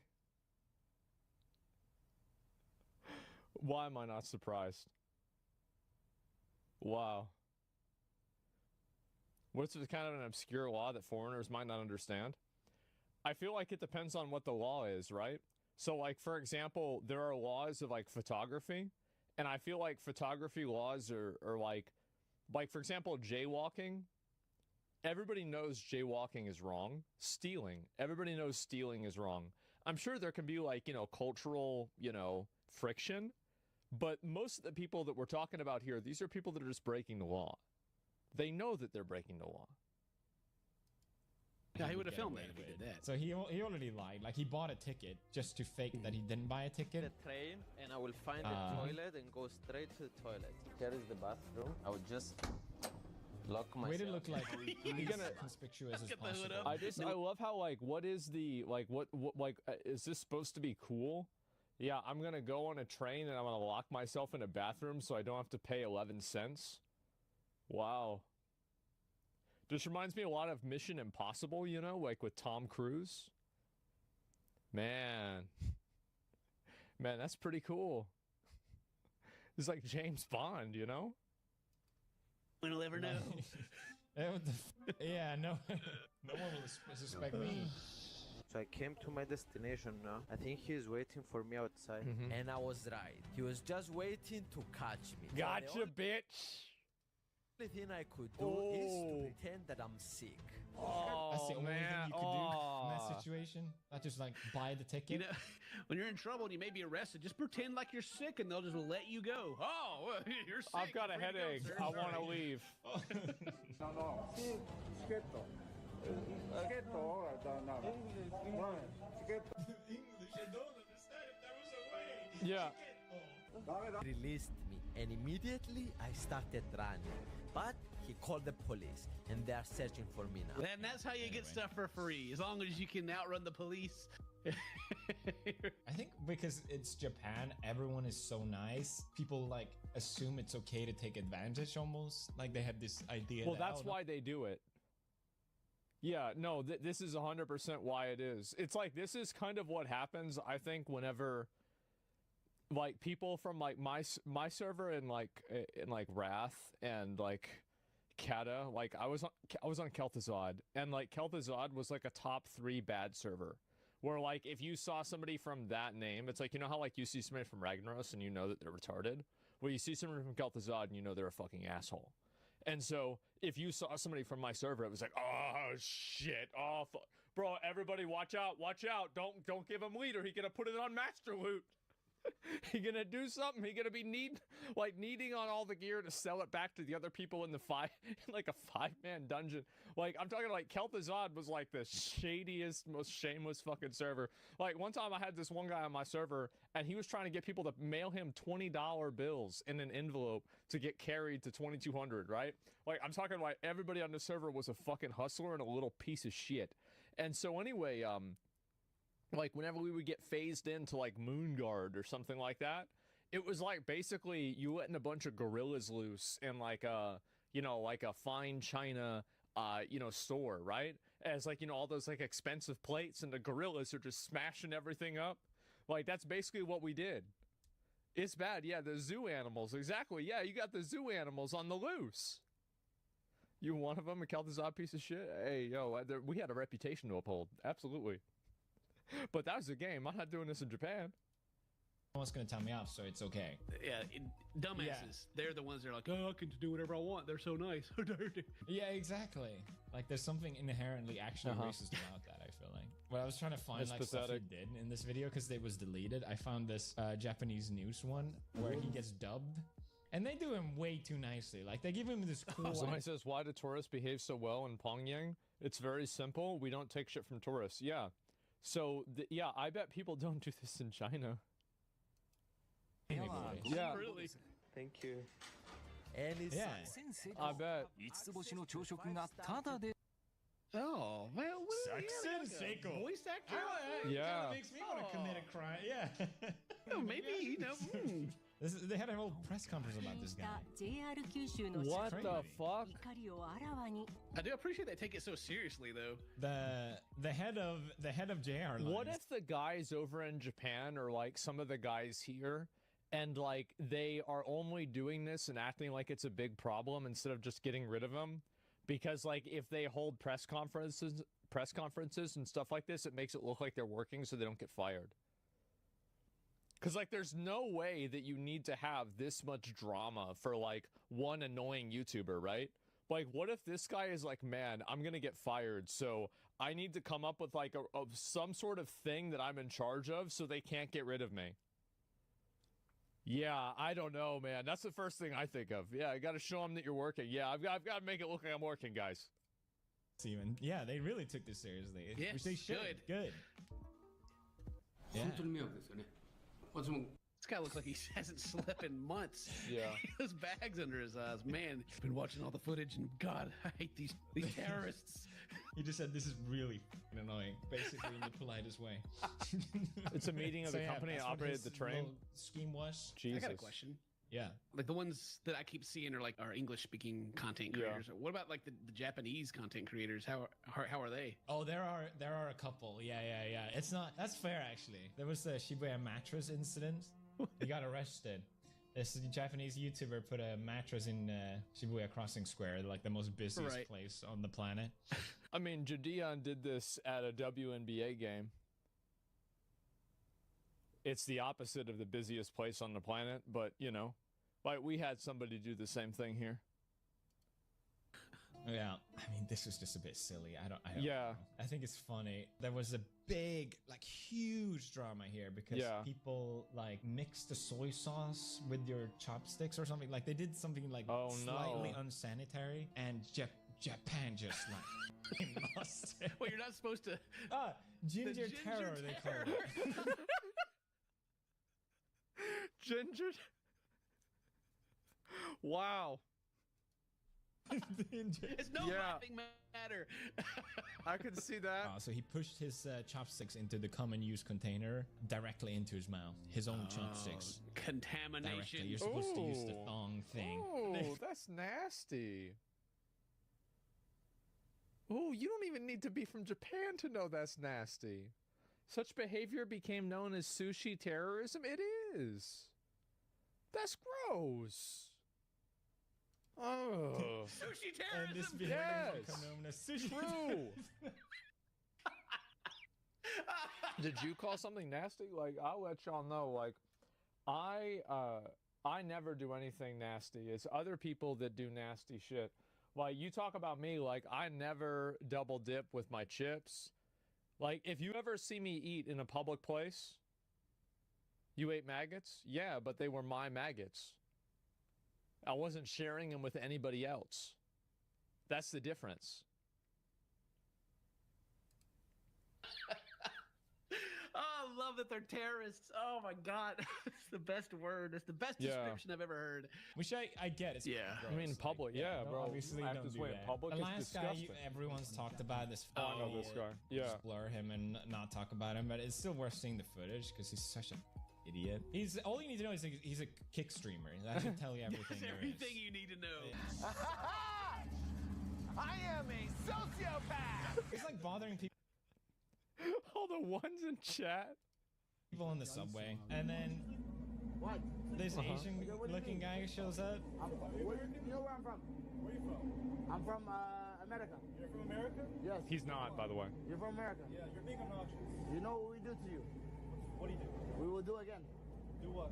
Hiroshima, Nagasaki. You understand? Do you think I'm Japanese? Where are you from? I'm from America. Where are you from? What's your name? Texas, buddy. It's just so embarrassing in like 3 ways, you know? It's just so fucking embarrassing. I love this guy. Texas boy. Yeah. Yeehaw, mother. That's right. I'm glad other tourists are standing up against this Then idiot. sit down, brother. Why don't you sit? Following is such an idiot. So he broke into this. This got banned from Japan now, and they kick him out for good. Yeah, they kicked him out. Yeah, Japan has 99% conviction rate. So. Wow.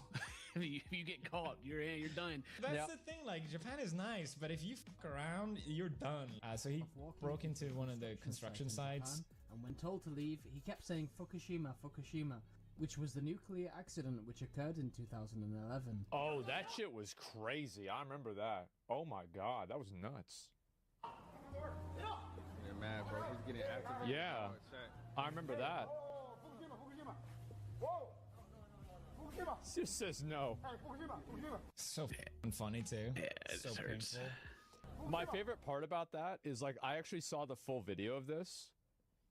Whenever the actual the supervisor saw what was happening, bro, this dude immediately just like solved the problem. Because nobody else that was there was like, I don't know who this guy, like, I don't fucking know.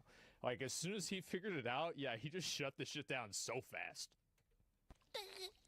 Oh, brother, this guy stinks. This is what got him arrested because Japan takes trespassing very seriously. What's up, you? So yeah, a bunch of police showed up. Yep, gotcha, bitch. Because of this, they're so polite, even though like he's being arrested. Yeah.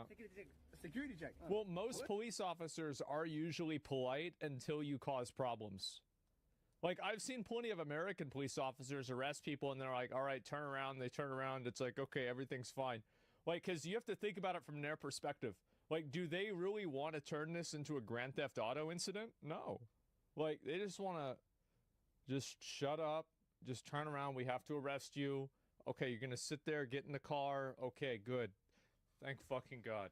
And, like, you know that, like, in their head, they're thinking, like, they just rolled, like a natural 20.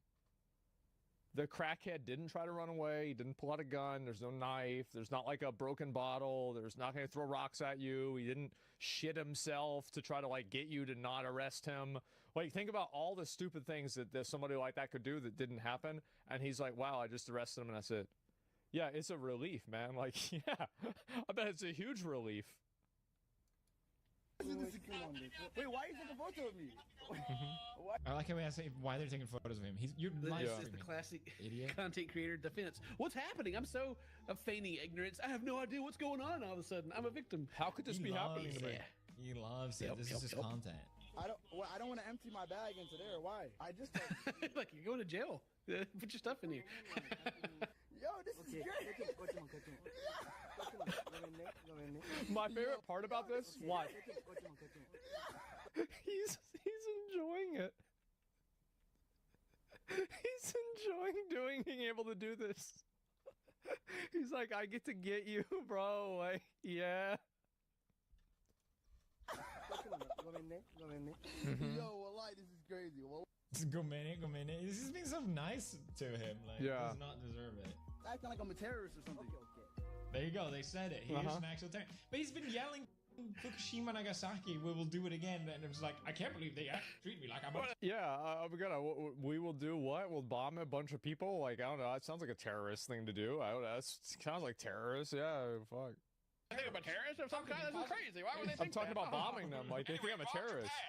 Yeah. Jesus Christ, dude. Yeah, so he got arrested. Now he got deported. I don't know if he's banned for life or anything like that, but I think it will be really difficult for him to enter again. Which is Good. I hopefully. Japanese people aren't racist or anything. They're just not used to seeing other races in countries. It's mostly Japanese.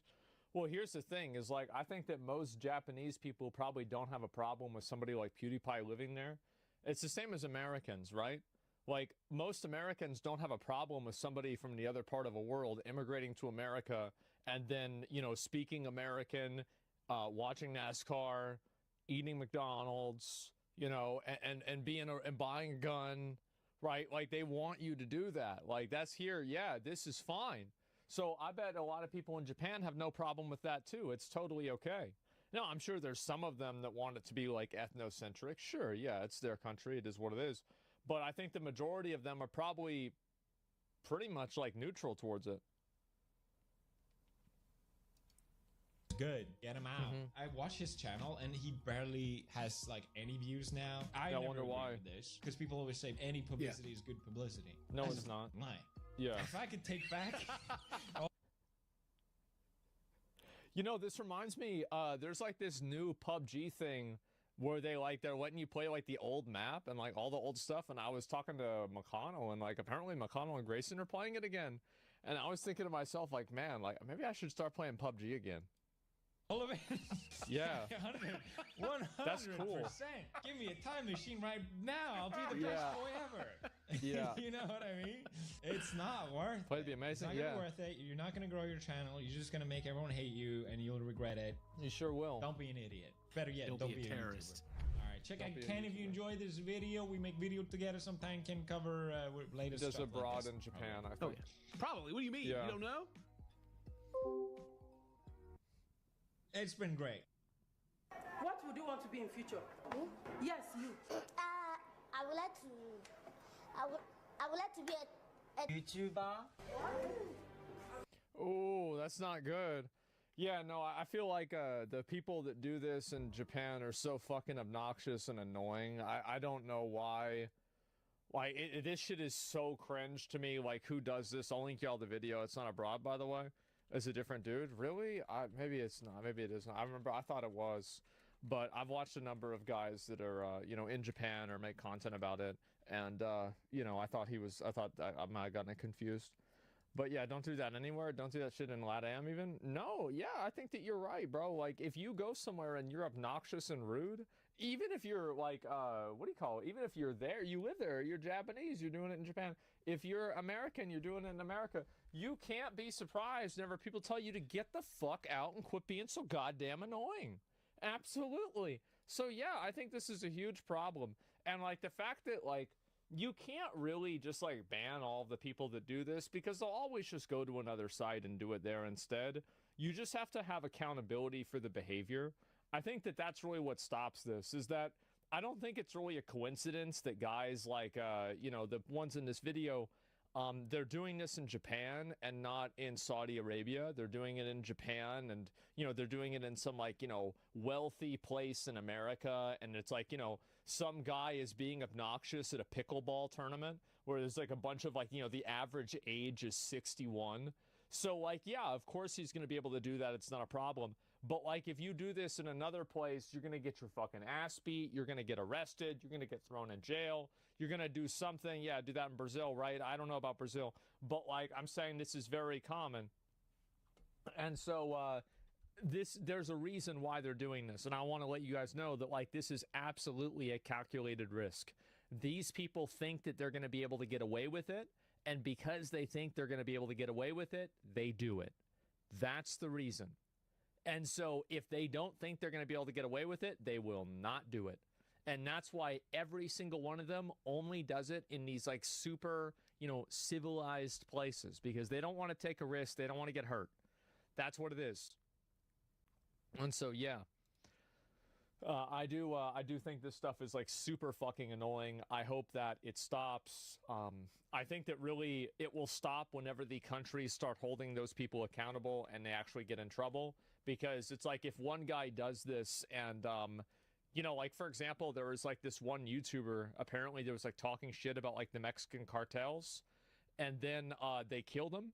The cartels killed the YouTuber. And I think this is in like somewhere in like Mexico or like South America. Yeah, he dead. And so now nobody does that anymore. Nobody does that. And yeah, I saw this, right? And so that's the reason why it's a calculate. I'm not saying that's what they should do, but what I'm saying is that it is always a calculated risk. To think that these people are just stupid and they're just acting randomly, no. It's 100% calculated. Absolutely. Fuck around and find out. Yeah, you don't fuck around. It's that simple, man. Famous Japanese newscaster idol in Japan getting hate for having a boyfriend.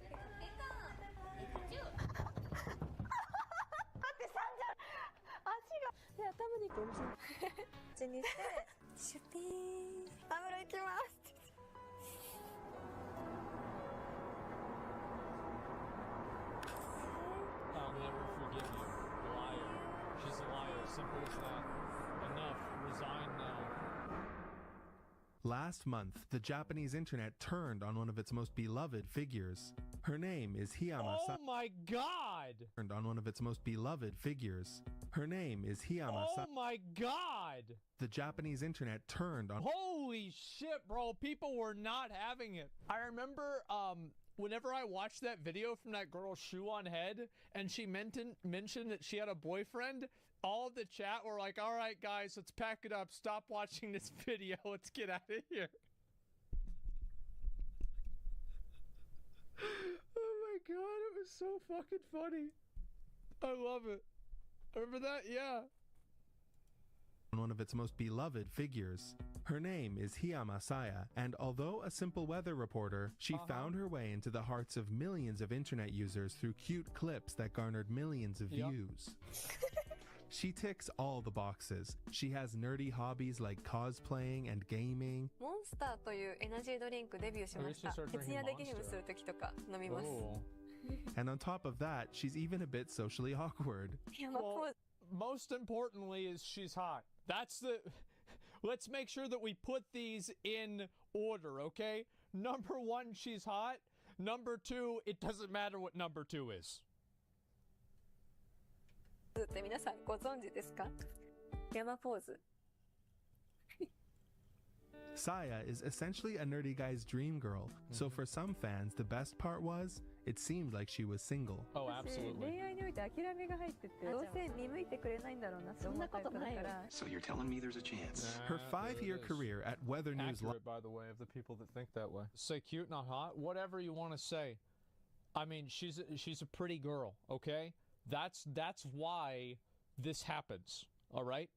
Live, a 24/7 online weather channel hosted entirely by young women. Yes, we'll get to that later. Has brought her a... we don't have to get to that. Like, I get why. I mean, remember there was that weather girl, Yanette Garcia or something like that on the Mexican weather station? I remember I followed her on Twitter like 8 years ago, whenever that first got popular. Yeah, I remember that was like 5 years ago. Exactly. Yeah, that was a great clip.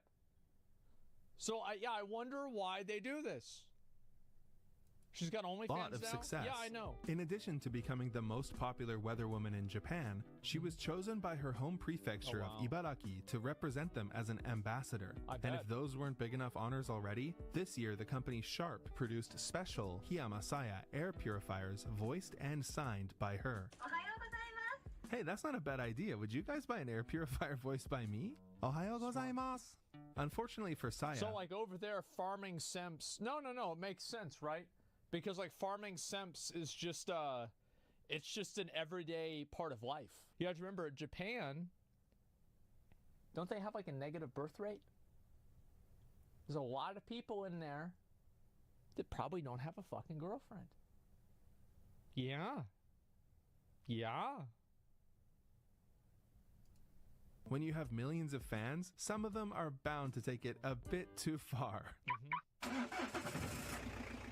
Whether through fan art, massive donations to the stream, or simply by purchasing her essay/photo book Blue Moment, members of Team Saya did everything they could to support her, and it was looking like they might get a chance to meet her in person. The Weather News Live fan meetup was coming in July, and there hadn't been one in 5 years.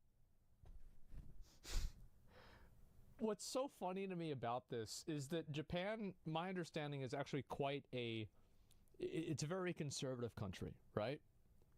So, like, over there, they have, like, fan meetups of, like, all of these, like, fully dressed, just, like, cute weather girls. And, like, over here, we have, like, a porn expo.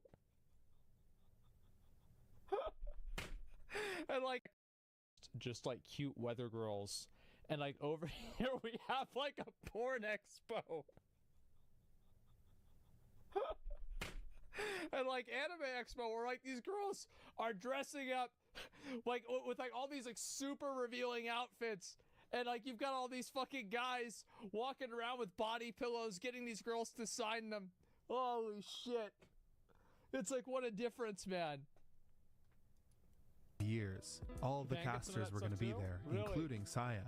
There was only one problem. Tickets, even at their 6,500 yen price point, were in super high demand. The 1,000-seat venue sold out in minutes. Never have a group of men been so excited about the weather. But anyways, around a week before the fan meetup, something weird started happening. Oh, here we go. Saya stopped appearing on Weather News Live. Nobody could figure out why. No Saya today or tomorrow, huh? I'm feeling a bit Saya deprived. She's off tomorrow, too. What's going on? Is she taking a summer vacation or something?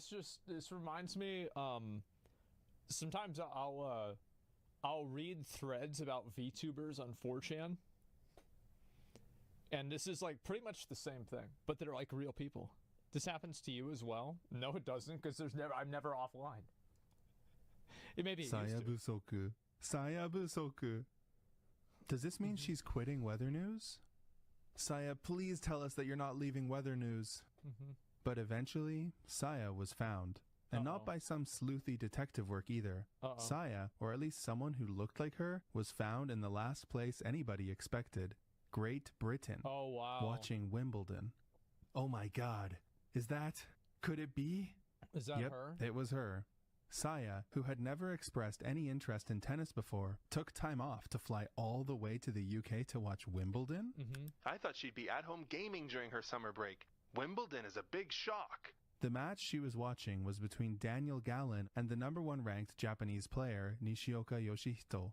And she was in seats that are generally reserved for friends and family. Friends and family seats? The person beside Saya must for friends and family. Bro, look at the fucking emote. Oh my, I love the fucking emote. Oh my, and like, you know what I mean? It's like, cause you can tell with like the tears and the triple dots, you can already tell this dude is down bad. Friends and family seats? The person beside Saya must be the one connected to Nishioka, right? I hope that's what's going on.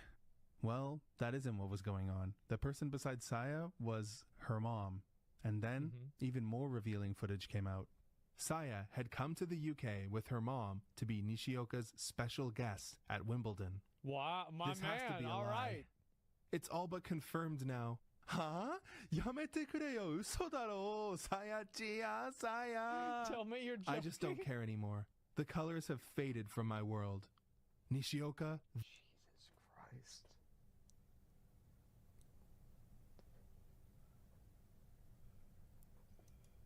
That guy? There it is. There it is. Yep. Even a great serve goes and... Oh, wait, so he does this a lot then. It wasn't just, this wasn't a one time? Bin. Why does it have to be him? Some fans were getting so angry that even the car guy had to come in and defend Saya. Jesus. Things got so crazy online that Saya... Woman who falls for men's DMs. Saya plus sports player don't go well together. Hope she wakes up soon.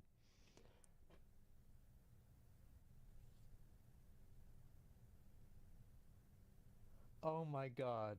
Oh my fucking god. I have no experience with men. I find it a bit scary. She was saying this stuff while dating a man. Stop lying! And you can see, by the way, at the very end, it says "Stop lying!" exclamation point. And then look at the fucking emoji. Oh my god. Eventually had to put out a statement on Twitter. To all my wonderful supporters, I wanted to share some personal news with you that you may have already seen in a few reports. I'm currently in a relationship with the professional tennis player Nishioka Yoshi. Yeah, there we go. That's just about right. We both look forward to nurturing our bond and supporting each other in the days to come. Your continued warmth and encouragement would mean the world to us. 67,000. Oh my god. That's a lot of simps. That is a lot of simps. Nishioka also put out a statement saying the relationship was getting pretty serious and getting mad at people for posting the racket-breaking clips. Look, maybe you're still not convinced that Saya getting a boyfriend was a big deal. But you know who was convinced? Weather News Live shareholders. Their stock fell like 10% overnight. Saya lost a ton of followers in the same period.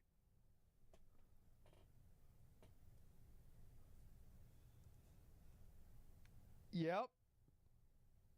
No fucking way. Yeah. Yeah, serves her right. Yeah, that's right. You anger the simps? Yep. That's just how it is. And by the way, this isn't, I don't want anybody to be like, oh, Japan, bunch of weirdos.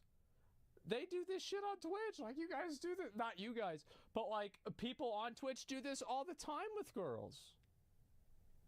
Yeah, this is nothing special about, oh, Japanese do this. No, everybody does this. Like, I've seen girls that, like, have announced that they're, like, either pregnant or they have a boyfriend, and their viewership has gone down by, like, 30 plus, more than that sometimes, 50%. Holy shit. Oh, my God. Period. And when she finally showed up on screen after Wimbledon, there was chaos. The chat wouldn't stop spamming tennis balls and Nishioka's name on... to be fair, that is really funny. That is really funny. They're spamming tennis balls.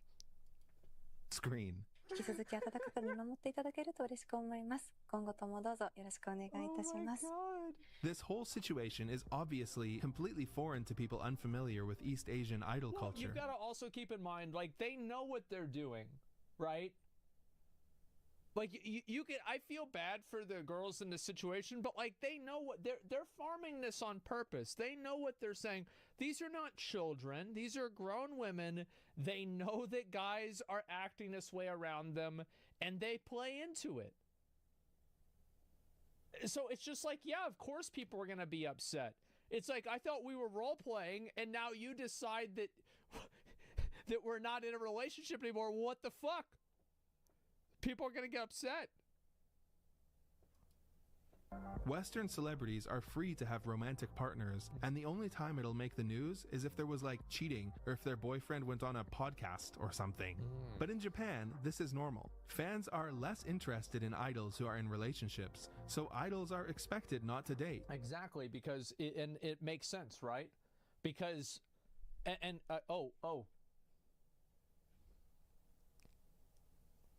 going to do it to you. Who here plays Final Fantasy 14?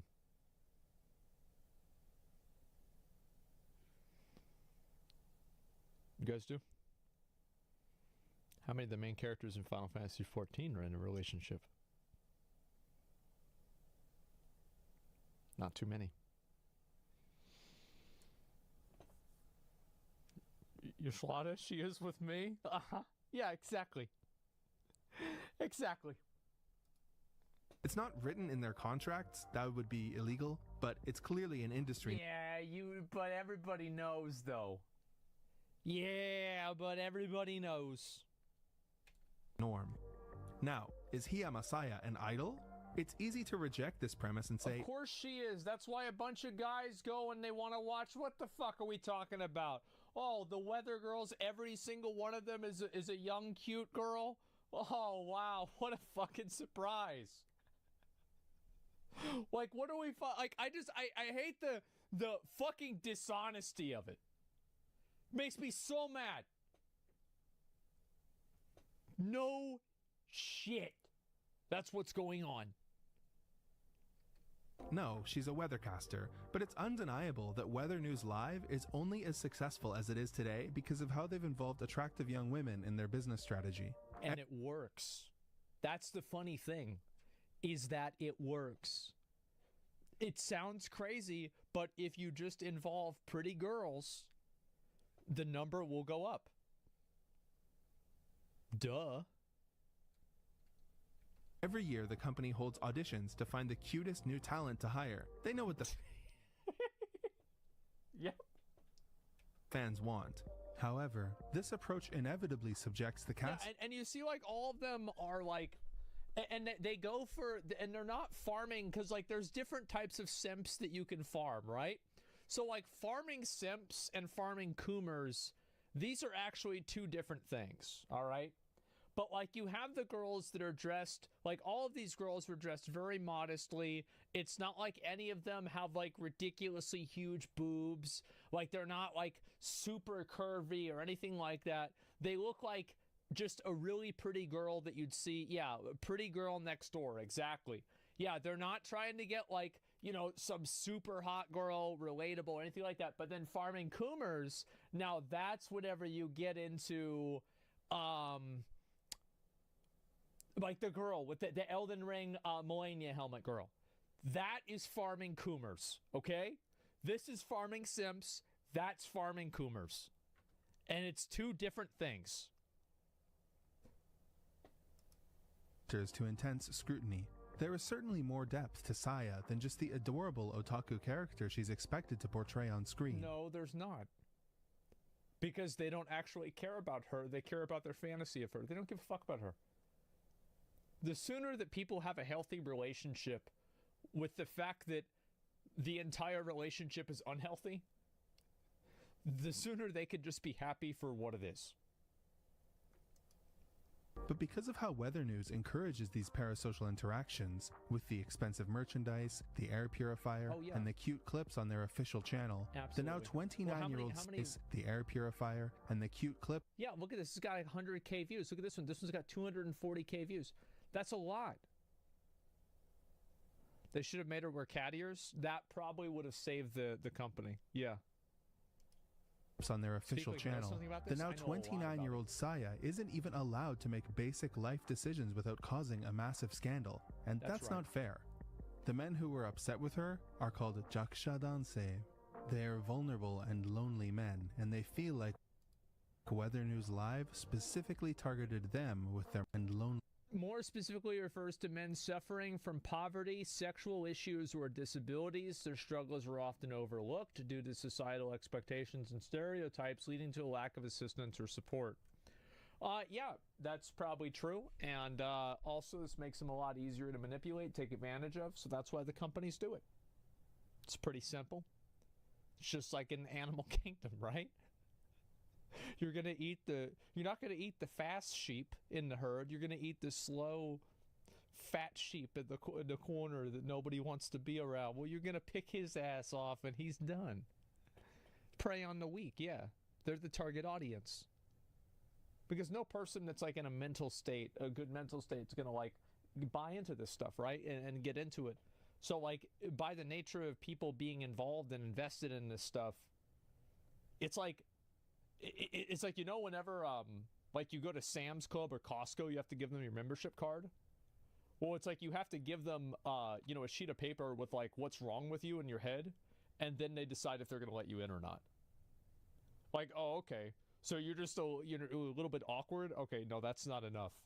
Like, oh wow, so you've been attracted to like pots and pans ever since you were 13 years old? Yeah, okay, and blenders? Yeah, yeah, you're fucked in the head. Come on. Do you think that you're in a relationship with a cartoon? Yeah.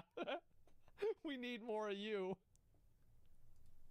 Men, and they feel like Weather News Live specifically targeted them with their marketing. They absolutely did. They absolutely, and they're right. They're absolutely right. They actually made up a new word to describe this. It's called Jakudan Eigyo, and it means business exploiting vulnerable men. It's called OnlyFans. I didn't know Japan. That's a pretty long name for it. I had no idea it was that long. Wow. And it's unfortunate that they feel exploited, but they shouldn't direct their anger at Saya. Beta!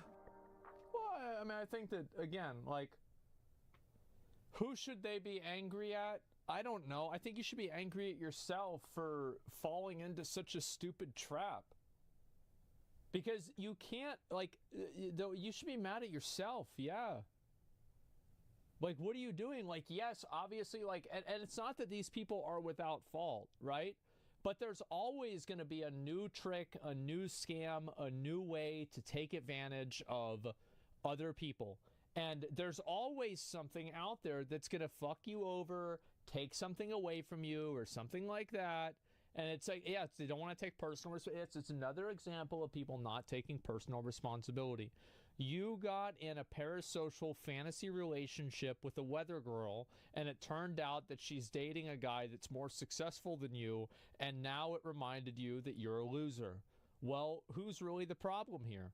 I'd say that you are. The biggest scandal that erupted from the no dating rule happened in 2012 when a tabloid magazine reported legendary AKB48 member Minegishi Minami slept over at a man's house.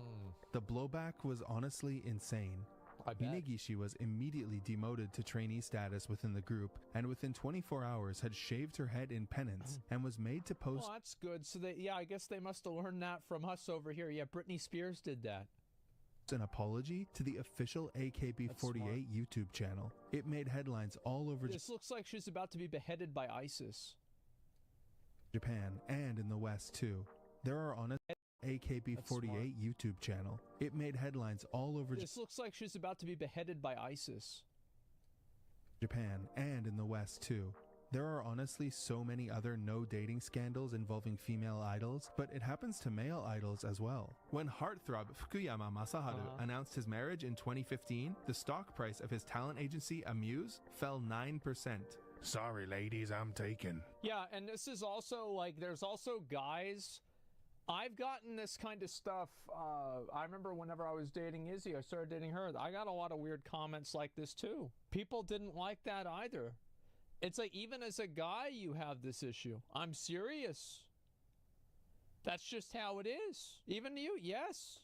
Absolutely. Kat, ask her. Absolutely. There are so many insults, and it's not so...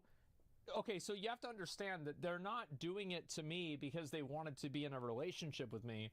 They're doing it to me because now that I had a girlfriend at the time... Now they can no longer relate to me because them not being able to find a girlfriend is such a core part of their identity. Does that make sense? So it's not because I'm like some super attractive guy that like every other dude wants to secretly have gay sex with. No, that's not it at all. It's a relatability factor. Although it feels like a relic of the past, it doesn't seem like the no dating rule is going anywhere anytime soon. Last year, if anything, it's getting bigger. Yeah, it's getting even more popular, and now people over here are doing it too. Because people are becoming more and more crazy, more and more mentally ill, and they've become more and more used to being pat on the back for it. That's it. In Korea, it's even worse. Yeah, it's getting worse. It's becoming more popular. It's like whenever they fat shame celebrities that lose weight. Oh, they do that kind of stuff all the time. More and more demanding. Exactly. I thought you were talking about women being jealous. Oh, I'm sure that there were I'm sure out of the 7 women that watch my stream, one of them might have been jealous. But I really wasn't talking about that. It's what I'm saying is that it can be intergender.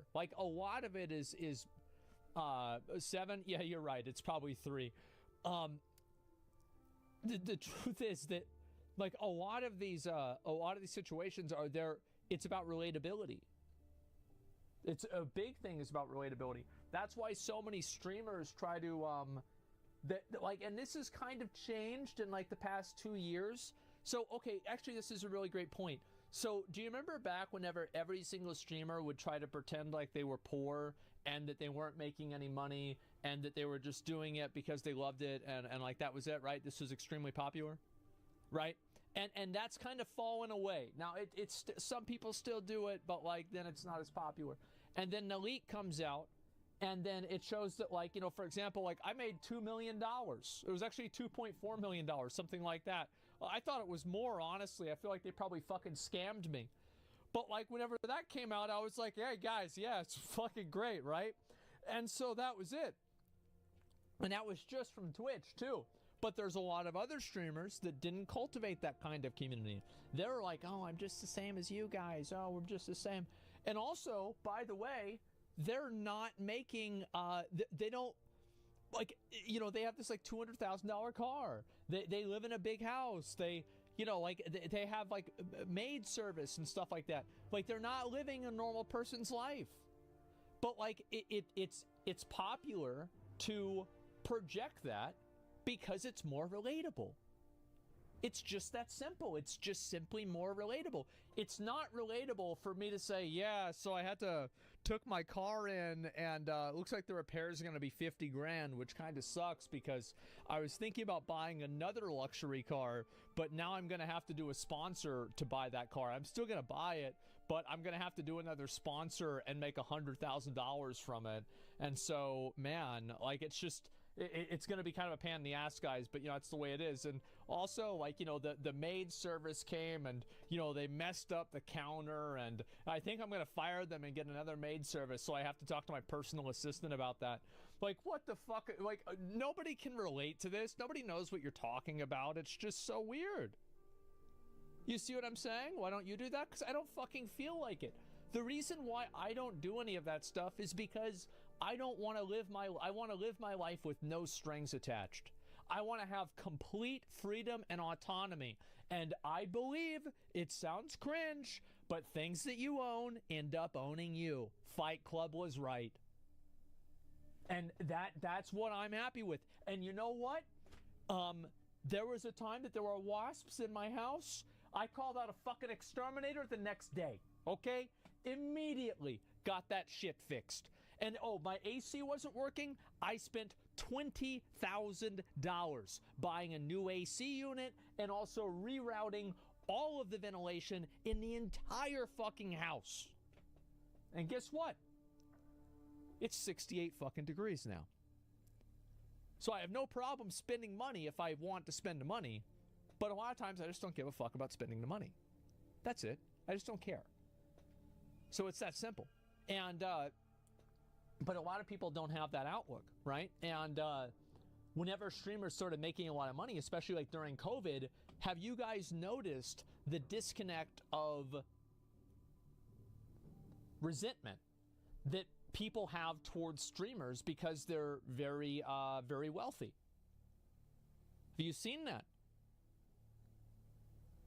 And that's why you lie. And that is why you lie. Yep, it's that simple. The Twitch decline all started with the earnings leak. It did, because everybody had the fantasy that it was just another dude in their room playing video games. But in fact, this is a person that's running a multi-million-dollar business, and you're just a loser watching them, giving them your $5 that you should not be giving them. It's the cold truth. But it's still the truth, and that's the best part. I love stuff like this because it's just, there are these people that are just so painfully fucking naive, and it's just like, God, God, I fucking love this shit. Oh, it feels so good. It's a reality check. People that live in a fucking fantasy world. It's perfect. Let's go down here.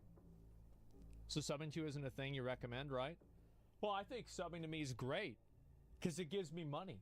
If I want to make money, I just make money. Yeah, I think it's great. But people do whatever the fuck they want. I don't care. Like, I didn't turn off donations because I was worried people were going to donate.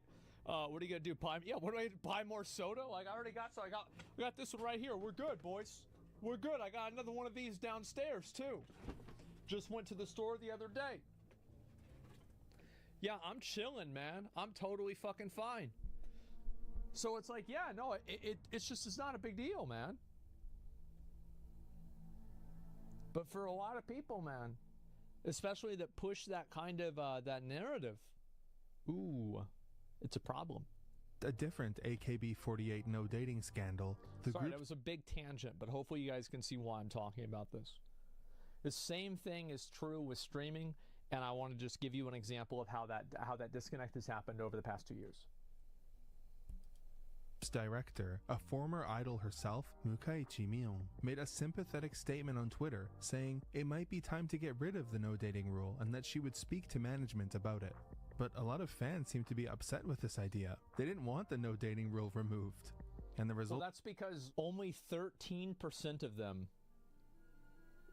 said it's unnecessary.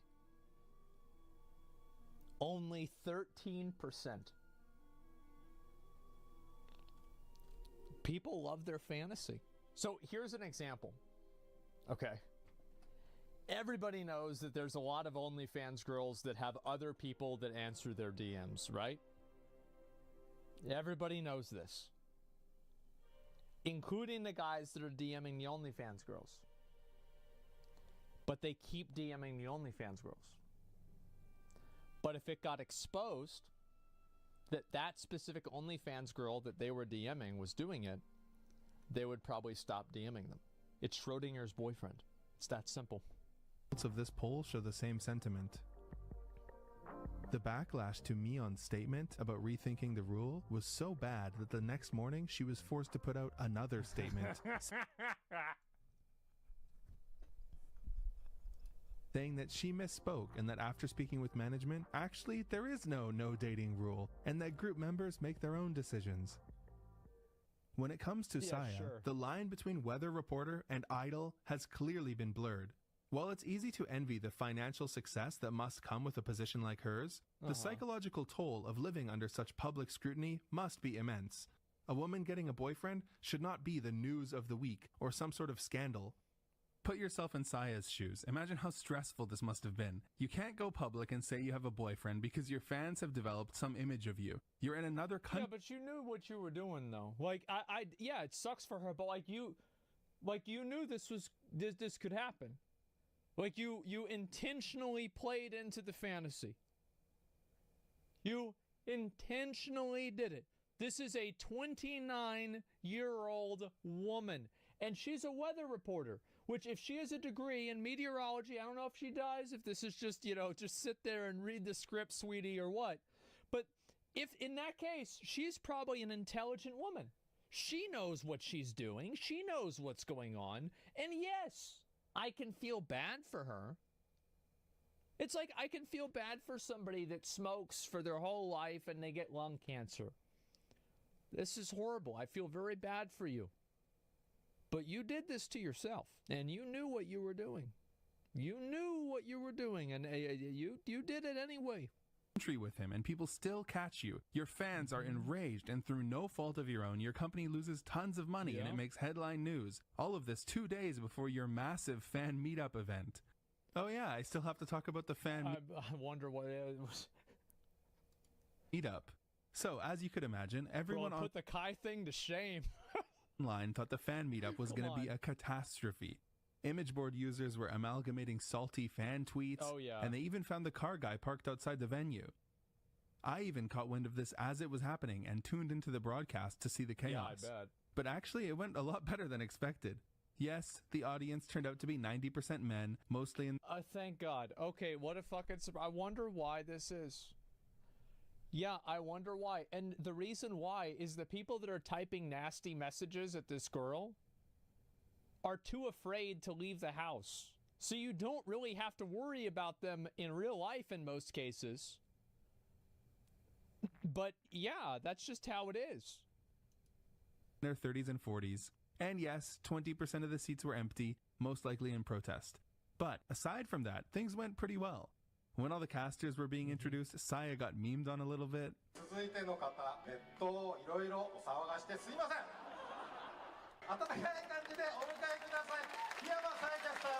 The fans honestly did a great job supporting her.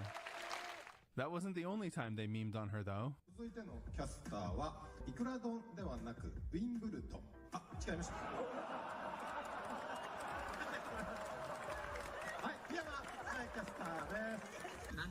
That's actually pretty funny. That's good. In the end, the event came to a close without a hitch. And that's kind of unironically, I think that's the best way to address it. Yeah, I actually think that they addressed it in the best way. It's the smartest thing to do. Theme since. Saya still works for Weather News. The negativity has mostly died off and things are back to normal. Thanks for watching. Say something nice to Saya on Twitter or in the Weather News chat if you feel like being nice to her after this video. Thanks to my patrons, including Jason the Artist, Ethan Campbell, and Manji-san13. See you next time. Man.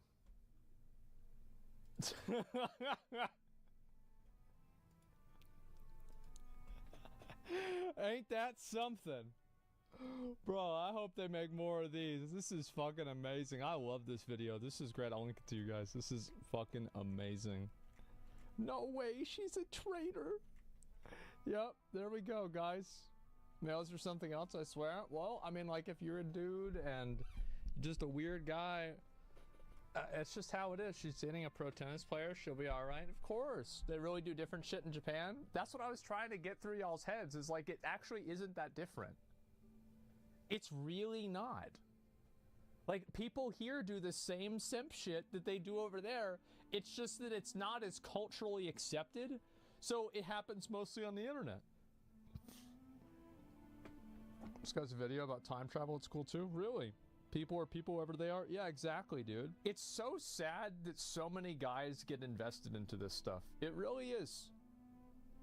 It is so fucking sad. But you know, that's the way it goes. Never catch me simping unless she's a 10 of 10. Yeah, it's great, man. Takes you back to the parasocial video of Lucy, doesn't it? I mean, there's a lot of them, right?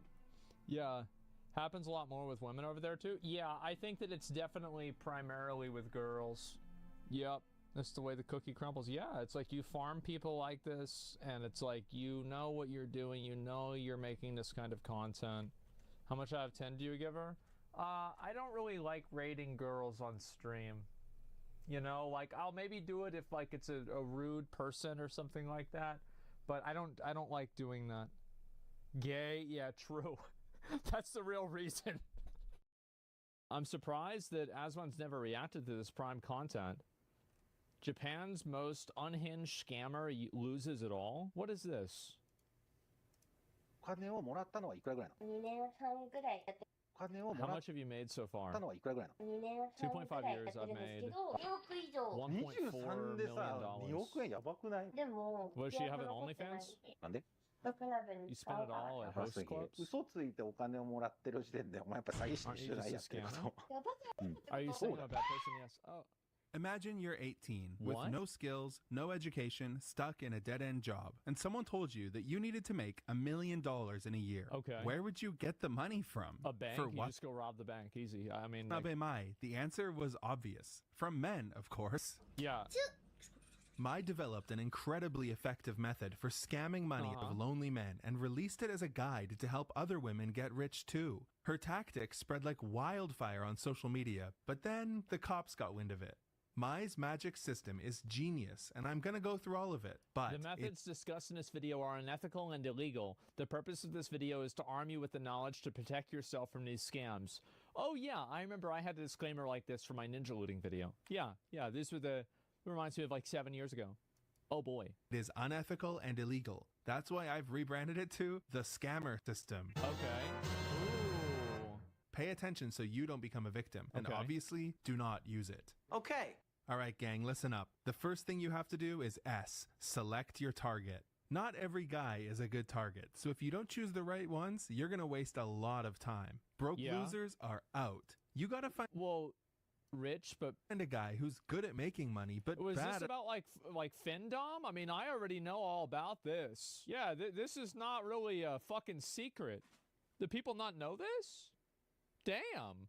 at holding on to it. That's exactly right. The perfect mark is a guy who's lonely, isolated, and has no hobbies. Exactly. A guy who has no meaning in life. Who's Well, you not want to find a guy, these are the people that are the best ones to manipulate. They're like rich, nerdy guys. Yeah, that's what it is. Those are the ones. Because, like, or not even rich, but just like guys that have like a software job that pays them $180,000 a year, and the only thing they like doing is playing League of Legends. So they never spend any of the money, and that's all they do. fulfilled. Ideally, he has nobody who relies on him and no interactions with women. So oh my god, with the dude, I love the claws, bro. Look at the claws. Oh my god. It's a town. Look at that. It's a feral. No, lonely, purposeless, no hobbies, and no interactions with women.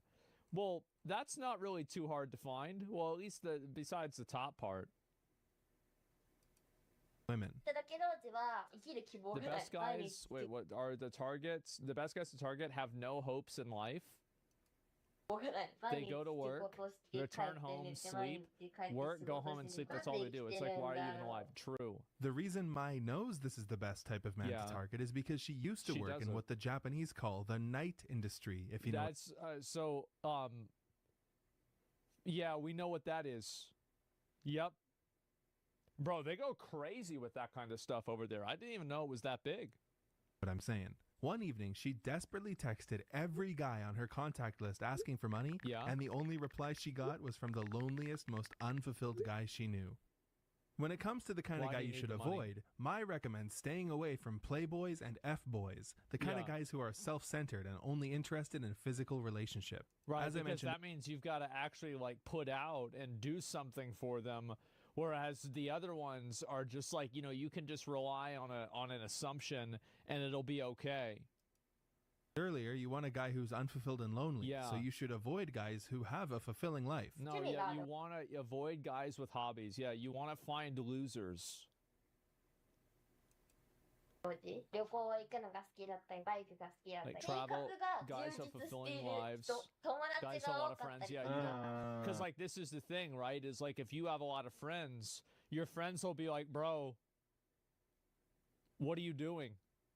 I'm like, I don't know. I mean, no, we're going to get married. No, you're not. Yeah, you're probably right. Okay, I'll stop talking to her. Like, that would be bad, right? That would be really bad. And you gotta avoid guys who are full of themselves. Guys who flash money around may seem like ideal targets, but they're savvy and self-centered, making them difficult to manipulate. Now that you've selected your target, it's time to... Yeah, you want to find losers. That's it. You just, you want to find losers and simps. C. Cultivate trust. Yeah. If someone you didn't know or someone you just met suddenly asked you for money, you wouldn't consider 思わないね、普通の人は。やばいやつから声かけられたくなるね。If he doesn't trust you, why would he give you money? So... yeah, true. You gotta make him trust you. The best way to do that is to make him feel like you're his girlfriend. That means texting him all the time, every day, when you wake up, throughout the day, before you go to sleep. You need to make him feel like he's special to you. Right. Feels so calm talking to you. Normally, I don't like talking with guys, but with you, it's different. Make him think he's special. Yep, for sure. I just, like, isn't it crazy how... like her hands look like talons? It's like that one thing that like animals that are like poisonous or venomous, they have like these crazy colors in order to tell people that in the animal kingdom. I feel like this is some sort of variation of that.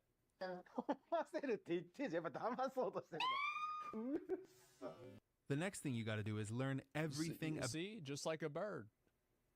Just like a bird, bro. Like, そうとしてるの。 who does that? Birds do that. The next thing you got to do is learn everything about him. Stuff like, what time does he wake up? What does he do on his days Yeah. off? What was his childhood like? If you skip this step and try to extract money without making him fully trust you, Yeah. he'll get suspicious and you will fail. You're just trying to use me to get Mai money. gives examples of her favorite messages to use on guys. Stuff like, messaging you first thing in the morning has become the highlight of my day, and it feels so nice to say goodnight to you. Okay. Oh my god.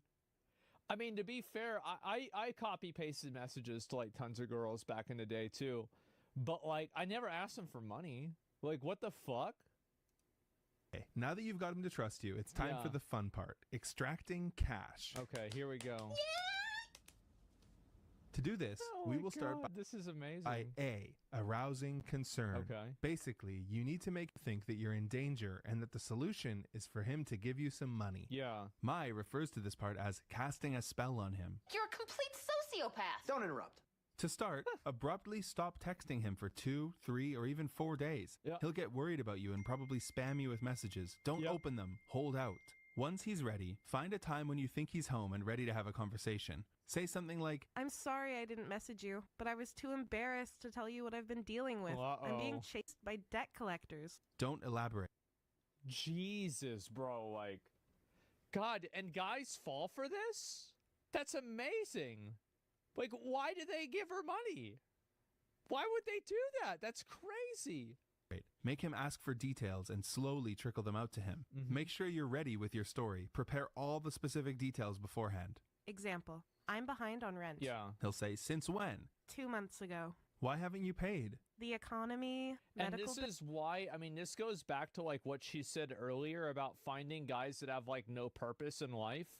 Because, like, a lot of guys, I think that there's, like, some sort of, like, internal fucking, like, you know, like coding that they want to, like, protect and, like, solve problems for people.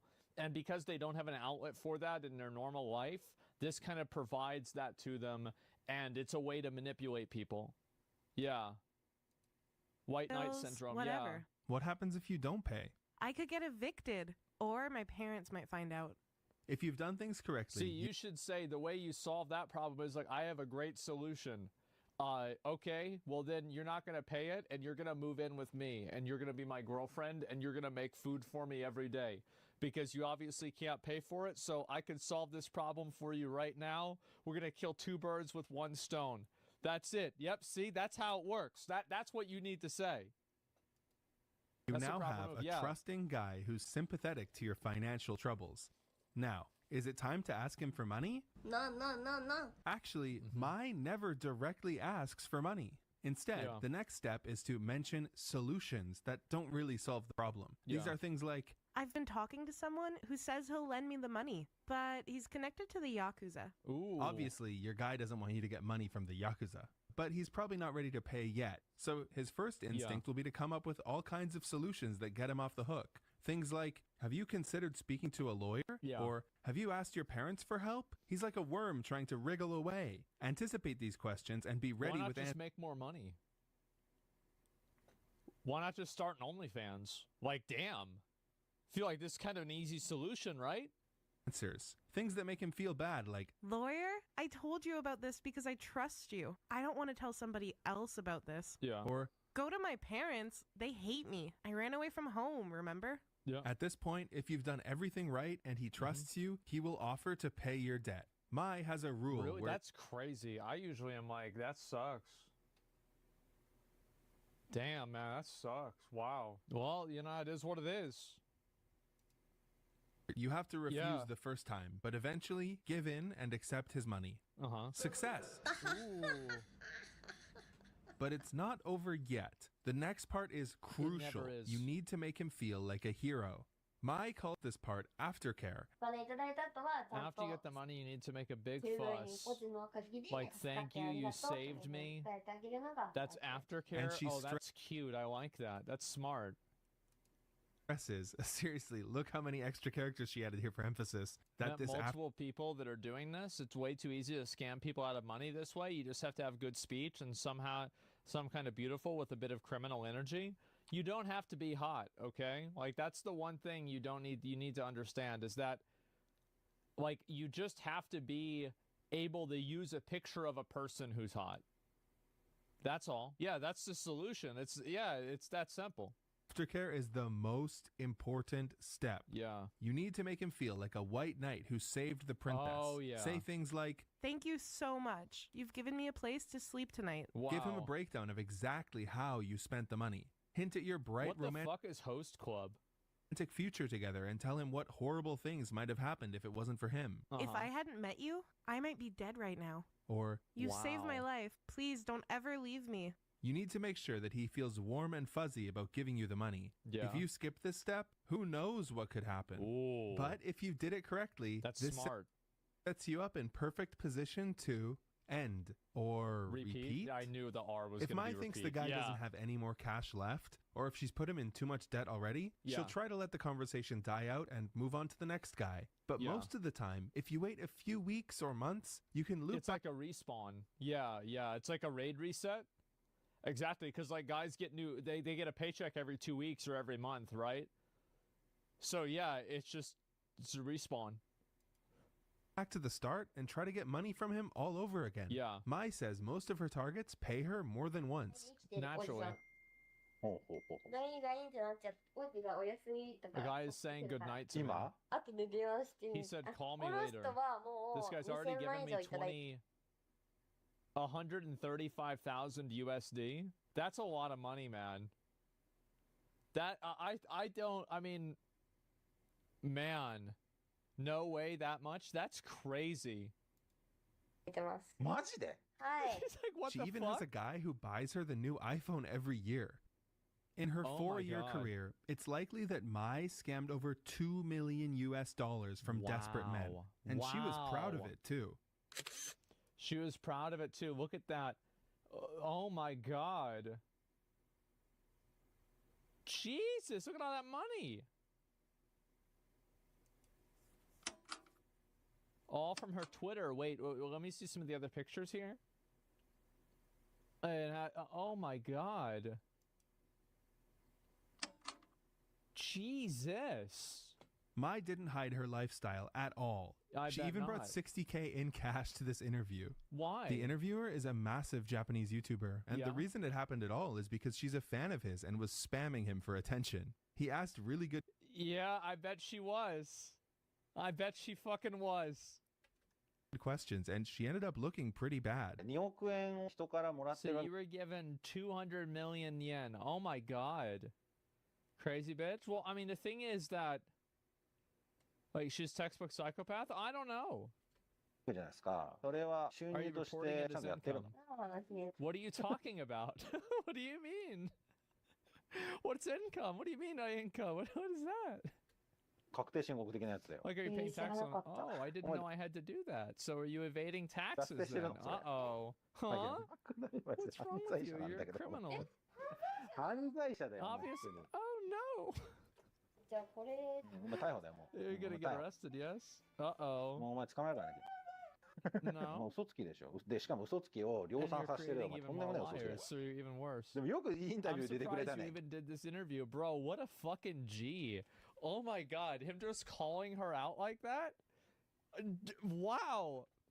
Bro, he's like, so yeah, you're basically gonna go to jail. And so like, so you're just a liar and like, you just do this. Like, why'd you even come here? Like, are you stupid? Like, what is this?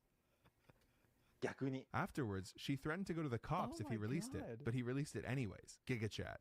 Why She did threatened to go to cops if he released it, but he just did it. Yeah, there it is. What's she gonna do? Mai want to be in the public eye so badly? Perhaps she just Uh-huh. wanted attention. But there was another reason. The guide we went through earlier, she was selling it for $300 a pop. And Oh, business this is always what these girls do, and guys too. They always have like a course or something like that. You have to give them money for it, and then after you give them money, then they teach you how to make money, right? But like the reality, yeah, it's like Andrew Tate, buy my course, whatever, right? And that's usually how a lot of them make money too. was booming. どれぐらい今まで購入者がいたの？何人ぐらい？ 2,000. So if it's 300,000, or sorry, $300 for 2,000, what's that? $60,000 That's a lot of money. Yeah, that 600K? Yeah, you know, you're right. You're right, 600. I don't know why the fuck do I say that? Yeah. This was the beginning of the end for Mai. Remember when I mentioned that aftercare is the most important part? Another reason for this is because guys who feel scammed go to the cops. Right. Unfortunately for Mai, some of her students must have skipped that chapter. Specifically, 19-year-old convenience store employee Ieda Miku, who, after buying Mai's guide, scammed around $100,000 out of 2 men by lying that she was going to be forced to appear in a certain kind of video if they didn't help her. And the guy paid money for that not to happen? What an idiot. Bro, like... After they paid her, she didn't do any aftercare. In fact, you could say she did negative aftercare. To both men, she sent a message, "Miku has been kidnapped," and blocked them. I love when that. 2 men bring such an absurd story to the Nagoya police within 1 month, they start to connect the dots. They quickly tracked down and arrested Miku, found the guide on her phone, and then arrested Mai for aiding and abetting. Wow. This put Mai's face on the news, which made quite a few of her past victims realize they were scammed and go to the cops. Oh my God. Because guys were finally coming forward, they were able to arrest Mai 2 more times over the next couple months. Jesus. One of the most interesting things they found after arresting her is that she never had any savings. She was essentially living paycheck to paycheck. Well, other people's paycheck to paycheck. Every month, she was spending all of the money she received. On what, you might ask? Host clubs. What's that?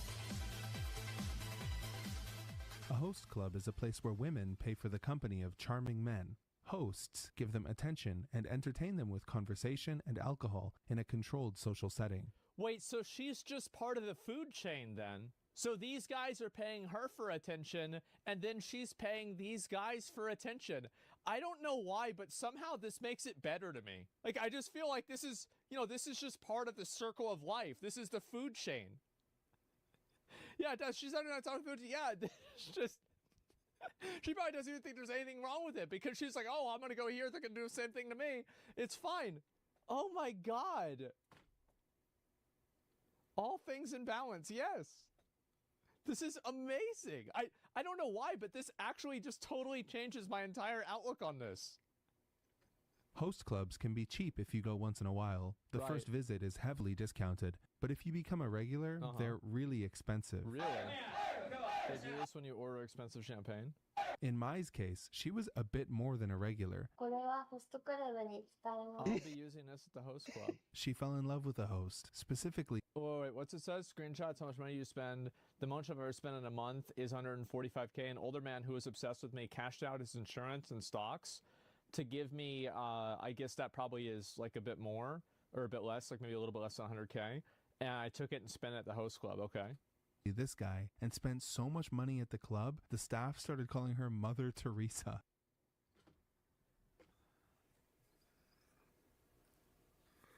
Oh my God, this is amazing. How did this get so good so fast? The only reason Mai started scamming was host clubs. Before host clubs, Mai was just a normal student with a so it wasn't even her fault. So she, like, it's not even that she wanted to do this. She had to do it. Somebody did it to her, and then now she's doing it to somebody else, so she can keep having other people do it to her. This is incredible. Time job. Yeah, she's host the clubs victim made here, her guys. want money, which is why she got into night work.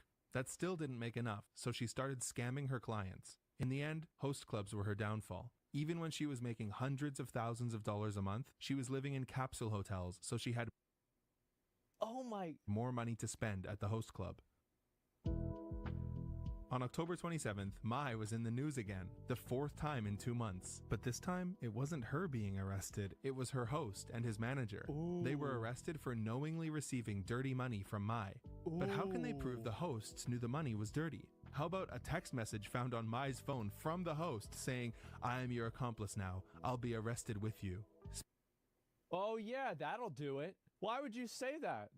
Of all the things to say, why would you say that one thing?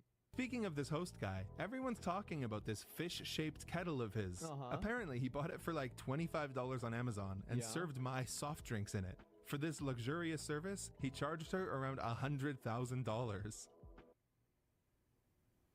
And I want you guys to remember that every single time that you tell me that you're broke, you don't have any money, guys, you need to think outside the box. Start thinking inside the ocean next time, all right? You know, open up your mind. Think about what problem can I solve in the world? Like, how can... Of all the things to say, why would you say that one thing? Speaking of this host guy, everyone's talking about this fish-shaped kettle of his. Apparently, he bought it for like $25 on Amazon and served my soft drinks in it. For this luxurious service, he charged her around $100,000. And I want you guys to remember that every single time that you tell me that you're broke, you don't have any money, guys, you need to think outside the box. Start thinking inside the ocean next time, all right? You know, open up your mind. Think about what problem can I solve in the world? Like, how can I figure out a way to fit in? How to make things work? Yeah, you gotta step it up. Yeah, there it is. Oh my God. On November 3rd, Mai appeared in court. Her appearance had changed a lot, and she